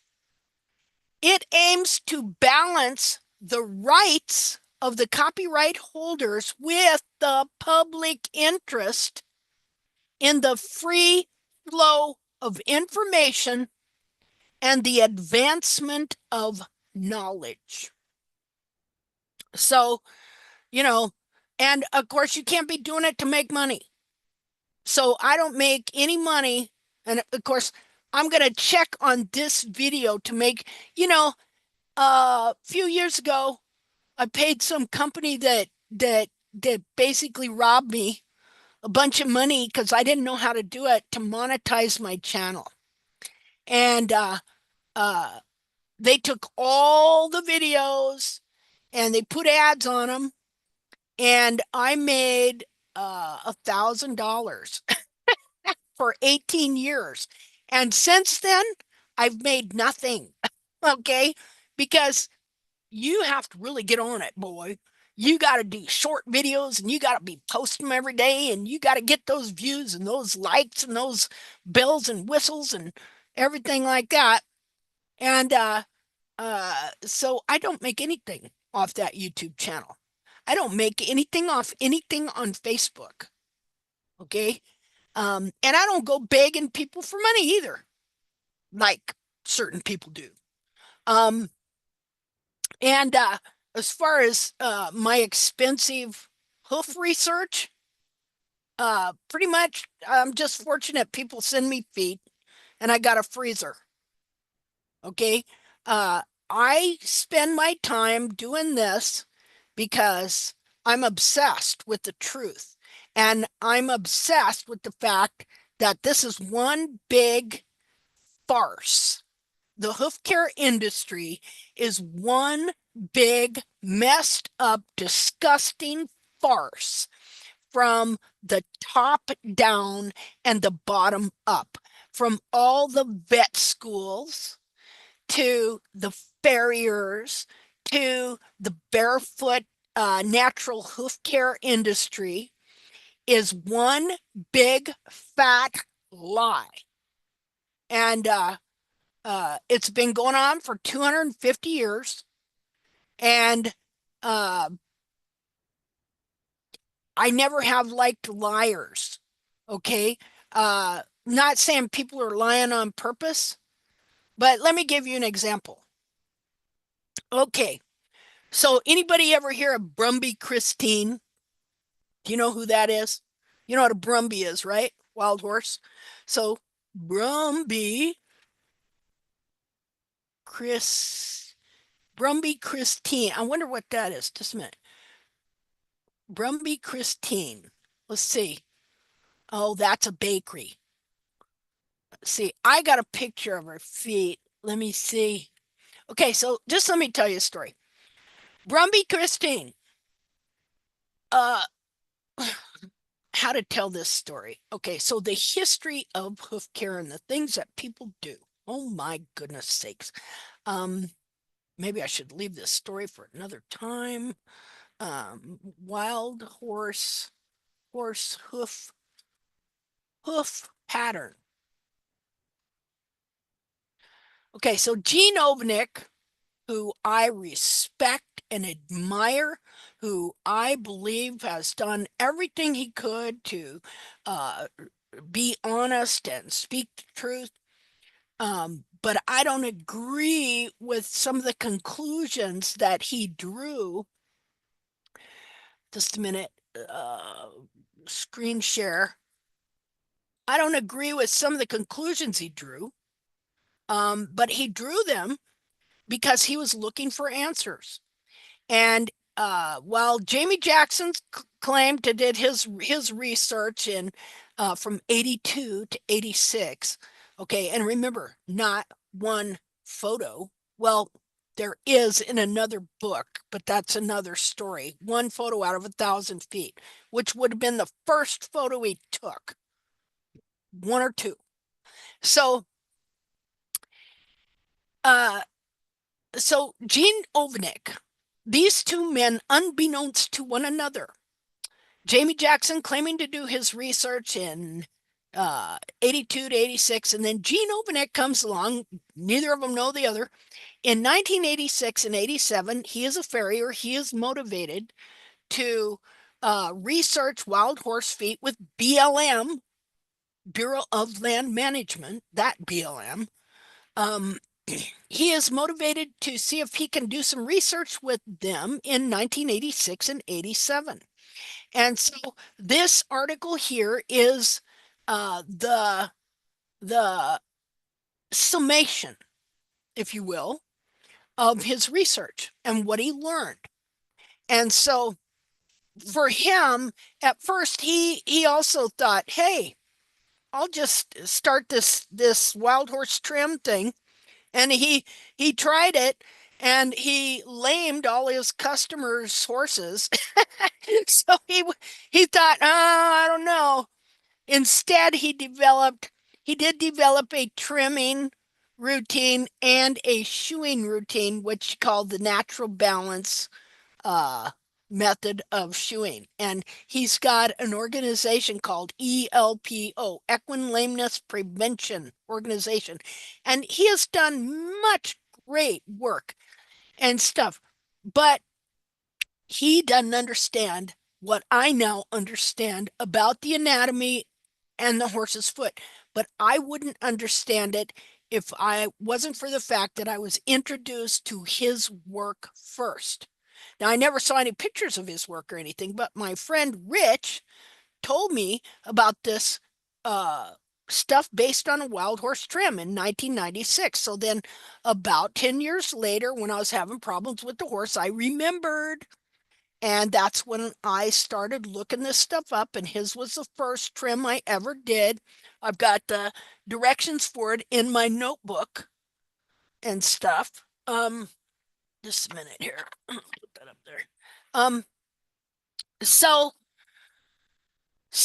this is the summation, and everyone should read this.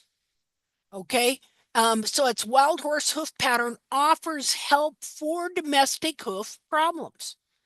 Now, Jamie Jackson's book was called The Natural Horse, Lessons from the Wild for Domestic Horse Care. And again, that was just 2 years before this started. Anyway, okay. So he did some patterns of the wild horse's feet. Now, you notice they do have some heel in his pictures. In Jackson pictures, they have no heel at all. Thank God for this guy that did this research so that we would have a now what's interesting is if you look at the horses that are in hard desert shale, they seem to have less heel because they're wearing them out. And where it was a little softer, they had a little more heel. See, and of course, we know now that notch is self-trimming. So Gene Ovnik come to the conclusion, okay, this is what he did. He painted a board, he applied it to the bottom of the foot as the horse was tied up, and then he looked where the paint was on the foot, and he determined that horses bore their weight, and there was a reason for this, a reason for why he wanted to know this. Okay, he determined that he saw paint on the sides of the toe and the heels. So he determined that horses that, first of all, they had seemed to have some support in the back of the foot with the frog, and then that they bore their weight on the sides of the toe and here. And he was very interested in weight distribution. And the reason for that is because of what they teach in farriery.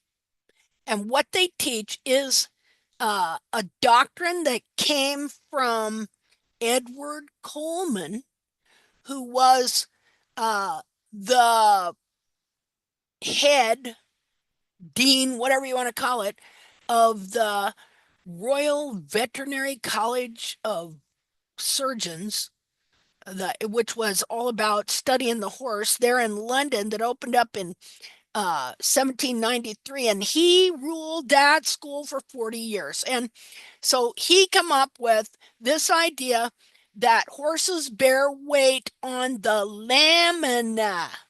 Everybody know what the lamina is? You know, those sensitive tissues on the side of the foot. Here, let me draw. We'll use red. Okay, so inside you got the horse's foot, right?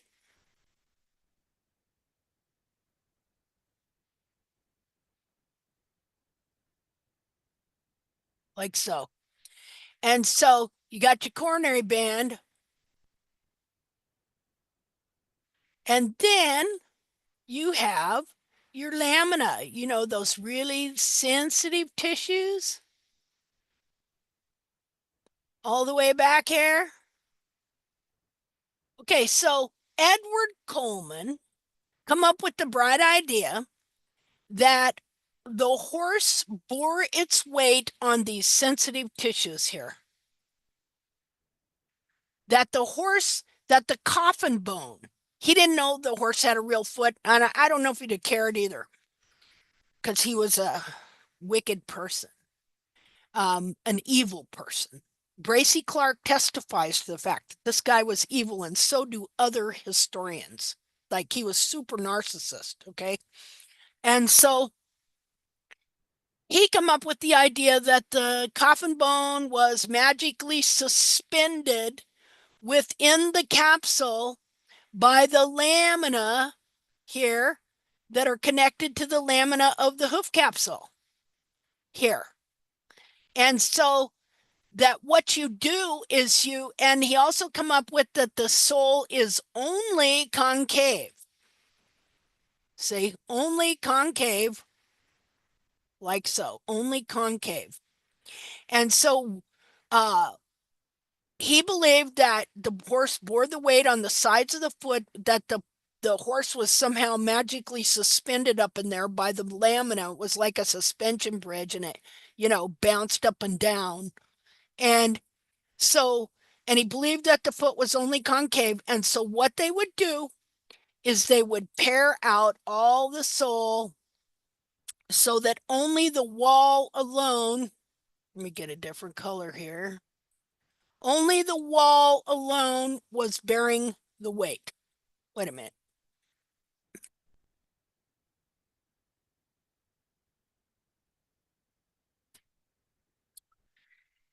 And what that did, by making just the wall alone bear the weight, was it transferred the weight bearing to the sides of the foot and to the lamina. Now, this is like if you were to press your nail down on a hard table and you feel the pressure being immediately transferred to your nail bed. Okay? This is what they were doing. And this is what he taught at that school for 40 years. And this is what they have adopted down through the centuries in farriery. And that is why they only believe the sole is concave. And whenever a farrier would trim a horse, he leaves the wall higher than the sole. In fact, I just learned this recently from another guy who has researched this about Edward Coleman, that there were people that were disagreeing with him that the lamina on the side of the foot bore the weight. And so they did an experiment where they took a horse and they totally stripped out the whole sole of his foot, the complete sole of his foot. And then he was standing there, only on the walls alone with no sole, no frog. Probably took that too. And because the horse didn't immediately fall through, then he said, see, my experiment is right. And they might have had shoes on him too. I don't know. Because, you can strip out lots of sole, because he taught that you strip down the sole until you felt thumb pressure, till the sole gave. Because he taught it was like a suction cup, that the horse would, like, his foot would go down, kind of like a plunger. But the horse's foot doesn't do that. Okay? Doesn't do that at all.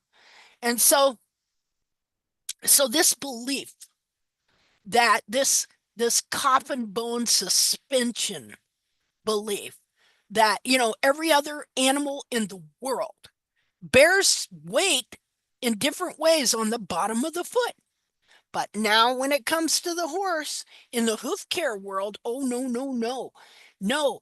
They bear their weight on the side of the foot, the sides of the foot, and you only carve out the sole and leave the wall longer so that you can transfer the weight to the sensitive lamina leaves on the side of the foot. Now, I did a big, long thing on this that I got on YouTube called Farrier Forgery. The lies they believe, the horrendous lies they believe and practice. Because when I learned this, I was in shock that people would believe such a thing. I mean, it made no sense at all. But because that guy ruled that school for 40 years, this got firmly established in academia and among all the farriers. So this is why Gene Ovanik was doing his research. He wanted to know if there were other parts of the foot that bore weight. And that's why he would paint a board and slap it to the bottom of the foot and see where the marks were. Okay, so when he gets done with his research, I'll show you what he says.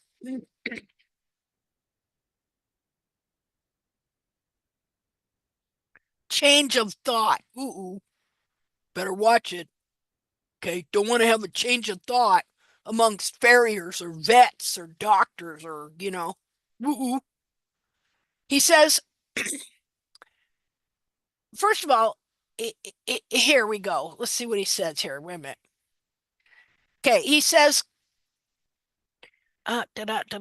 he says, the fact that the sole, bars, and frog are designed to be weight-bearing structures can be used to a great advantage when dealing with pathological conditions of the wall, like laminitis, contracted heels, quarter cracks, and the like. Now, down here he says, putting into practice the information I had gathered required a major shift in thinking. Imagine that it required a major shift in thinking to think that the sole, bars, and frog were designed to carry some of the weight of the horse. Why is that? Because for 250 years, they've been believing that the coffin bone is magically suspended within the capsule by the lamina. And so you carve out all the sole and you grow the wall longer and you force the horse on the wall to transfer the weight to the lamina on the side of the foot. So he says, it is refreshing to know that whosoever designed the hoof did not make these parts by mistake at all. The fact that the sole, bars, and frog have a function and possess the ability to respond rapidly to environmental changes suggests their presence are very important for support. Now, the thing about it is, here he says, here we go. There is currently a major shift in this industry to look more closely at the natural model for answers. The thing about it is, as you read what he says here, he was, how do I say it? He was very cautious about what he said, because these ideas went over like lead bricks on these people, because they were so brainwashed and indoctrinated into this one doctrine that if you come along suggesting something else, well, if it was a religion, they'd consider you a heretic and burn you at the stake. That's how strong these beliefs are. This belief that the lamina bears the weight. So you have people that no matter what, they want to prove their teachings are right, and they will go to any extent to do it. So you have Professor Chris Pollitt over in Australia.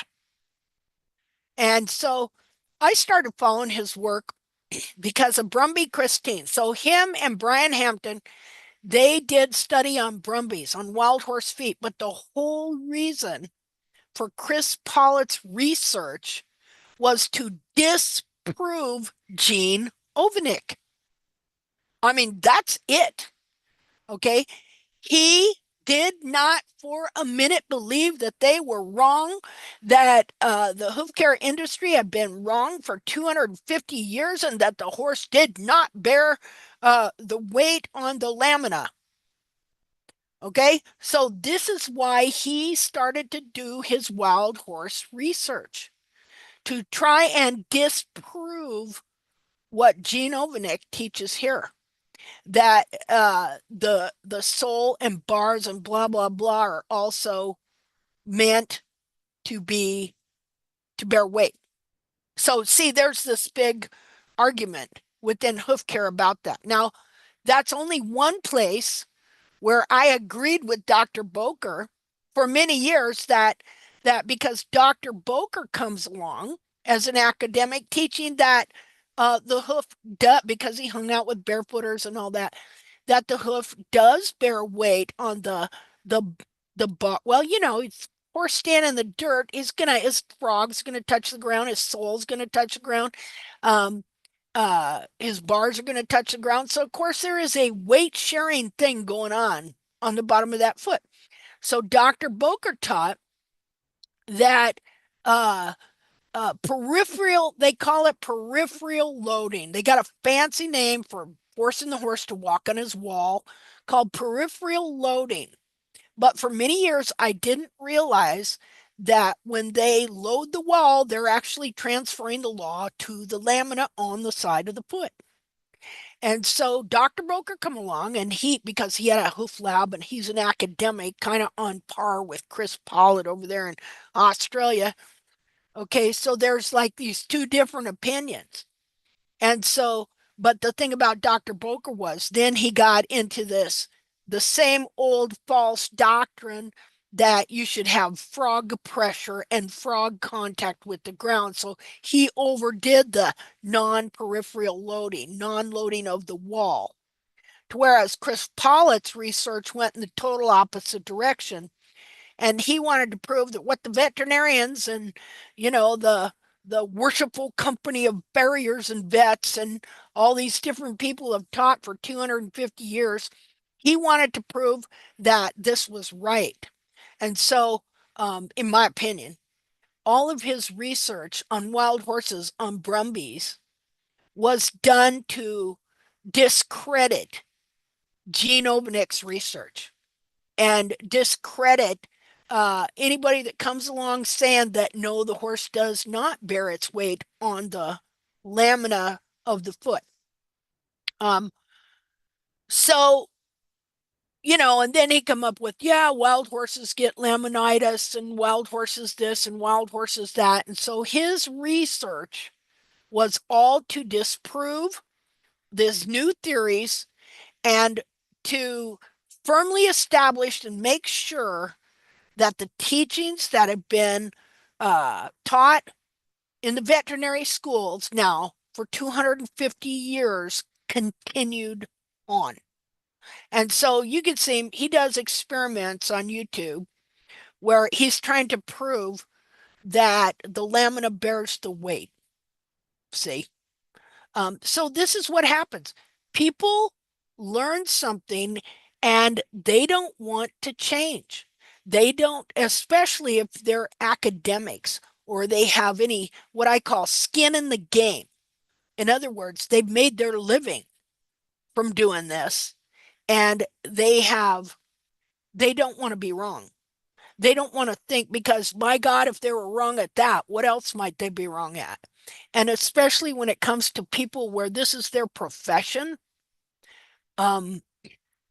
well, a person's profession becomes a part of who they are. So they can't go through that, what you call it, cognitive dissonance, where you're confronted with something you have held near and dear to be the absolute truth is not true at all. But in tact, we do just the opposite. We want to know. We want to know where they're screwed up. Like if I've said anything off the wall that wasn't right today, here's the thing. If you continue in your study and you want to know the truth, you will find your own mistakes. And then with every mistake you find, you will be closer to knowing the absolute truth of any subject. And there are absolute truths. Like there are absolute truths to things that are not. Like the horse was not meant, nothing was meant to bear its weight on the side of the foot on the lamina. It's called the suspension theory of hoof wall, of weight bearing in the hoof. I'll show you. Suspension theory. Well, they think it's a fact of hoof anatomy. Let's see.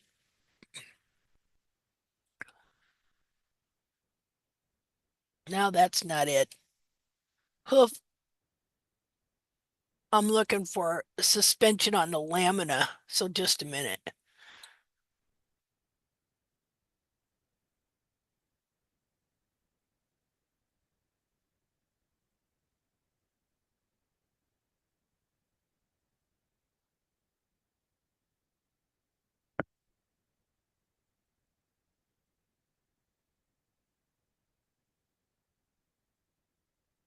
Okay, here it is. AI got it. In a horse's hoof, the coffin bone, also known as the distal phalanx or P3, is suspended within the hoof capsule by a specialized structure called the lamina. Okay, so the lamina consists of interlocking leaf-like structures, according to horse.com. There are two types of lamina, sensitive lamina and insensitive lamina. Okay, but anyway, weight bearing and shock absorption. The lamina support a significant portion of the horse's weight and absorb much of the impact with the ground. Now, I want you to think of the times when you've allowed the wall to grow too long and the hoof wall has jammed up and raised the hairline. Is that telling you that the lamina bears the weight of the horse? No, that's telling you the exact opposite. Say that if you force loading on the wall, that instead of the wall being able to grow down and out the bottom of the foot, instead it will jam up into the coronary band and push it up. See, that right there tells us that this belief that goes clear back to Edward Coleman who ruled the school in England for 40 years. And that wasn't the only bad idea that guy came up with. Okay, he came up with many bad ideas that are still in farriery today. Anyway, so this is your hoof experts. This is the history of the hoof, and this is your hoof experts. Okay. Well, anyway, that's all I have to share today of what I've been thinking about and doing and studying on the foot. If anybody wants to say anything, now's your time. Speak up now or forever hold your peace. Let's see. Probably don't have anybody left by now. I have a question. It's Yeah. Tiffany. Hi, Tiffany. Hello, friends. May I send you a picture of a hoof that I am struggling to understand if Yes. we have a heel and yeah, okay, let me get onto Facebook and send it to you. Okay. While I get onto Facebook and send it to you through Messenger, I will tell you a small anecdote that might help prove your point to come to things. Okay. When I was in Manhattan, I once dated a chemist who worked for like a cleaning company. And I was so proud to tell him, I don't use your chemicals to clean my apartment. I use vinegar. And he said to me, Tiffany, cyanide is natural too. And I thought, yeah. I love it. Right? Yeah. So even though we're all natural in barefoot trimming, we can still be doing a lot of damage and we think we're doing the right thing. But anyway, yeah. So I thought that was I quickly That's broke great. up with him because I thought that was a really creepy thing to say. You broke But he up was with right. Cyanide is natural to kill you. You probably rejected your true soulmate there, girl. That's fine. I've got furry friends that'll keep me company for the rest of the Okay, night. isn't that the truth? Yeah, believe me, you're better off. I've sent you some pictures via Messenger. Okay, I'm going to share that now. Okay, let me go back and look to at Zoom. that. Let's see, share.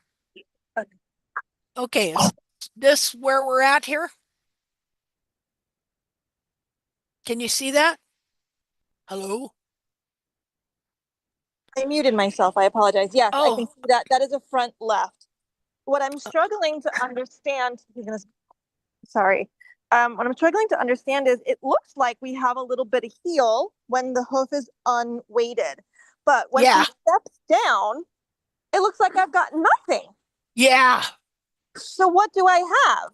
Like what is Well, what you have is used you let me look here for a minute. First of all, that's a different hoof. That's a front right. Oh, it is? Okay, well, we'll talk about it too because I see something there. Let's see. Let me go back. Okay, so is this the same foot? Only here I got a side view.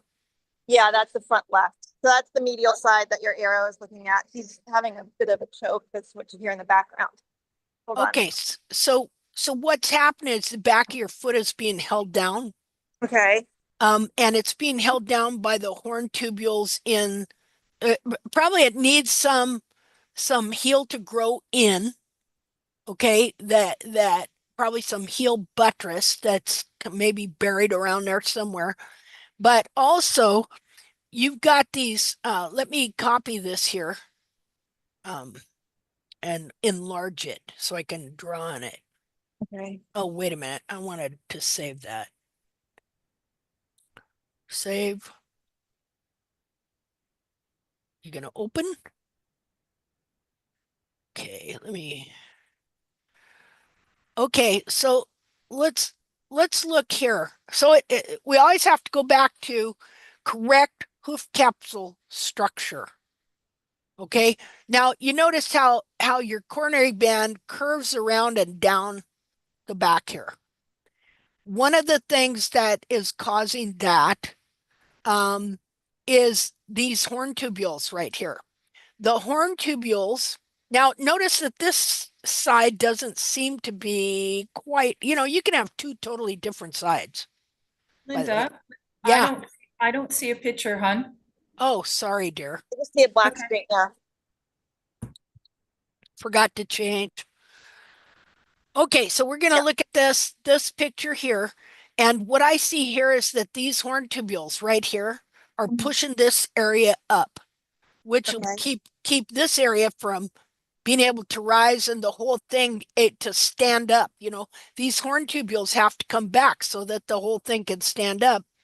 Let me just a minute. I'm going to draw on there so we can see. See here. Okay, so the longest horn tubule should be in the very center of the dorsal wall, which would be up here. Now, I can't see the toe there, but I know for a fact that this horn tubule here is longer. Yep. See there? So this distortion here because when the heels are trimmed out, it makes these ones shorter. And because it sets everything at a different angle, it should have been at this angle here. But at some point when the heels were either over trimmed or whatever, then it pulled the back of the foot down and it set these at a different angle. So they're like this. And then they will start adding capsule into the foot. Like there's capsule that's been added into the foot here. See, if this horn tubule was to move back like this. Yep. And this here, you see how that would be less? I do. Yes, I do. So a notch would be good there?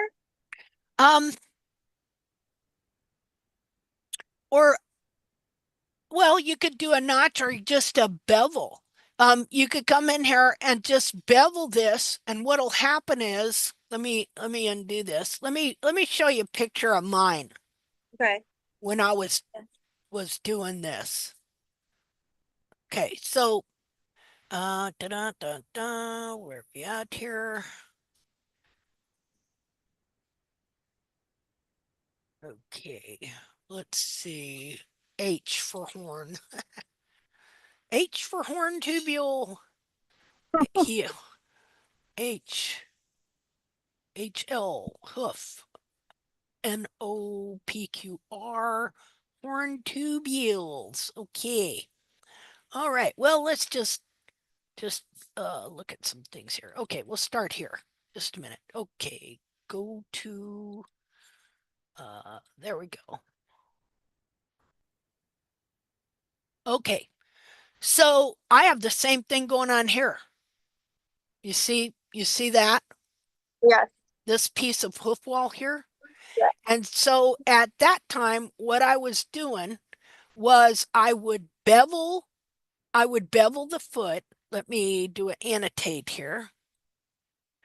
Okay, so you come in here and you bevel so that the outer tubules are up like this, all along here. Instead of going all the way to the ground, you bevel them because then that takes the ground bearing surface away from them. And what'll happen is there's so much pressure on this foot to pull back into the shape it's supposed to be that then they will literally drop back like that. And you will come out and you will see that it looked like you didn't even bevel it. See, why is that? Because that hoof wall that is in here, when you gave it room to move, fell back like that. Cool. Okay. Cool. Thank you. So what I did was I come out and bevel, and then I'd wait a few days and I'd kind of look at it and stuff like that. And then when it looked like the bevel was kind of out, it looked like it grew. But it wasn't really growing. It was this excess hoof wall, and it doesn't want to be up here. It wants to be back here where it's supposed to be. And so it would drop down. So I come in and bevel it again, and then it would drop down again. See there? And as it's doing this, it's taking this excess wall out that would be, let's see, like this. Okay, do you see how this area of wall there's more of it than this area here? See that piece? You got one piece that's about this size, and one piece that's about this size. See it? Yes.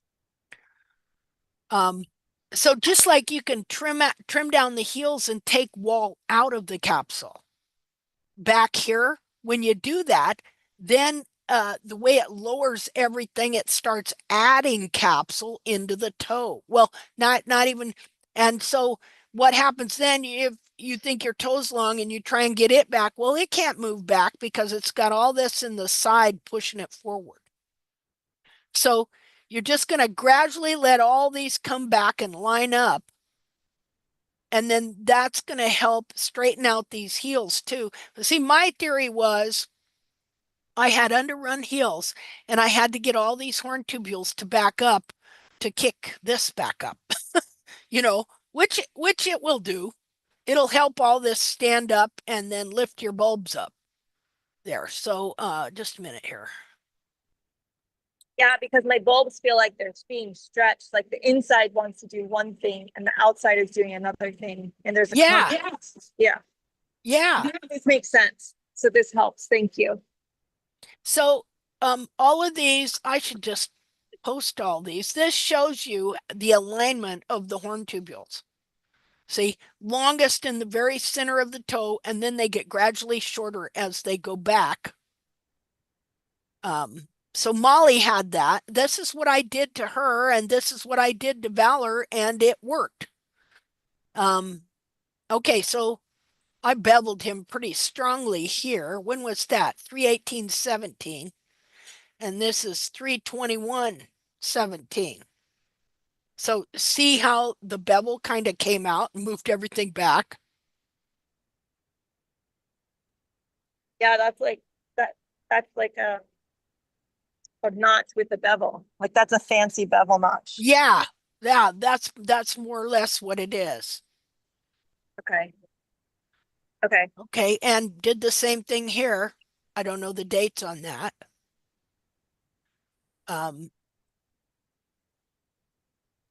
Let's see here. So just to clarify, I could just do a bevel, not a fancy bevel notch. Right, you could just do this, see? Okay, cool. I can do that. Thank you. Yeah, and see, and this I was doing based on what I saw in a wild horse's foot, where they seem to wear out the quarter like this from their foot rocking back and forth as they're moving and grazing. Which made it seem like they bore weight on the pillars here, but it was just because this part of the foot is where they break over the least. They don't really bear weight here. It's just that it seems like it. See, like in his research, he had dots on the sides of the pillars. Okay, because he thought they bore weight. No, they don't bear weight there. They just wear it less. The whole bottom of the foot is weight sharing, and the whole suspension system. Anyway, let me see if I got some others here to show you. Like the arch of my foot doesn't bear weight, but it can expand when necessary. Okay. Yeah. Well, what if you had a smaller capsule? You would want to grow your capsule in first, right? Yeah. Okay. Yeah, you want to do that too, for sure. Before you make that big bevel. Yeah, because if you don't have any heel, you're not. See, that's the main thing, is to grow in some heel first. Okay. But in her case, I think you have some heel, but you've just got excess right in here. See, you can see this in his foot here too. Look at this piece of white right here. Look at it over here. This is kind of like what your foot is right here. See? Yeah. Yep. Yeah. And so now look at the size of this stripe now that it's moved back to where it's supposed to be. See? But yeah, thanks for bringing that up, Roberta, because you got to remember you've got to grow in some heel and get that capsule bigger. So if somebody was listening, they just had a tiny foot with no heel, it's all trimmed out, and you've got you know, excess wall and quarter up here, you're gonna have to grow in some heel first and stuff.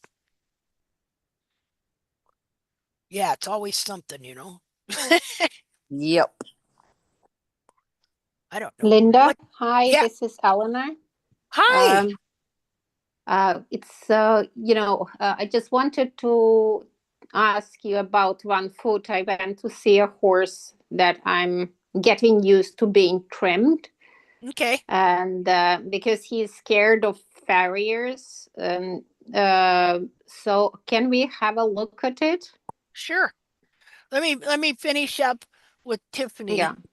Oh, sorry. Yeah. You bet. Sure. And then we will sure look at it here. So, okay, so now it looks like this side stands up a little better than this side. Am I wrong? Oh, wait, share. Thank you. Share. Yeah, my medial sides, I'm the opposite of Elena, I think. My medial sides roll in and flare out. And my lateral sides, which is the one that you're looking at on the left-hand side, that's lateral. I'm better at trimming. But I know it's the bulb. The bulb is pulled in on all of my medials. Okay. Well, I think you need to bevel it from here forward. All in here. Wait, hold on. Can you mark from where forward? Oh, okay. Sorry. And then we'll go to Elena. Sorry. Okay. Let's see here. I didn't mean to hurry anybody. Sorry. Oh, you're okay. No, I don't want to hog time. I thought we finished. Okay, in order for this to move back, you're going to have some room right here too. So I would just, well, give me a different pen. Just a second. I need a fatty. Not a skinny. Okay. Linda, would you advise against notching it? What is notching versus beveling? I don't know. 6 of one, half a dozen of the other, maybe. I don't know. You got to realize that sometimes I'm unsure. Okay. You could do either one, but the main thing is I'm going back to what I did when I had all this in here, like notching. I pretty much do to straighten up a heel, but this will straighten up the heel too. But just first of all, making sure that, and then just doing a bevel all in here. I would try that for a while and keep track of your horn tubules. Okay. Well, and then at some point too, if you wanted to try a notch, you could do that. Look, it's kind of doing the same thing, except you're wanting all these horn tubules to move back. Yeah, I think I understand the significance of a bevel at this point in his. Yeah, I think so. I appreciate the notch. We've done it, but I think that's in my instinct is telling me the bevel is the correct adjustment to get the whole side moving. So I'll try that and then take 4 million photographs. Okay, that sounds good because I'd like to see them all move back. Okay, I accept. You got that, Joaquin? Well, I was thinking about the notch versus the bevel, and the thing is, we came up with notches after looking at the feet that are breaking off naturally. Yeah. So in a sense, it would do the same thing if it would notch in a bigger way. It's just will be a little bit not so aesthetically pleasing, I would say. Yeah. Well, I've done both, and I know that as we go on, we're gonna be able to define these two techniques with more detail. I kind of jump back and forth sometimes. Well, You know, the way I kind of see it, because I'm tracing the lowest the tubule with the lowest angle. I just enlarge the photo, and generally what I do, I notch behind that tubule, and then I create the bevel for the other tubules in the front, so they can move back. That's kind of what I do. Yeah, and you so can you're doing a combination. And then you can see I can see why that'd work. Can you repeat that again? Yeah, I will just finish for Linda, and then I will repeat. And then you can see almost a wave, almost a roll on the hairline. You see, you will have what will happen that in this case, the hairline in the front will start changing the angle to a steeper angle, but it will push the hairline behind it in a kind of more rolled position, higher position, because the tubules will kind of push it up, and then they will drop. You understand? Okay. Now, anyway, so you're saying you do a notch like this and then bevel the front. Yeah. Okay, that makes sense. That'd work. It kind of makes sense. And then what I do, I don't touch the notch until it grows out. I just bevel in front of it so the tubules can be pulled back. I see. I think that sounds really great and stuff. So I got the same issue on both fronts, so I can do one fancy bevel on one side and a notch with the bevel on the other side, and see how each one reacts. That sounds good. Okay. little column A, little column B. That sounds good. Okay, deal. We'll get this thing figured. And the other thing you can see, actually, even on this feet, if you enlarge it, you kind of see where the horse is wearing at the bottom, and usually that's another guideline. You can see, because he can't wear it, but they're kind of little chipping. Yes. So I have not been beveling for the past couple of months, because in one of the hoof chats we talked about not beveling at all. So I've been exploring what not beveling looks like and how that would affect him. And so yes, he makes little chips when I don't bevel anything. He's self-trimming there. Correct. Okay, and look here how your hairline goes here and then down. Yeah. Okay, so eventually, getting all this back, we want this to all stand up straight. Working on it. Okay. This side curls down more. For sure. And stuff. Well, great. I'm looking forward to seeing how he responds. Cool. Thank you, everyone. Hey, don't think I don't second guess myself all over the place.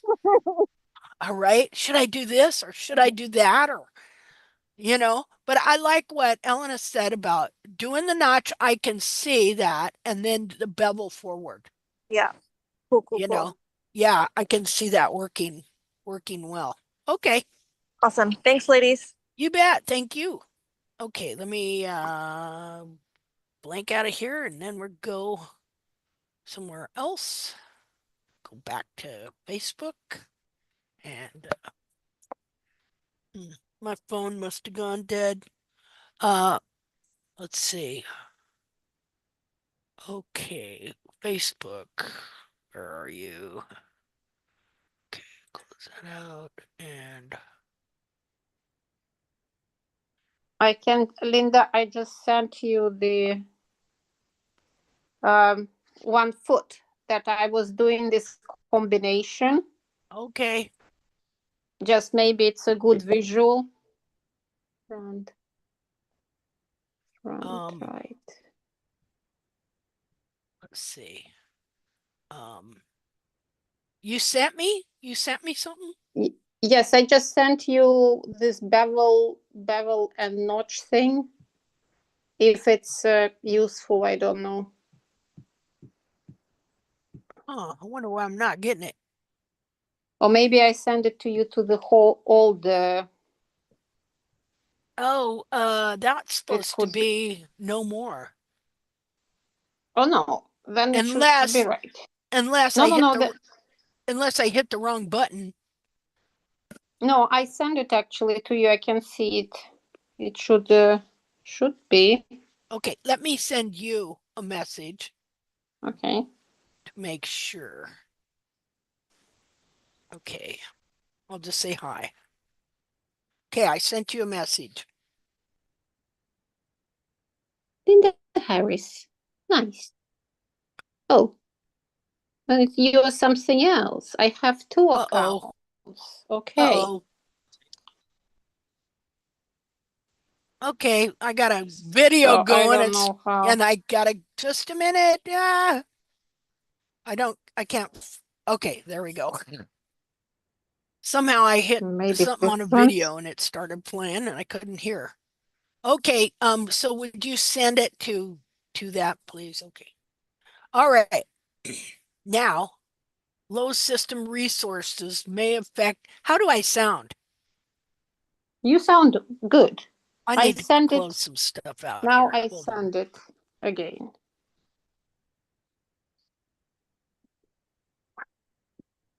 I've got a million windows open. Can you hear me? Yes. Hello. Hello. Clear. Uh-oh. I can hear you. Let's see. Zoom. Can you guys hear me? Yes. Hello. Can you hear us? I can hear you. I must have myself muted or something. I think you're muted us. I got my audio on. We can hear you. Why can't I hear? I can hear you. Huh. Well, hold on. Let me close some windows. I got a million of them open. Oh my gosh, I didn't know I had this many open. Let's see. Let's get rid of you.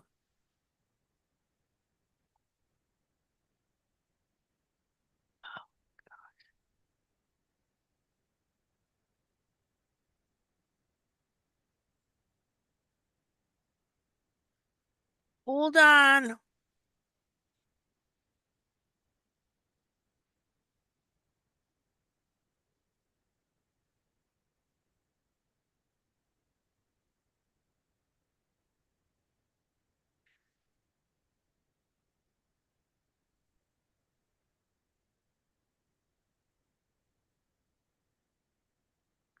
I probably had 50 windows open. No wonder my computer's slow. Okay. Okay. Let's see here.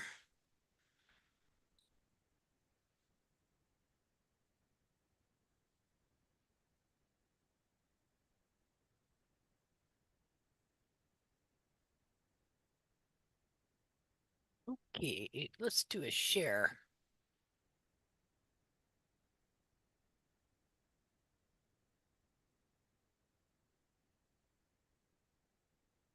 Huh. Did I lose the Zoom people? No, we're here. Oh, nope, there you are. Elena, can you hear me? Yes, I can. Hello. I can hear you. I wonder why nobody can hear me. We can hear you. Oh, you're waving at me. I see you there. Why can't I hear you? Just a minute. I don't know. Maybe I've muted. That's weird. I just can't hear anybody now. Huh. What happened? Mute. Oh, wait a minute. Okay, I muted myself. Okay, can you hear me now? Hello? We could always hear you. Oh, okay. Yes, I can hear you. Well, I couldn't hear you because I muted everybody on my I muted everybody. Okay. All right, so now let me go find the deal here. Do. Okay, there we go. All right, now share. That got me all weirded out. Share. There we go. All right. Okay. So, Okay.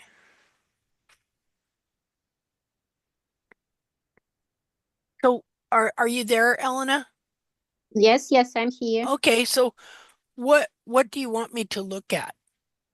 I want you to look at the tilt view. The tilt view. This one? Yes. No, it's just I photographed this crack through periople here. I just thought it's interesting. No, the one when you look through the heels. No. Not that one. No. No. No, no. No, maybe the first one.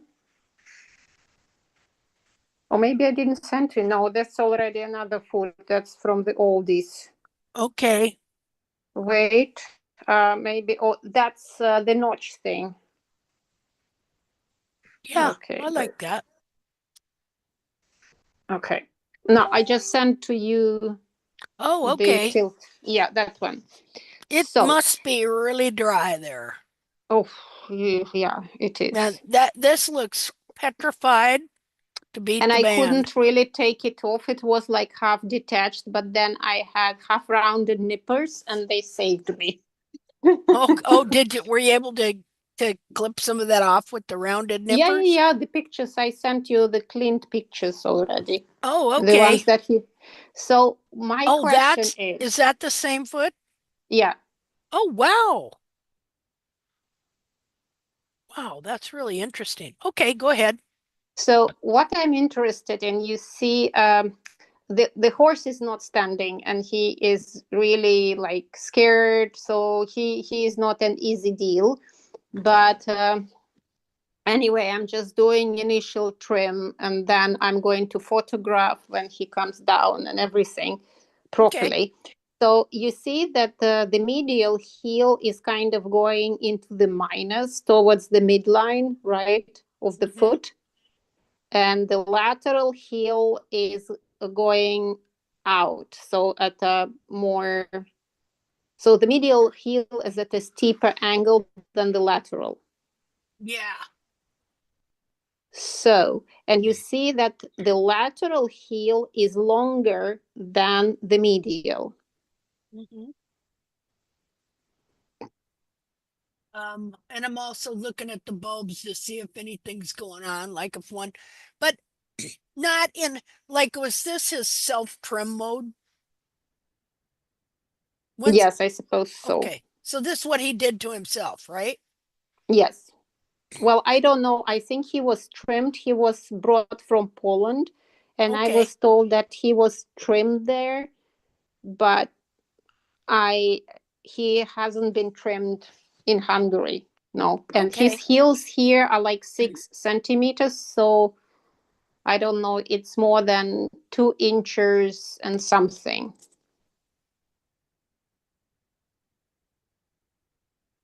So my question is, of course, I need to look at the tubules, and the tubules on the medial side appear to be more run forward, and the heel on the medial side is also, though it appears steep from this perspective, it is at a lower angle. So I think I should keep the medial heel higher than the lateral and first bring it into the position and release it back and then deal with the rest.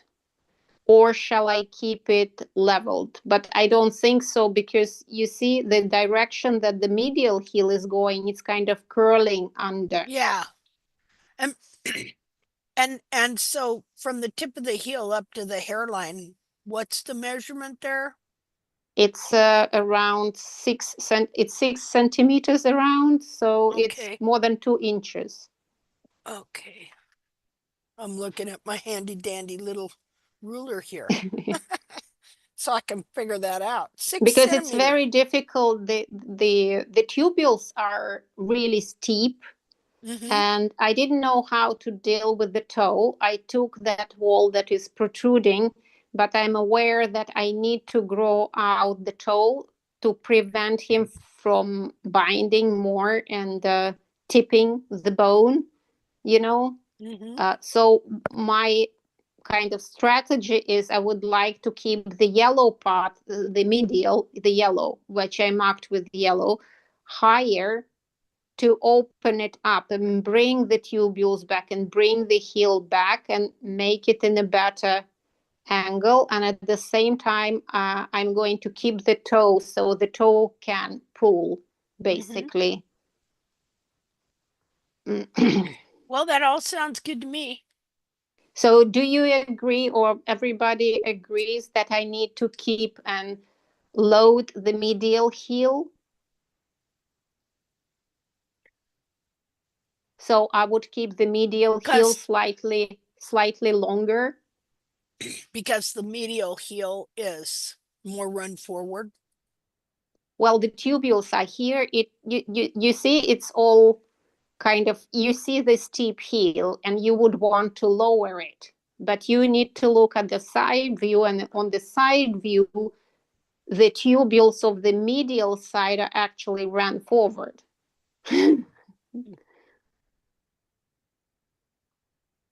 Well, the other way we need to go. Do you have the, oh, just a minute, let me move up here. Yeah, this is a different horse here, right? Yeah, you just need to scroll to the other side. Yeah, no, yes, that's the one. So that's him. Yeah. Oh, okay. Okay, because I was looking at that foot. And I did the notches about 5 days ago, well, 4 days ago when I saw him, because I couldn't do anything else. So I just thought I will notch him and see how, so he doesn't contract any further. Okay, so this is him. I'm showing the right one? Yes, that's the right one. And that is? Front right medial. Okay. Which is the steep one, the medial. Okay. The steep heel. I don't know why it's not wanting to show me that other picture for some reason. Yeah, that one. So this is the this is the medial. And on the left, yeah.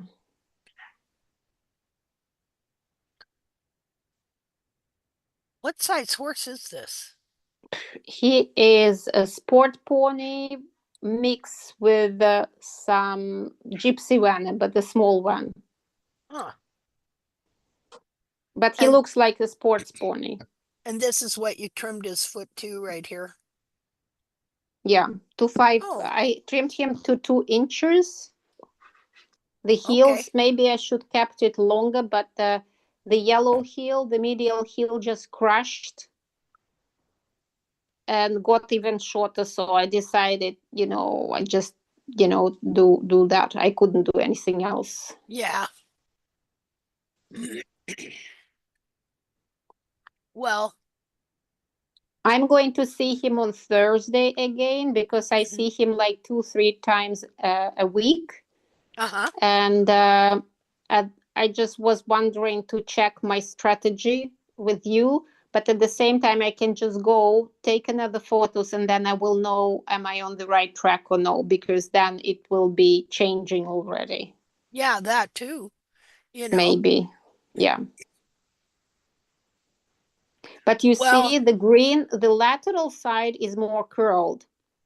Yeah, I see that. It can be very misleading, because from this perspective, one would think that the lateral side will be more pushed forward and run forward, which is not the case when you look at the side view, and when you look at the shape of the heel, it also more curled in. So probably this heel was trimmed out a little bit more than the other one, right?